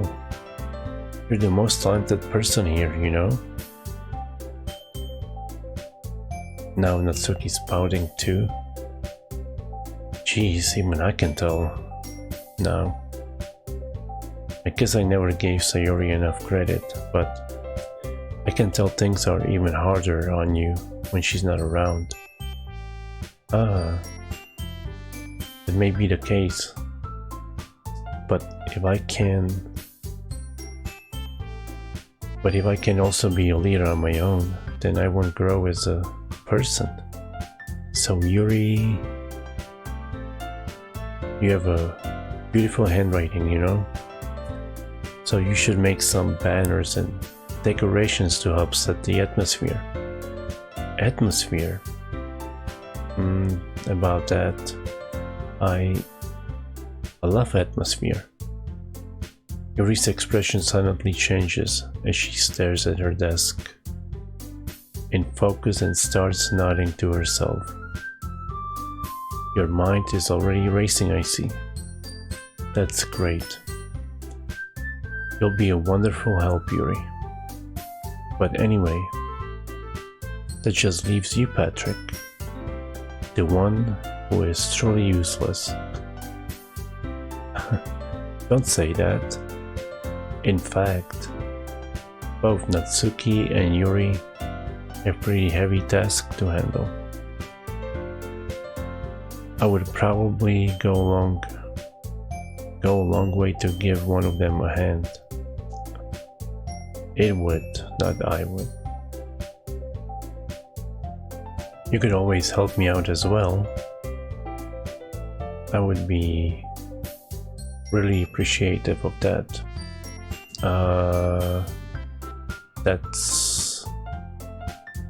Is Monica suggesting I spend the weekend with one of my club members? How on earth are they going to respond to a suggestion like that? I suppose I wouldn't mind a bit of help. Well, even if you don't know how to bake, there's always some dirty work I could give to you. It's not like Monica's going to give me a choice, and you shouldn't be sitting on your butt anyway. Natsuki tries to mumble a bunch of excuses like that. If I recall, Natsuki, you mentioned that you would like to handle the baking on your own. Patrick may not like to be around if you only make him out to be a nuisance. So therefore, he may be more suited to assisting with the decorations. Hold on, I never said that. How hard could it be to make a few decorations anyway? Sounds more like you're just making excuses for Patrick to... What are you saying? It will be extremely meticulous work, and baking isn't? Just what do you think? Guys, let's settle down for a moment.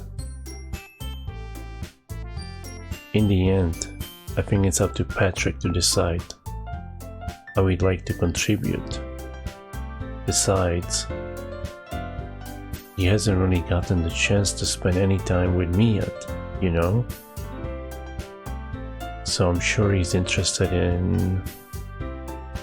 You literally just said. I'm surprised as well. Sorry. I was just saying though. Jeez. Can we just settle this already? Yeah. Patrick, you're okay with this, right? In the end, it's up to you. Of course. Very well. In that case, everyone looks straight at me. So, am I gonna eat her cookies? Or stuff her with chocolate? Or go with Monica? She's like creeping through this.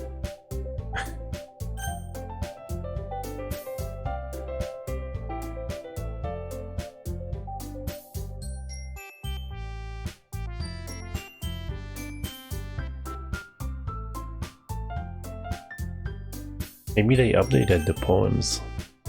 I'll go with Monica or Sayori. I'm gonna close my eyes.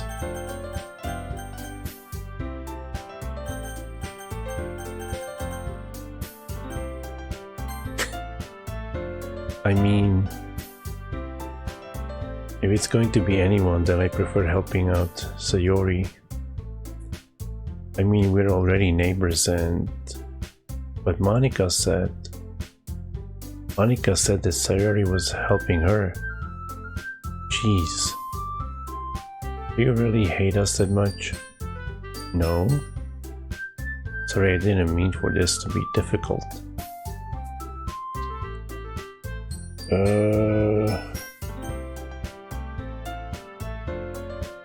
Fine.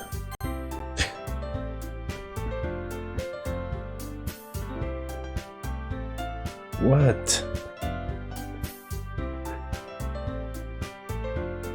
Well, I'll probably be most useful helping out Yuri. Me? Are you serious? Why would you? Natsuki? I can already tell you're about to say something mean. No, but you could be tasting my cookies. I was just saying. So, you'll be helping Yuri then, Patrick? Yeah. That's what I'm going to do. I'm glad. I have a bad habit of overthinking these sort of things. So I think your assistance will be very useful. That's great to hear. Natsuki, you will be able to handle the baking yourself. I mean, yeah. I already said I would be fine. Okay.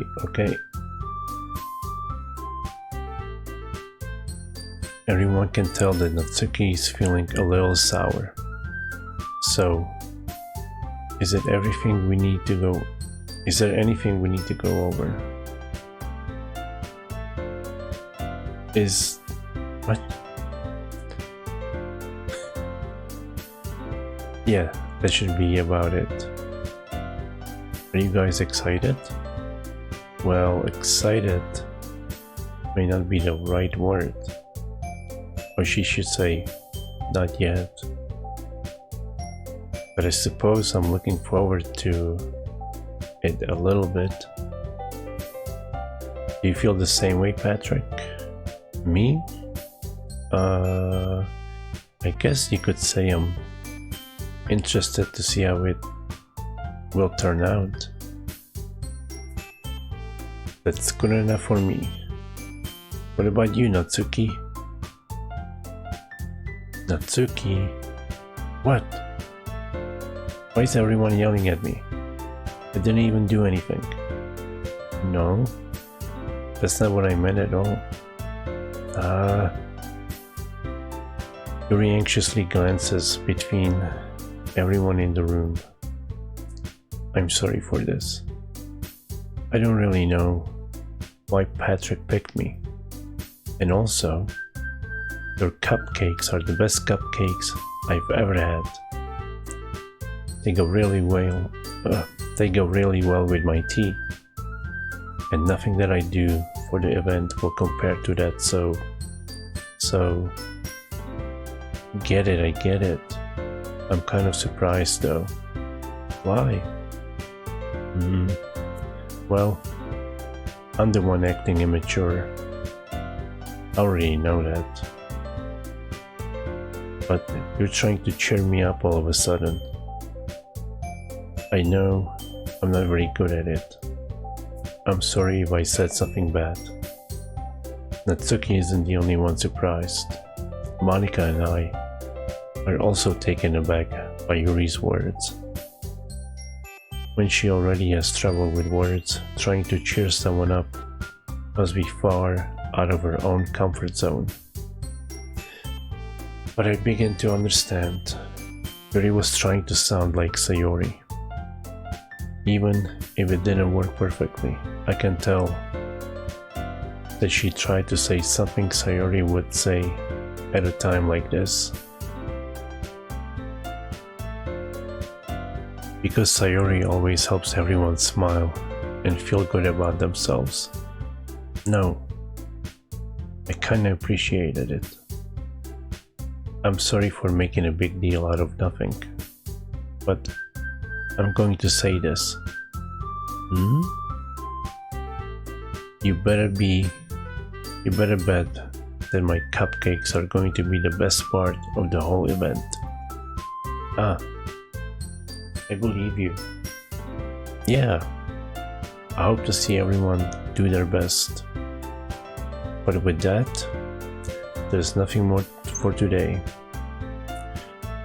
So I guess it's time for us to head out. Alright, let's get out of here then. Everyone picks up their things.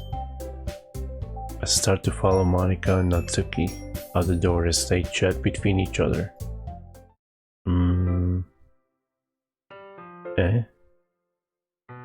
I turn around. Sorry.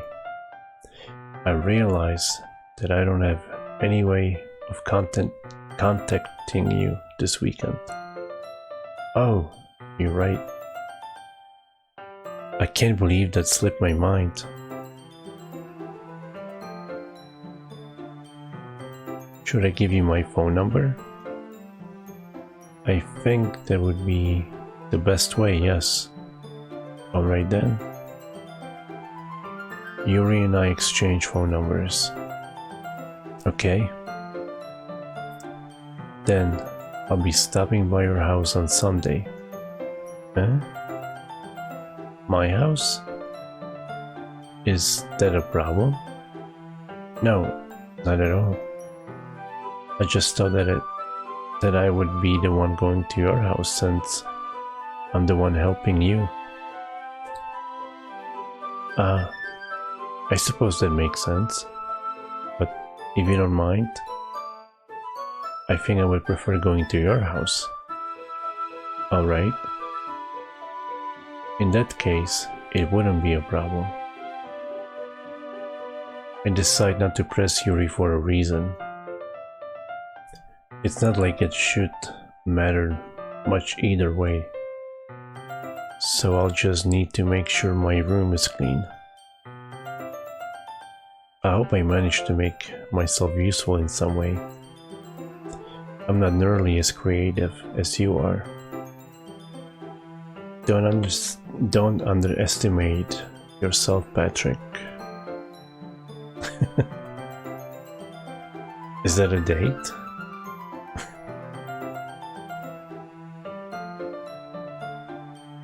I think that we'll make a very productive team, even if you only choose me because you felt bad or something. Wait, you don't actually think that, do you? I don't know. It's difficult to come up with any other reason you may have chosen me. You're forgetting the one reason with the most common sense. I chose to help you because that's what I want to do. But Yuri thinks to herself with an extremely tense expression. Yuri, you're overthinking this. You wanted me to point out when you're overthinking, right? Eh? I didn't realize. I'm telling you, I want to. That's all there is to it. Do you believe me? Yuri thinks really hard. Again. She looks straight into my eyes for a long while. I believe you. As if it took her tremendous effort, Yuri finally says that and relaxes her expression. And I'm really looking forward to Sunday. Yeah, I am too. After that exchange, I make my way out the door and Yuri follows. I can't believe this.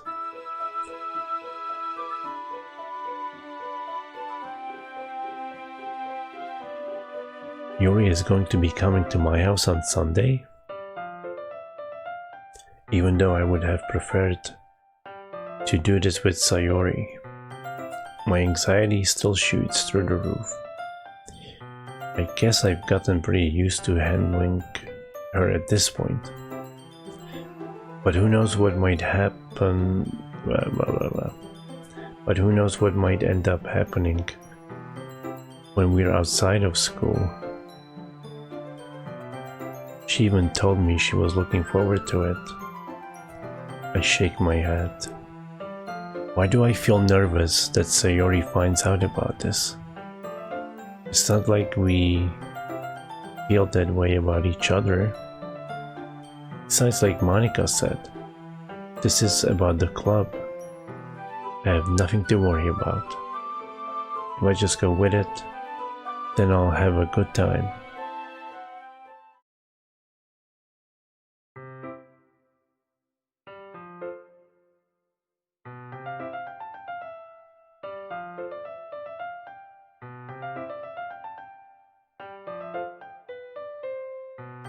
Am I about halfway done?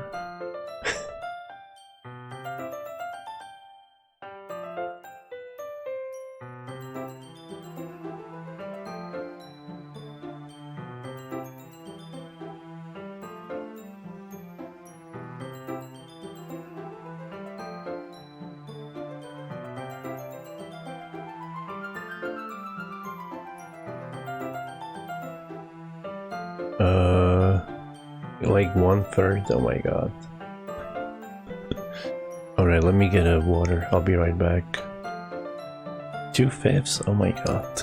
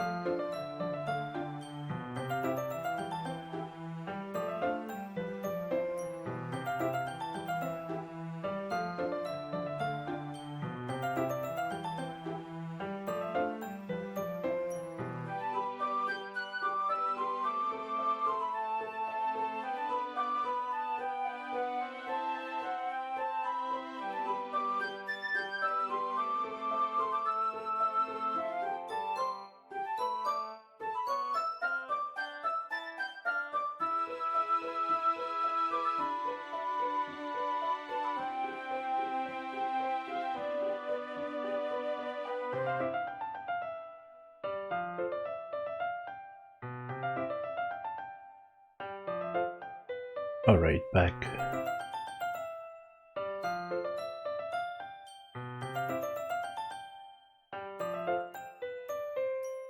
A lot of dating.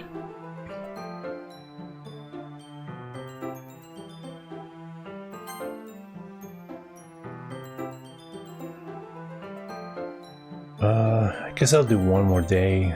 I would play longer, but this headache really sucks today.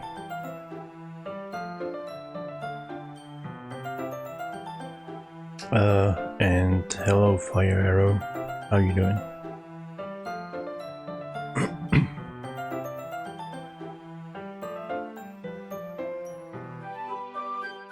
It's already Sunday. Sunday. I've been getting increasingly anxious about Yuri's upcoming visit. I keep telling myself there's no reason to be nervous, but it doesn't help much.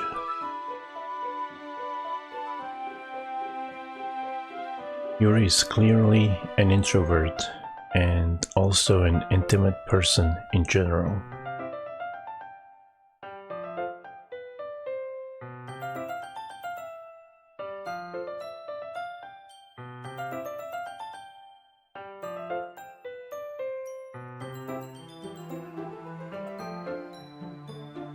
There's no doubt that she'll open up a little bit, when it's just the two of us.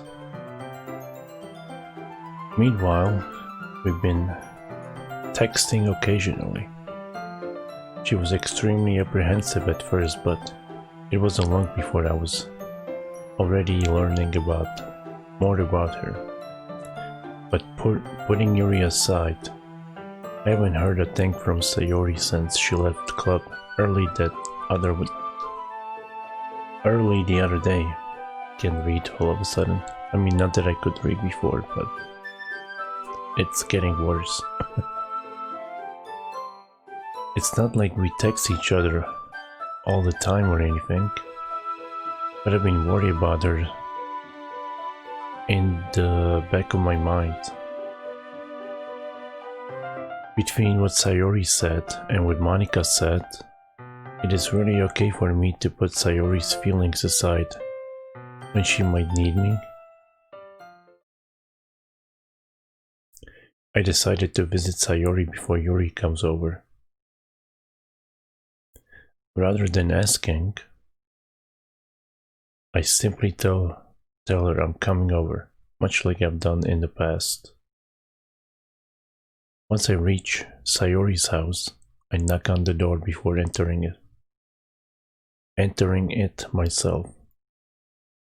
Again, we used to play so often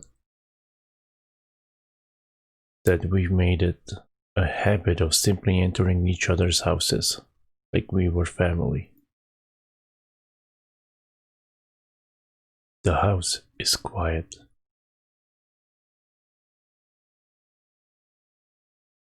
Oh, now you tell me after. The house is quiet. Sayori isn't anywhere on the first floor, so I assume she's up in her room. It's already strange of her not to run down and greet me. I head up to her bedroom, where I finally find her. Sayori? Hi, Patrick. I sit down in her room. Sayori forces a smile, and it's easy to tell that she's different. She's pregnant. There's a minute of silence between us. If you hadn't come over like this, you haven't come over like this in a long time, have you? I guess you're right. It has been a long time, but not much has really changed, has it? Sayori's room is as messy as it always been. I also recognize the same stuffed animals and wall decorations that she's had for years now.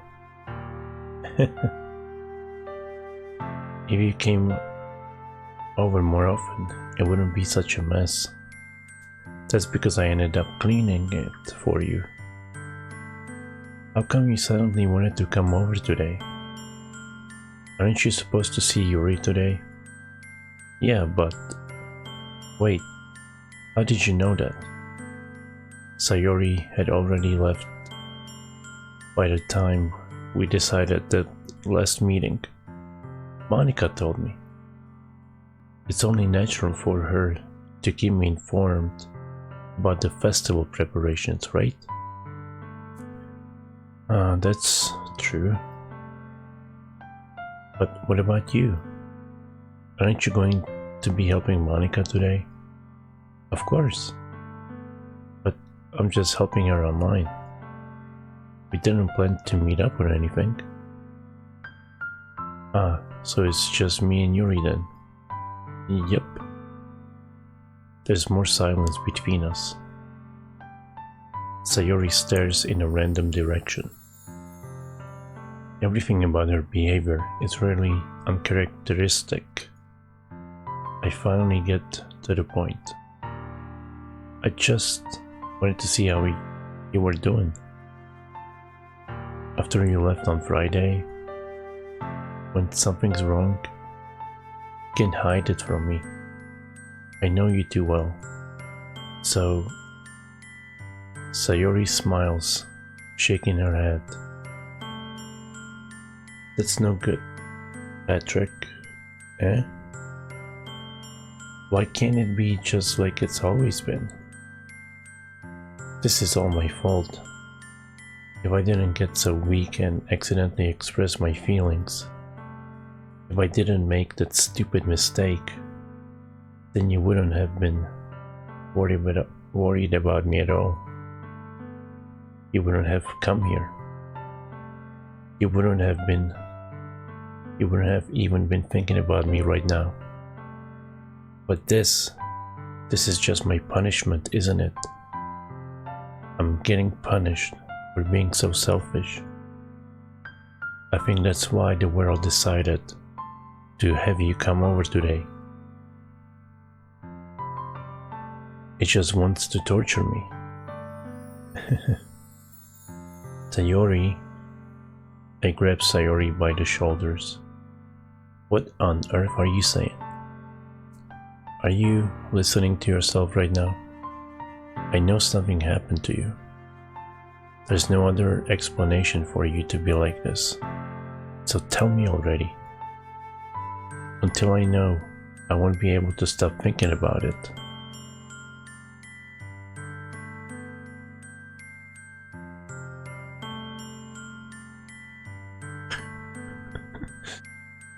You guys are silly.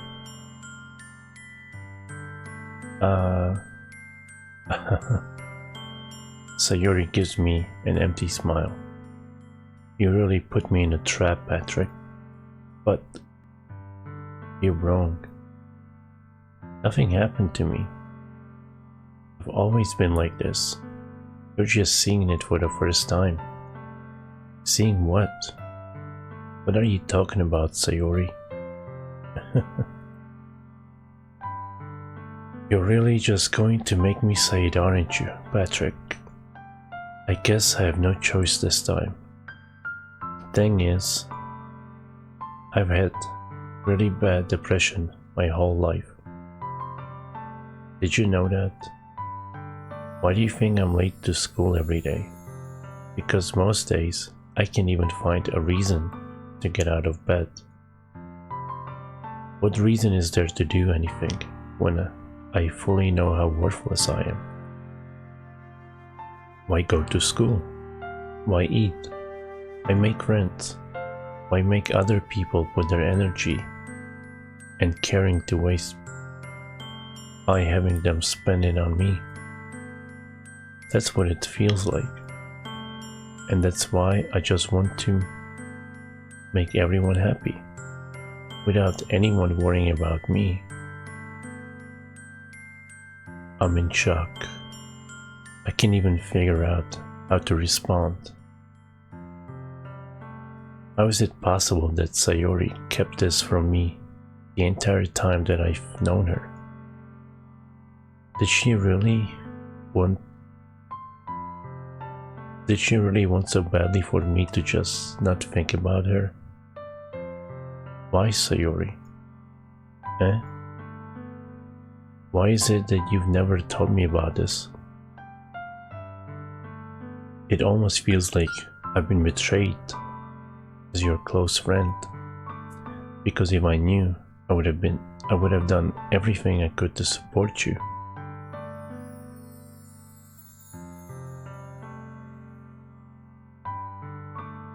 Even if there's only so much that I could do, I would have tried a little bit harder to make every day a little better for you. That's why I'm your friend. All you had to do was tell me. You don't understand at all, Patrick. Why do you think I didn't tell you? Because if I told you, then you would have to waste effort caring about me instead of doing important things. I don't want to be cared about. It's bittersweet when people try to care about me. It feels nice sometimes, but it also feels like a bat being swung against my head. That's why I wanted so badly for you to make friends with everyone else. Helping everyone be happy together is the best thing for me. But then I discovered something else too.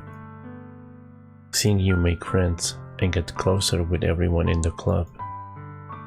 It feels like a spear going through my heart. So that's why I decided the world just wants to torture me. Every path leads to nothing but hurt. You're right that I don't understand. I don't understand your feelings at all, Sayori. But I don't need to understand. Whatever it takes for me to help you stop hurting, that's what I'll do. No, Patrick. There's nothing at all. The only thing that could have helped is if everything could be like it always was. But I was selfish. I finally showed you what a horrible person I am. Tears streaked down Sayori's face. I made you join the literature club because I was selfish, and I was punished by my heart, hurting in a way that I couldn't understand. And now you came here and I made you hurt too. I'm just weak and selfish. That's all I am. And that's why I'm going to accept these punishments. Because I deserve every last one. Without thinking, I once again grabbed Sayori's shoulders. This time, I pull her into a tight embrace. Patrick, Sayori, I don't care if you feel selfish. I'm really happy you convinced me to join the club. Seeing you every day makes it worthwhile enough. If I make friends with everyone else, then that's just a bonus. But please never underestimate how much I care about you. I wouldn't have it any other way. Patrick. Sayori isn't hugging me back, despite my arms being wrapped around her. Sayori's arms remained at her side. She starts sobbing next to my ear.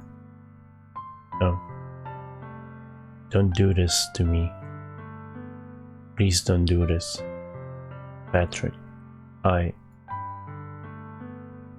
Sayori barely manages to speak between her sobs. I don't know if I'm doing the right thing, but all I want is for her to know that I care. If you have it in you to call yourself selfish, then you have to let me be selfish too. No matter what it takes, I'll figure out what needs to change. I'll make these feelings go away. And if there's anything that you need me to do, then you'd better tell me. I'll get mad if you don't. I don't know. I don't know. I don't know. Gently, Sayori finally puts her arms around me in return. I don't know anything. It's all really scary. I don't understand any of my feelings, Patrick. The only time I'm not feeling nothing is when I'm feeling pain. But your hugs are so warm, and that's really scary too. Sayori lets me go. As she does so, I'll let her go as well. The festival is tomorrow. Yeah. It's going to be fun, right? Yeah. How would you like for me to spend it all with you?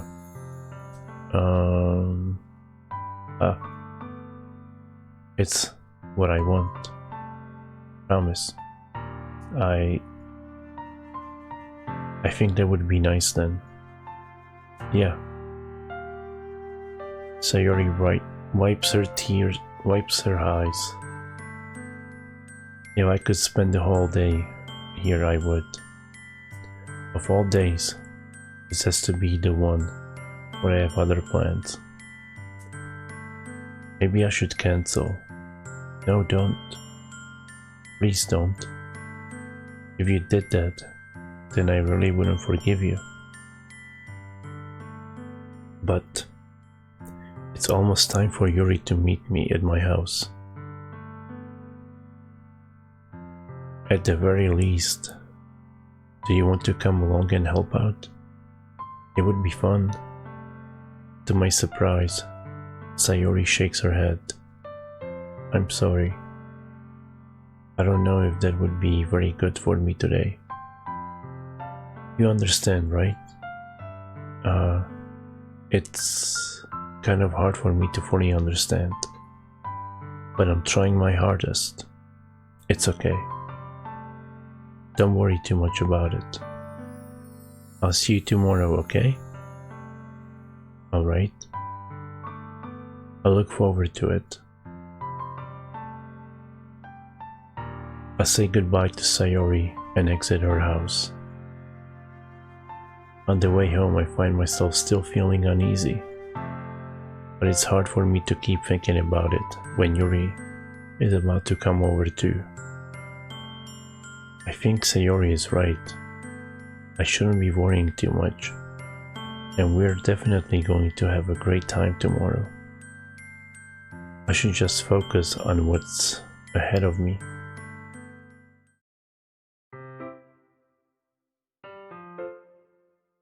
I'm not crying, you're crying.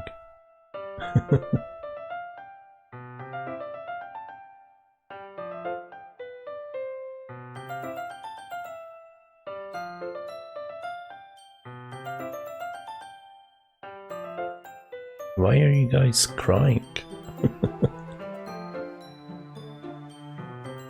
What happened? As I approach my house, I see something that makes me feel a moment of panic. Yuri? What are you wearing? Thank goodness. You're a little early. I'm sorry I wasn't home yet. Were you waiting for a long time? No, I just got here. But I started to get really nervous when nobody answered the doorbell. You always could have texted me. If I had known, I would have reassured you and hurried more on my way home. I suppose that's true. I didn't think of that for some reason. It should be common sense to do that, but I decided to ignore it. Anyway, let's go inside. I see you brought a lot of stuff with you. That's right. And did you manage to find everything I asked you to buy as well? Yeah, pretty much. At least I hope I got everything right. I'm sure it will be fine.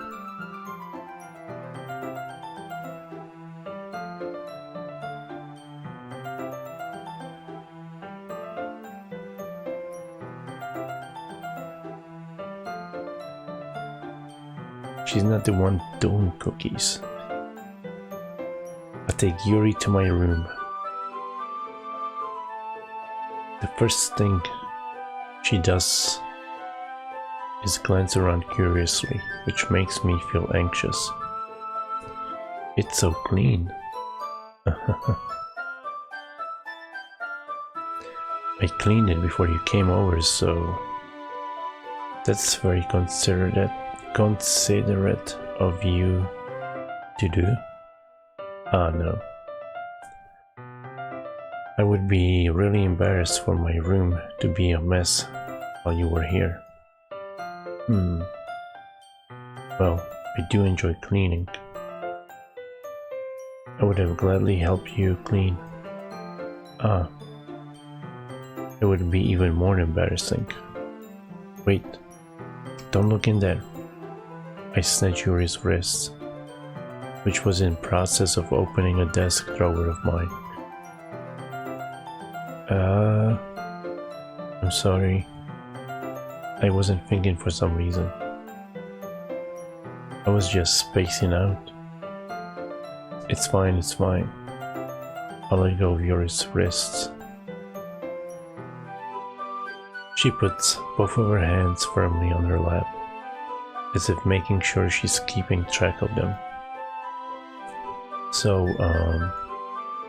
should we get started? Yes. I have a few things planned that you can help with. Decorations and other atmospheric enhancements. Atmospheric enhancements? Kingdom Heart collection. You know, mood lighting, aromatherapy candles. Oh, wow.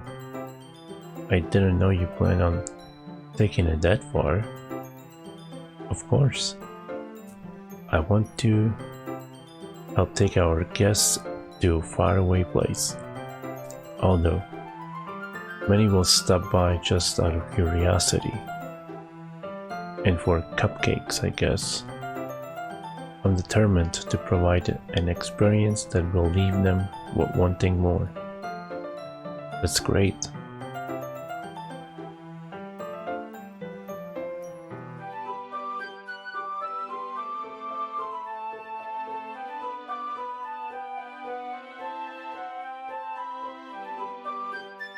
Alright, hold on. I gotta turn the heat up.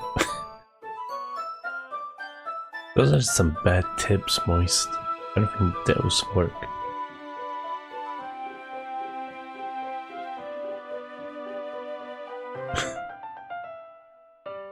Full of games.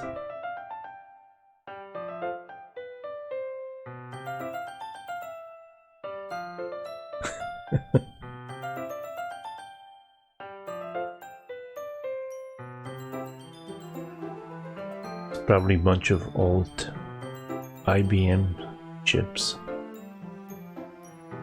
Anyway, where was I? It's easy to forget that you're a pretty intense person. Huh? Intense. I guess that's the best way to put it. Is that a bad thing? No, not at all. It's something that I like about you, actually. Is that so? That makes me feel relieved and kind of happy. Yeah, don't need to be so anxious. You can relax a little. Relax. I brought some things for relaxation. I was going to use them during the poetry event. Oh yeah? Like what? Let's see. Yuri rummages through her bag. She pulls out a few candles and a wooden cylinder shaped like object. Okay. I did some shopping on the way here, so I happen to have these in my bag. Sex toys. I planned to cover the windows in black paper and use the candles to light the room. I think that would be amazing, don't you? Yeah, that would be really neat. What's that wooden thing though? Oh, this? It's a diffuser for essential oils. How familiar are you with aromatherapy? Not familiar at all. Ah, is that so? It's one of my favorite contributors to a positive atmosphere, depending on the oils or herbs you choose. The ones from Raccoon City, duh. You can change the mood of the air itself. You can even feel it permeate through your body. Relaxation, positive energy, romance, reflection. It's almost like magic. Yuri takes the cylinder and pushes the switch on the bottom, and it starts vibrating. Bzzz. In just a moment, a thin ray of vapors begins to spout through a small hole on the top. Wow, that smells wonderful. What kind of mood is that for? This is a jasmine essential oil. It smells a little sweet and flowery, right? Yeah, that's a good way to describe it. I chose jasmine for the event because it provides more than relaxation. Jasmine enhances your emotions and helps you feel them flow through your body. You feel warmer and your heart pounds more heavily. Don't you think that will be perfect for sharing our poems? It does sound suitable, but you seem to know a lot about this, so I'll trust your opinion with anything. Yuri smiles gently, clearly enjoying herself. She again reaches into her bag and pulls out several spools of thin ribbon. What are those for? Well, did you purchase the origami paper I asked you to get? Yeah, I have it over here. We won't be using the paper for folding origami. But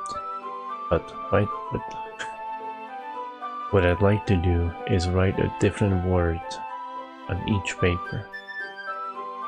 We'll need about 100 of them. Oh yeah?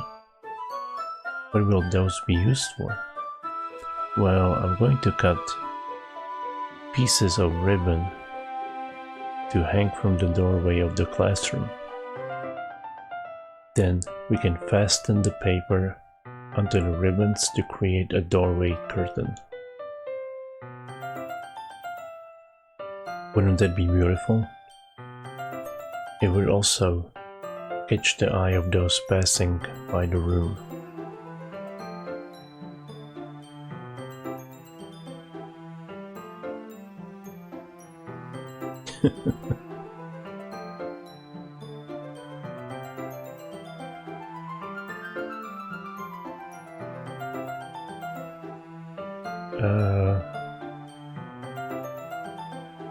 It may attract some to peek inside. That's really creative. I had no idea you'd be so good at this, Yuri. Is that so? Well, I suppose I do get a little intense, as you'd put it. Ooh. Yuri giggles with red cheeks. Is it just me, or is she more relaxed? It's just the two of us. Or maybe it's the excitement she feels from sharing something that she enjoys. Here's a marker, Patrick. You can write any characters you want. I'll help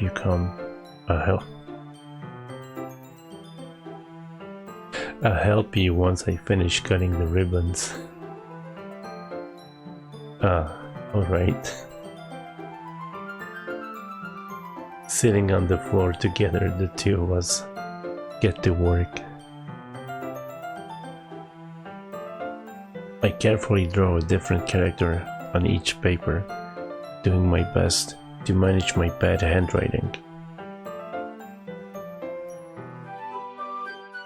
Yuri unravels a long strand of red ribbons to her desired length.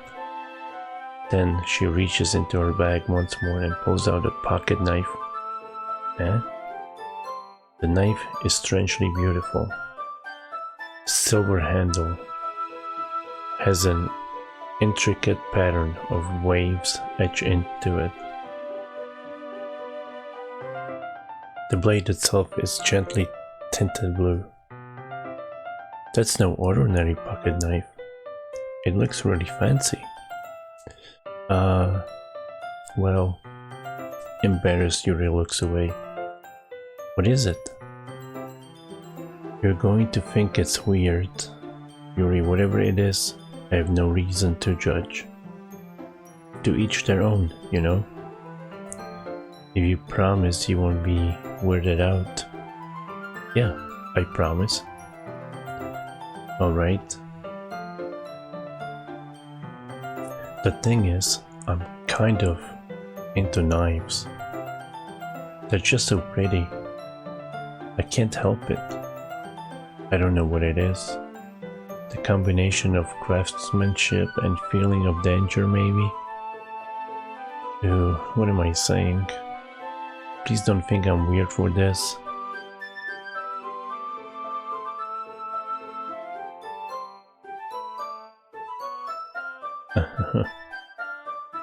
You're laughing at me. No, I'm not laughing at you. It's just funny how nervous you got about sharing. It's an interesting thing to be into, I guess. But I think it kind of suits you.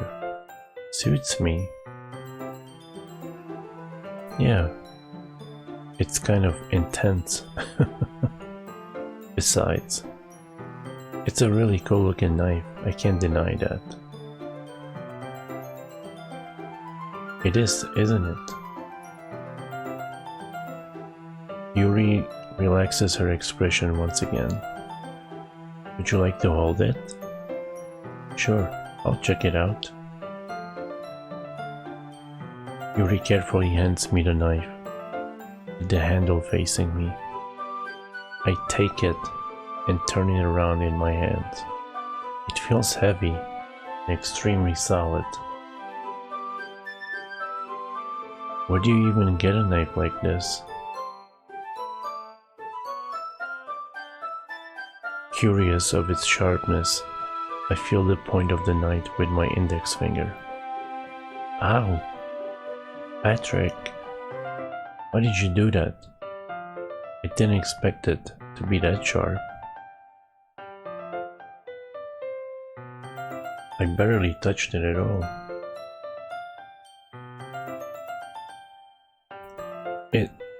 It's my fault. I should have warned you. This knife is extremely sharp. It can cut through skin like it's paper. Oh no. A small drop of blood trickles down the side of my finger. Yuri takes my hand and gives the wound a closer look. She stares at it and noticeably fidgets. If you're squeamish, I'll go wash it off now. Without warning, Yuri puts my finger in her mouth and licks the wound. I feel her tongue curl around my finger. Startled, I instinctively pull my hand back. Oh, please, forgive me. I wasn't thinking. Yuri lowers her head, her face welling up. Yuri, that's the most embarrassing thing I've ever done. How could I do something like that? I'm sorry. She's a vampire, yeah. Sure, it was a little weird and it took me by surprise. But I guess she was just trying to help, right? Yuri, I think you're overreacting a little. She doesn't lift her head. What if she doesn't recover from this for the rest of the afternoon? Alright, you know what? This might be a stupid thing to do, but I do it anyway. I take Yuri's hand and lick her index finger in return. Patrick, did you really just do that? Now we're even. Yuri just looks at me like I did something wrong. I knew that would be a bad idea. If not for the sweet aroma of the jasmine oil, the air would have been extremely heavy right now. You're so weird, Patrick. Yuri giggles shyly. Eh? Yuri calling me weird? I have no response to that. Where do you keep your bandages? I don't think I need one actually. It was a tiny cut. Look, it already stopped bleeding. I see. That's relieving. The tension is quickly lifted. We each resume our respective activities. Cut your lip.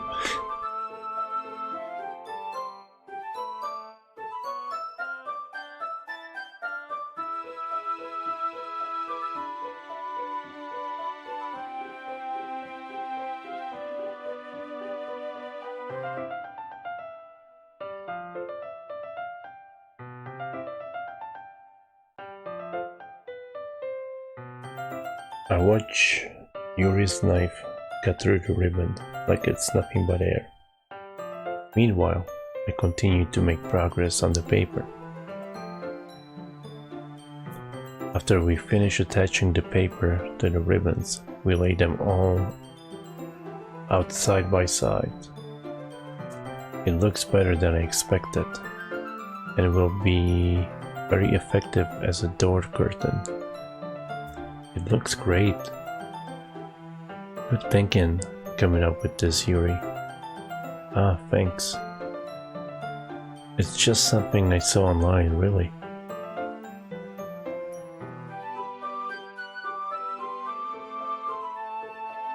Are you ready to move on to the next task? Yeah, let's do it. What do you have in mind? Oh, you don't want to know. I'd like to create a banner.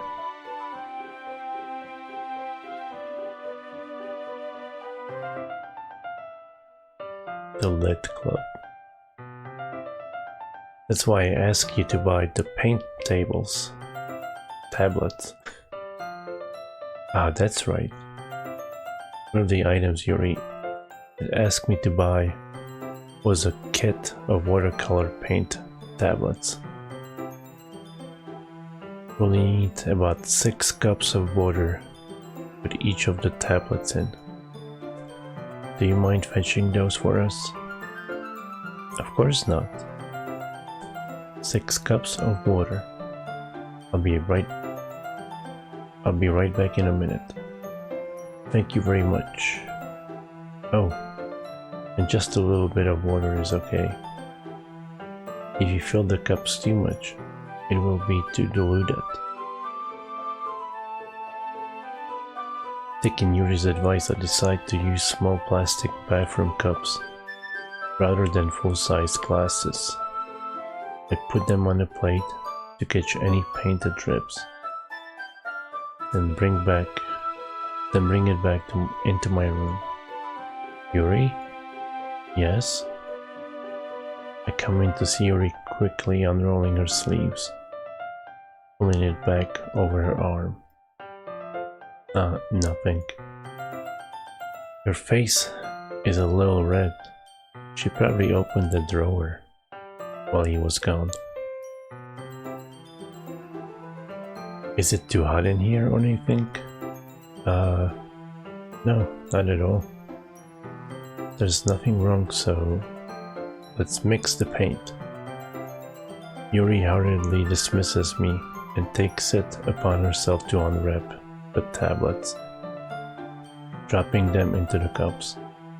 So I thought we would do something simple that would look very nice. I'd like to paint a gradient across the banner, starting with the colors for sunrise, then daytime, then sunset, and nighttime. Once it dries, I'll write an inspirational quote across the banner. We can hang it on the wall behind the podium at the front of the classroom. Ah, neat. What are you going to write? Well, it will be more fun to surprise you. Yuri smiles at me. If you say so. After rolling out the banner, Yuri and I kneel on opposite sides so we don't get in the way of each other. Yuri uses a brush and adds a few dots of different colors across the banner to serve as color guide when we paint. This kind of reminds me of elementary school. Painting on a banner with watercolors feels a lot like the art class projects we had back then.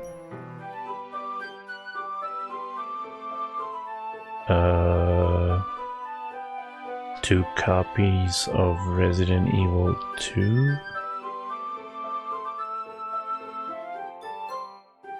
Deluxe versions. It's relaxing. Ah. I'm sorry if this feels too childish, but I didn't mean that at all. What am I even reading? No, I didn't mean that at all. It's kind of fun, you know? Yeah. It is fun. I'm glad you feel that way too. Yuri stops painting for a moment, thinking to herself, for me, I don't need to go out and do crazy things to have fun.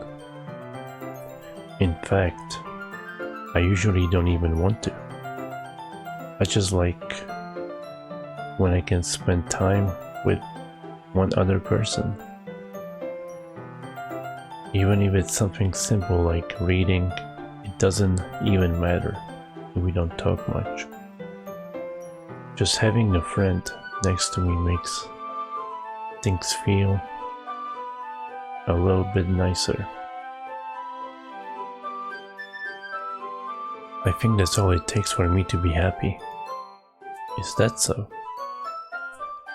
Even if Yuri and I are quite different, I can understand where she's coming from. Repeat. I feel that way about things like anime and games, where simply sharing the experience with someone can make me happy. I think I feel the same way.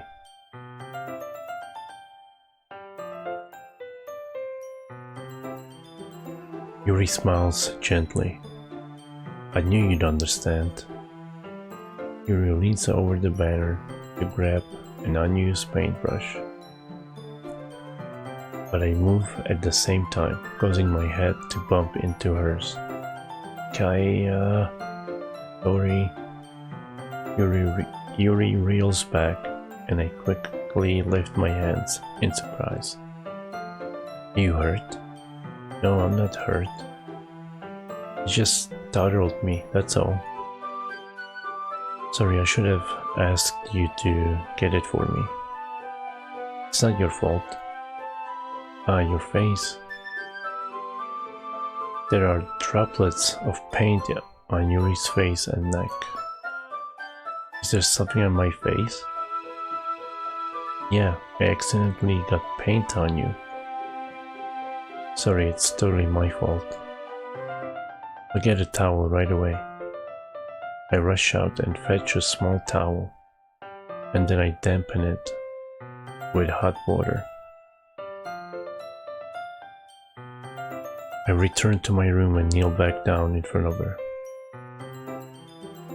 Here.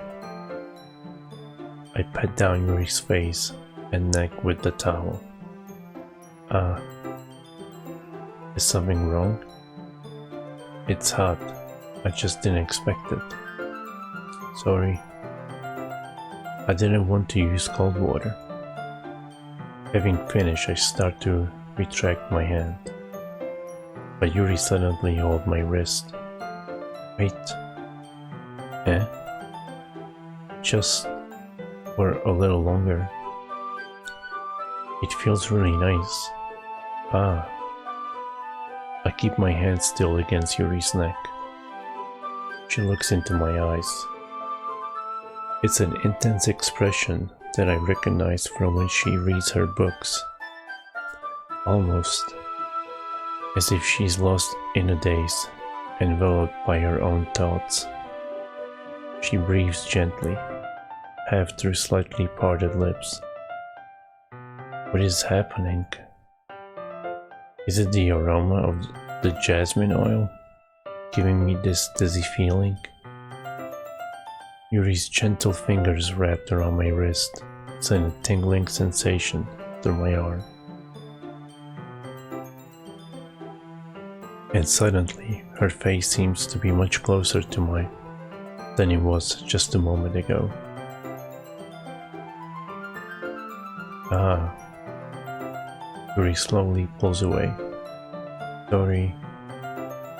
I've been feeling a little lightheaded today. I didn't mean to space out. It's fine. The moment is over as soon as it began. Yuri picks up her brush again, and her movements seem clumsier, like she's unable to focus. I remain silent, forced to ignore the event that just transpired. You rated what?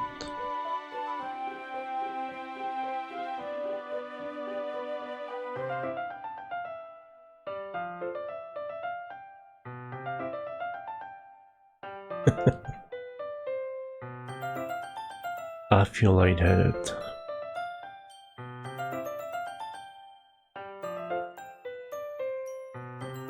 I hesitantly retrieve my own brush and continue following Yuri's example. That should do it. I finish filling the night sky with white dots that look like stars.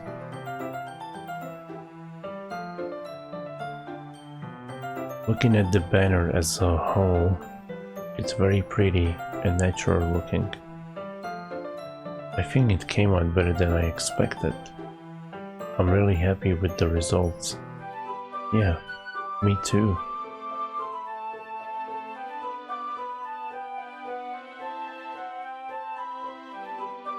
Are you going to add the lettering now? Ah, not yet. It needs to dry first. That's true, but won't that take a while?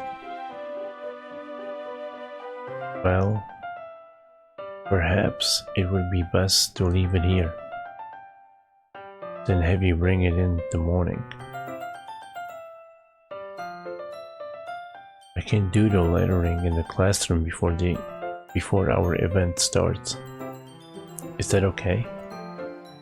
That's totally fine. Wonderful. In that case, I don't think there's anything more for us to do here, except ourselves. Wait, what? You.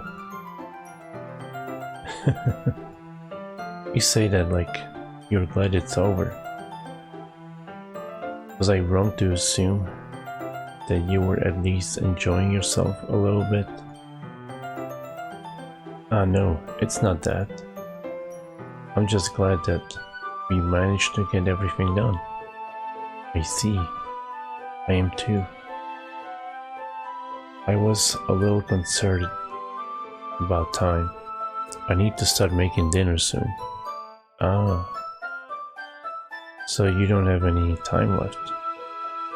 I was secretly hoping we would have extra time after finishing the work. Well, Rue thinks to herself, I think it would be too irresponsible for me to wait much longer. I'm sorry. I was hoping there would be more time as well. It's probably my fault. Sorry for being such a slow worker. No, it's not your fault at all.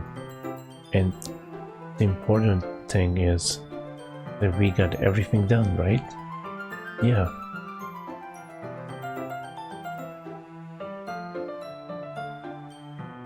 So, I shouldn't be disappointed or anything. Gathering all her things, Yuri seems to look a little downcast. I understand why.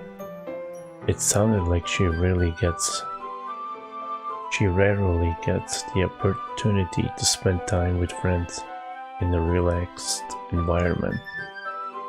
But that doesn't mean this is the last time it can happen.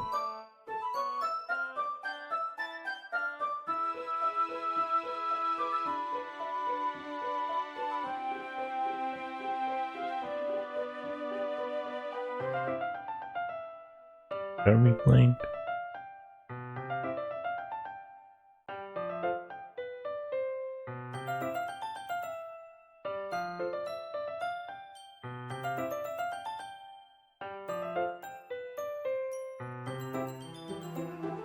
Yeah, chat please, behave.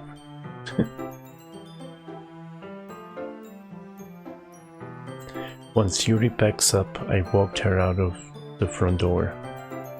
Thank you very much for having me today. No problem. I'm glad I was able to help.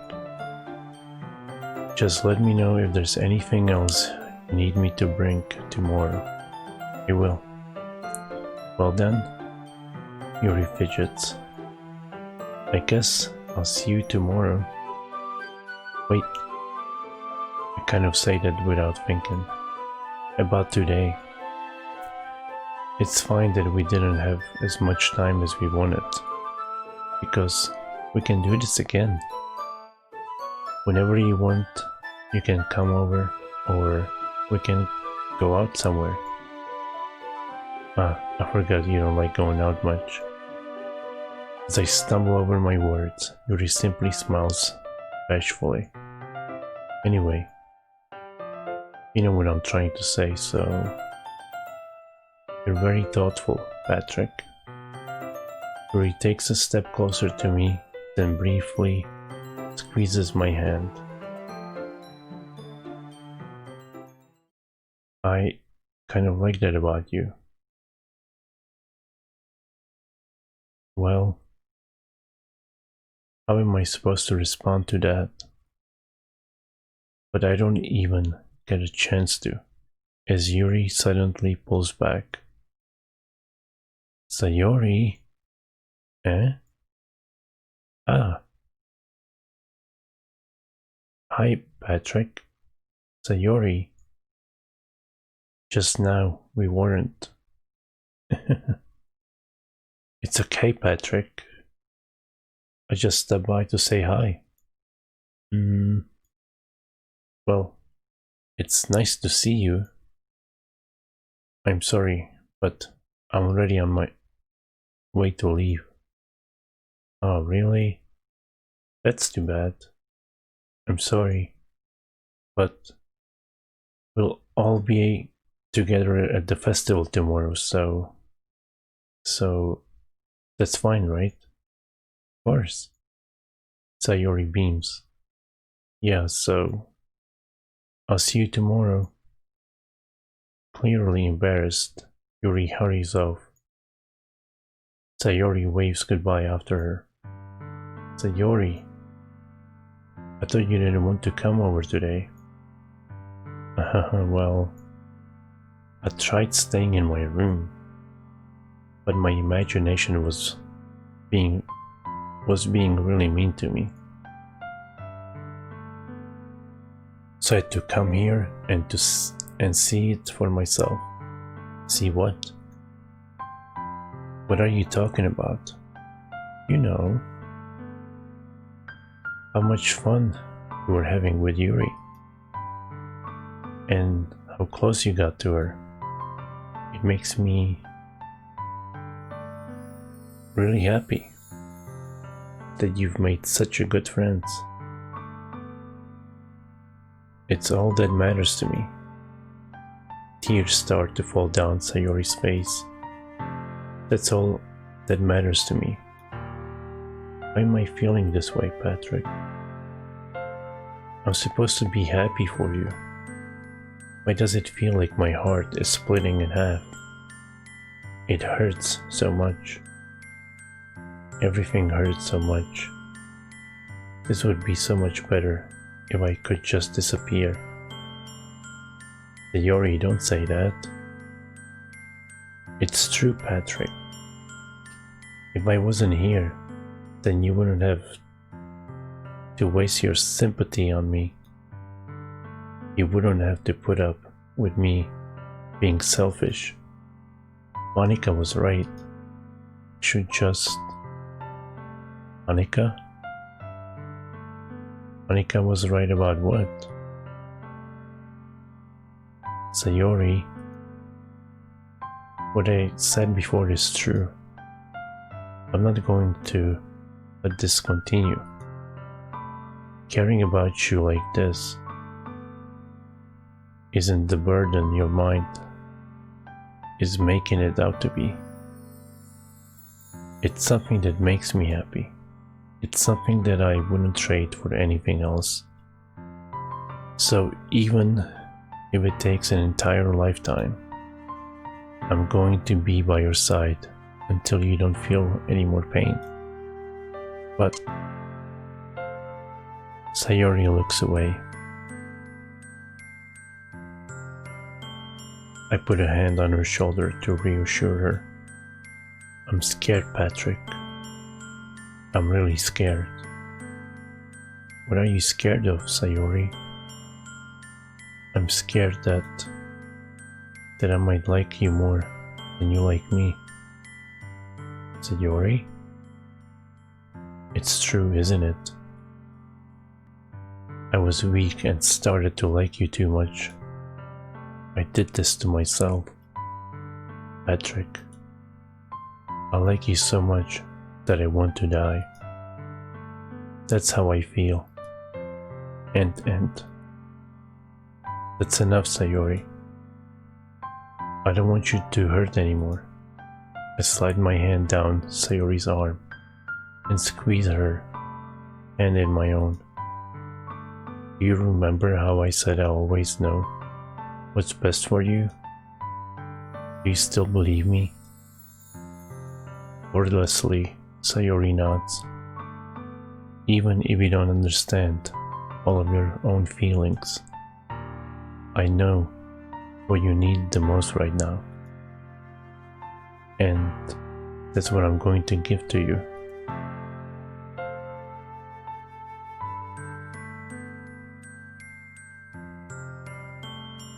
Oh my god, this is a terrible choice.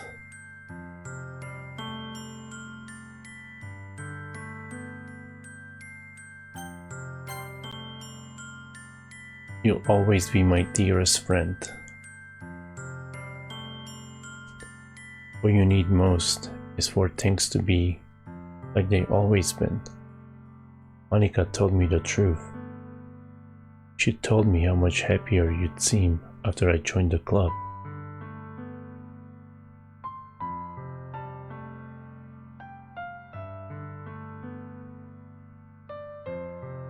I know you're struggling with some really difficult feelings right now. But please trust me that I know what's best and what will make you happy in the end. I promise I'll help get things back to the way they were. I see. Sayori forces a smile through an incredibly pained expression.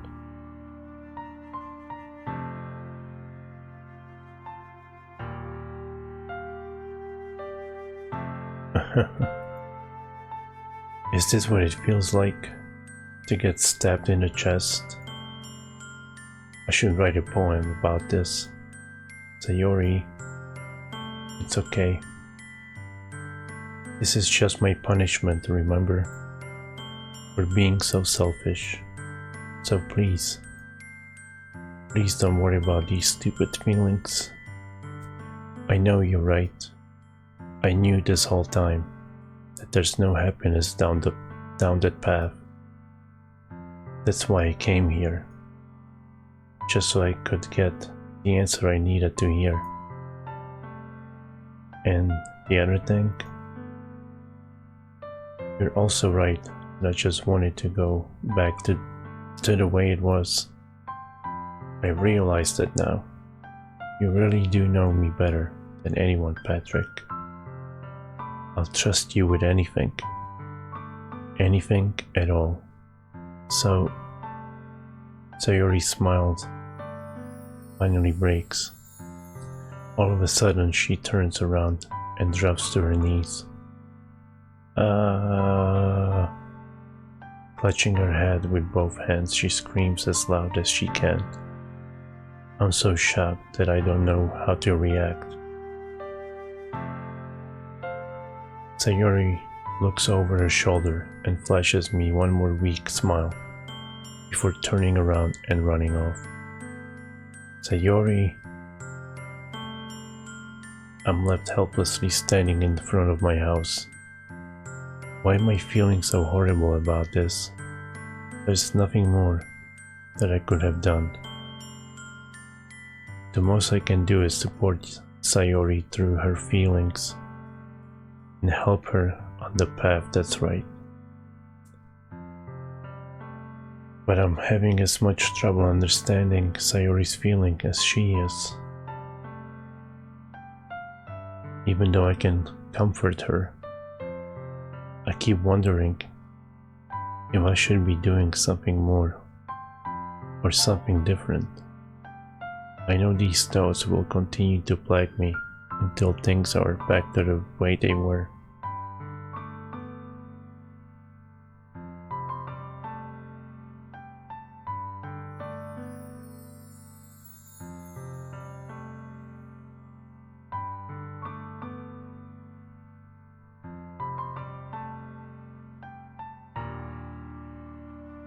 I know these thoughts will continue to plague me. Oh, wait, I already read. Until things are back to the way they were. I'm going to give it everything I've got.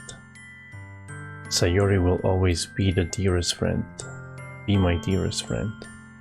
And I'll do whatever it takes to put a smile on her face every day.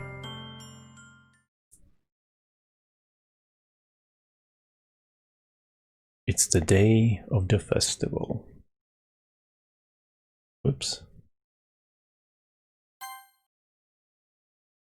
Alright.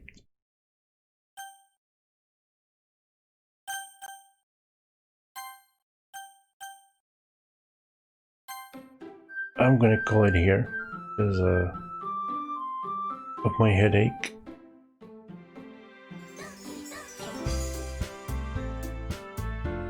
Gonna get cavities with that flag.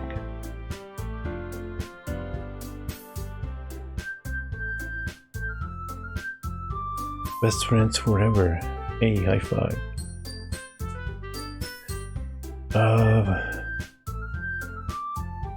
Yeah, sorry I couldn't play any longer, but short stream, yeah, only 6 hours of reading, very short.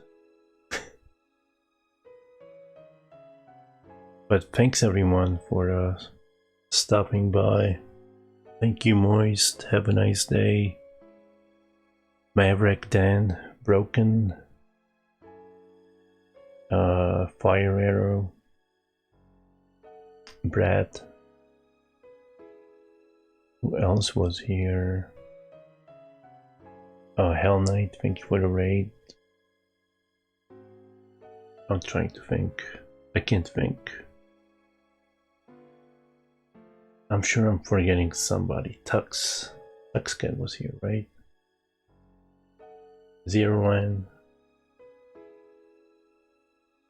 Thanks everyone, Alt and you. I'll be back tomorrow trying to finish this up. Hopefully headacheless.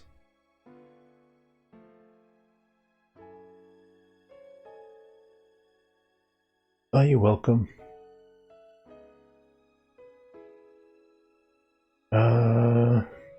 I guess we're streaming.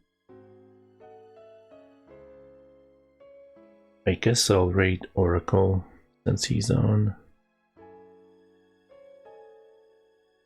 I hope I spelled this right. But yeah, I'll be back tomorrow finishing this game, or try to. Have hot dates with cuties tomorrow. Spoilers. But yeah, you guys take care. Stay safe. Enjoy your Wednesday. Have a nice Christmas if I don't see you. And yeah. Laters. Keep on gaming and boosh.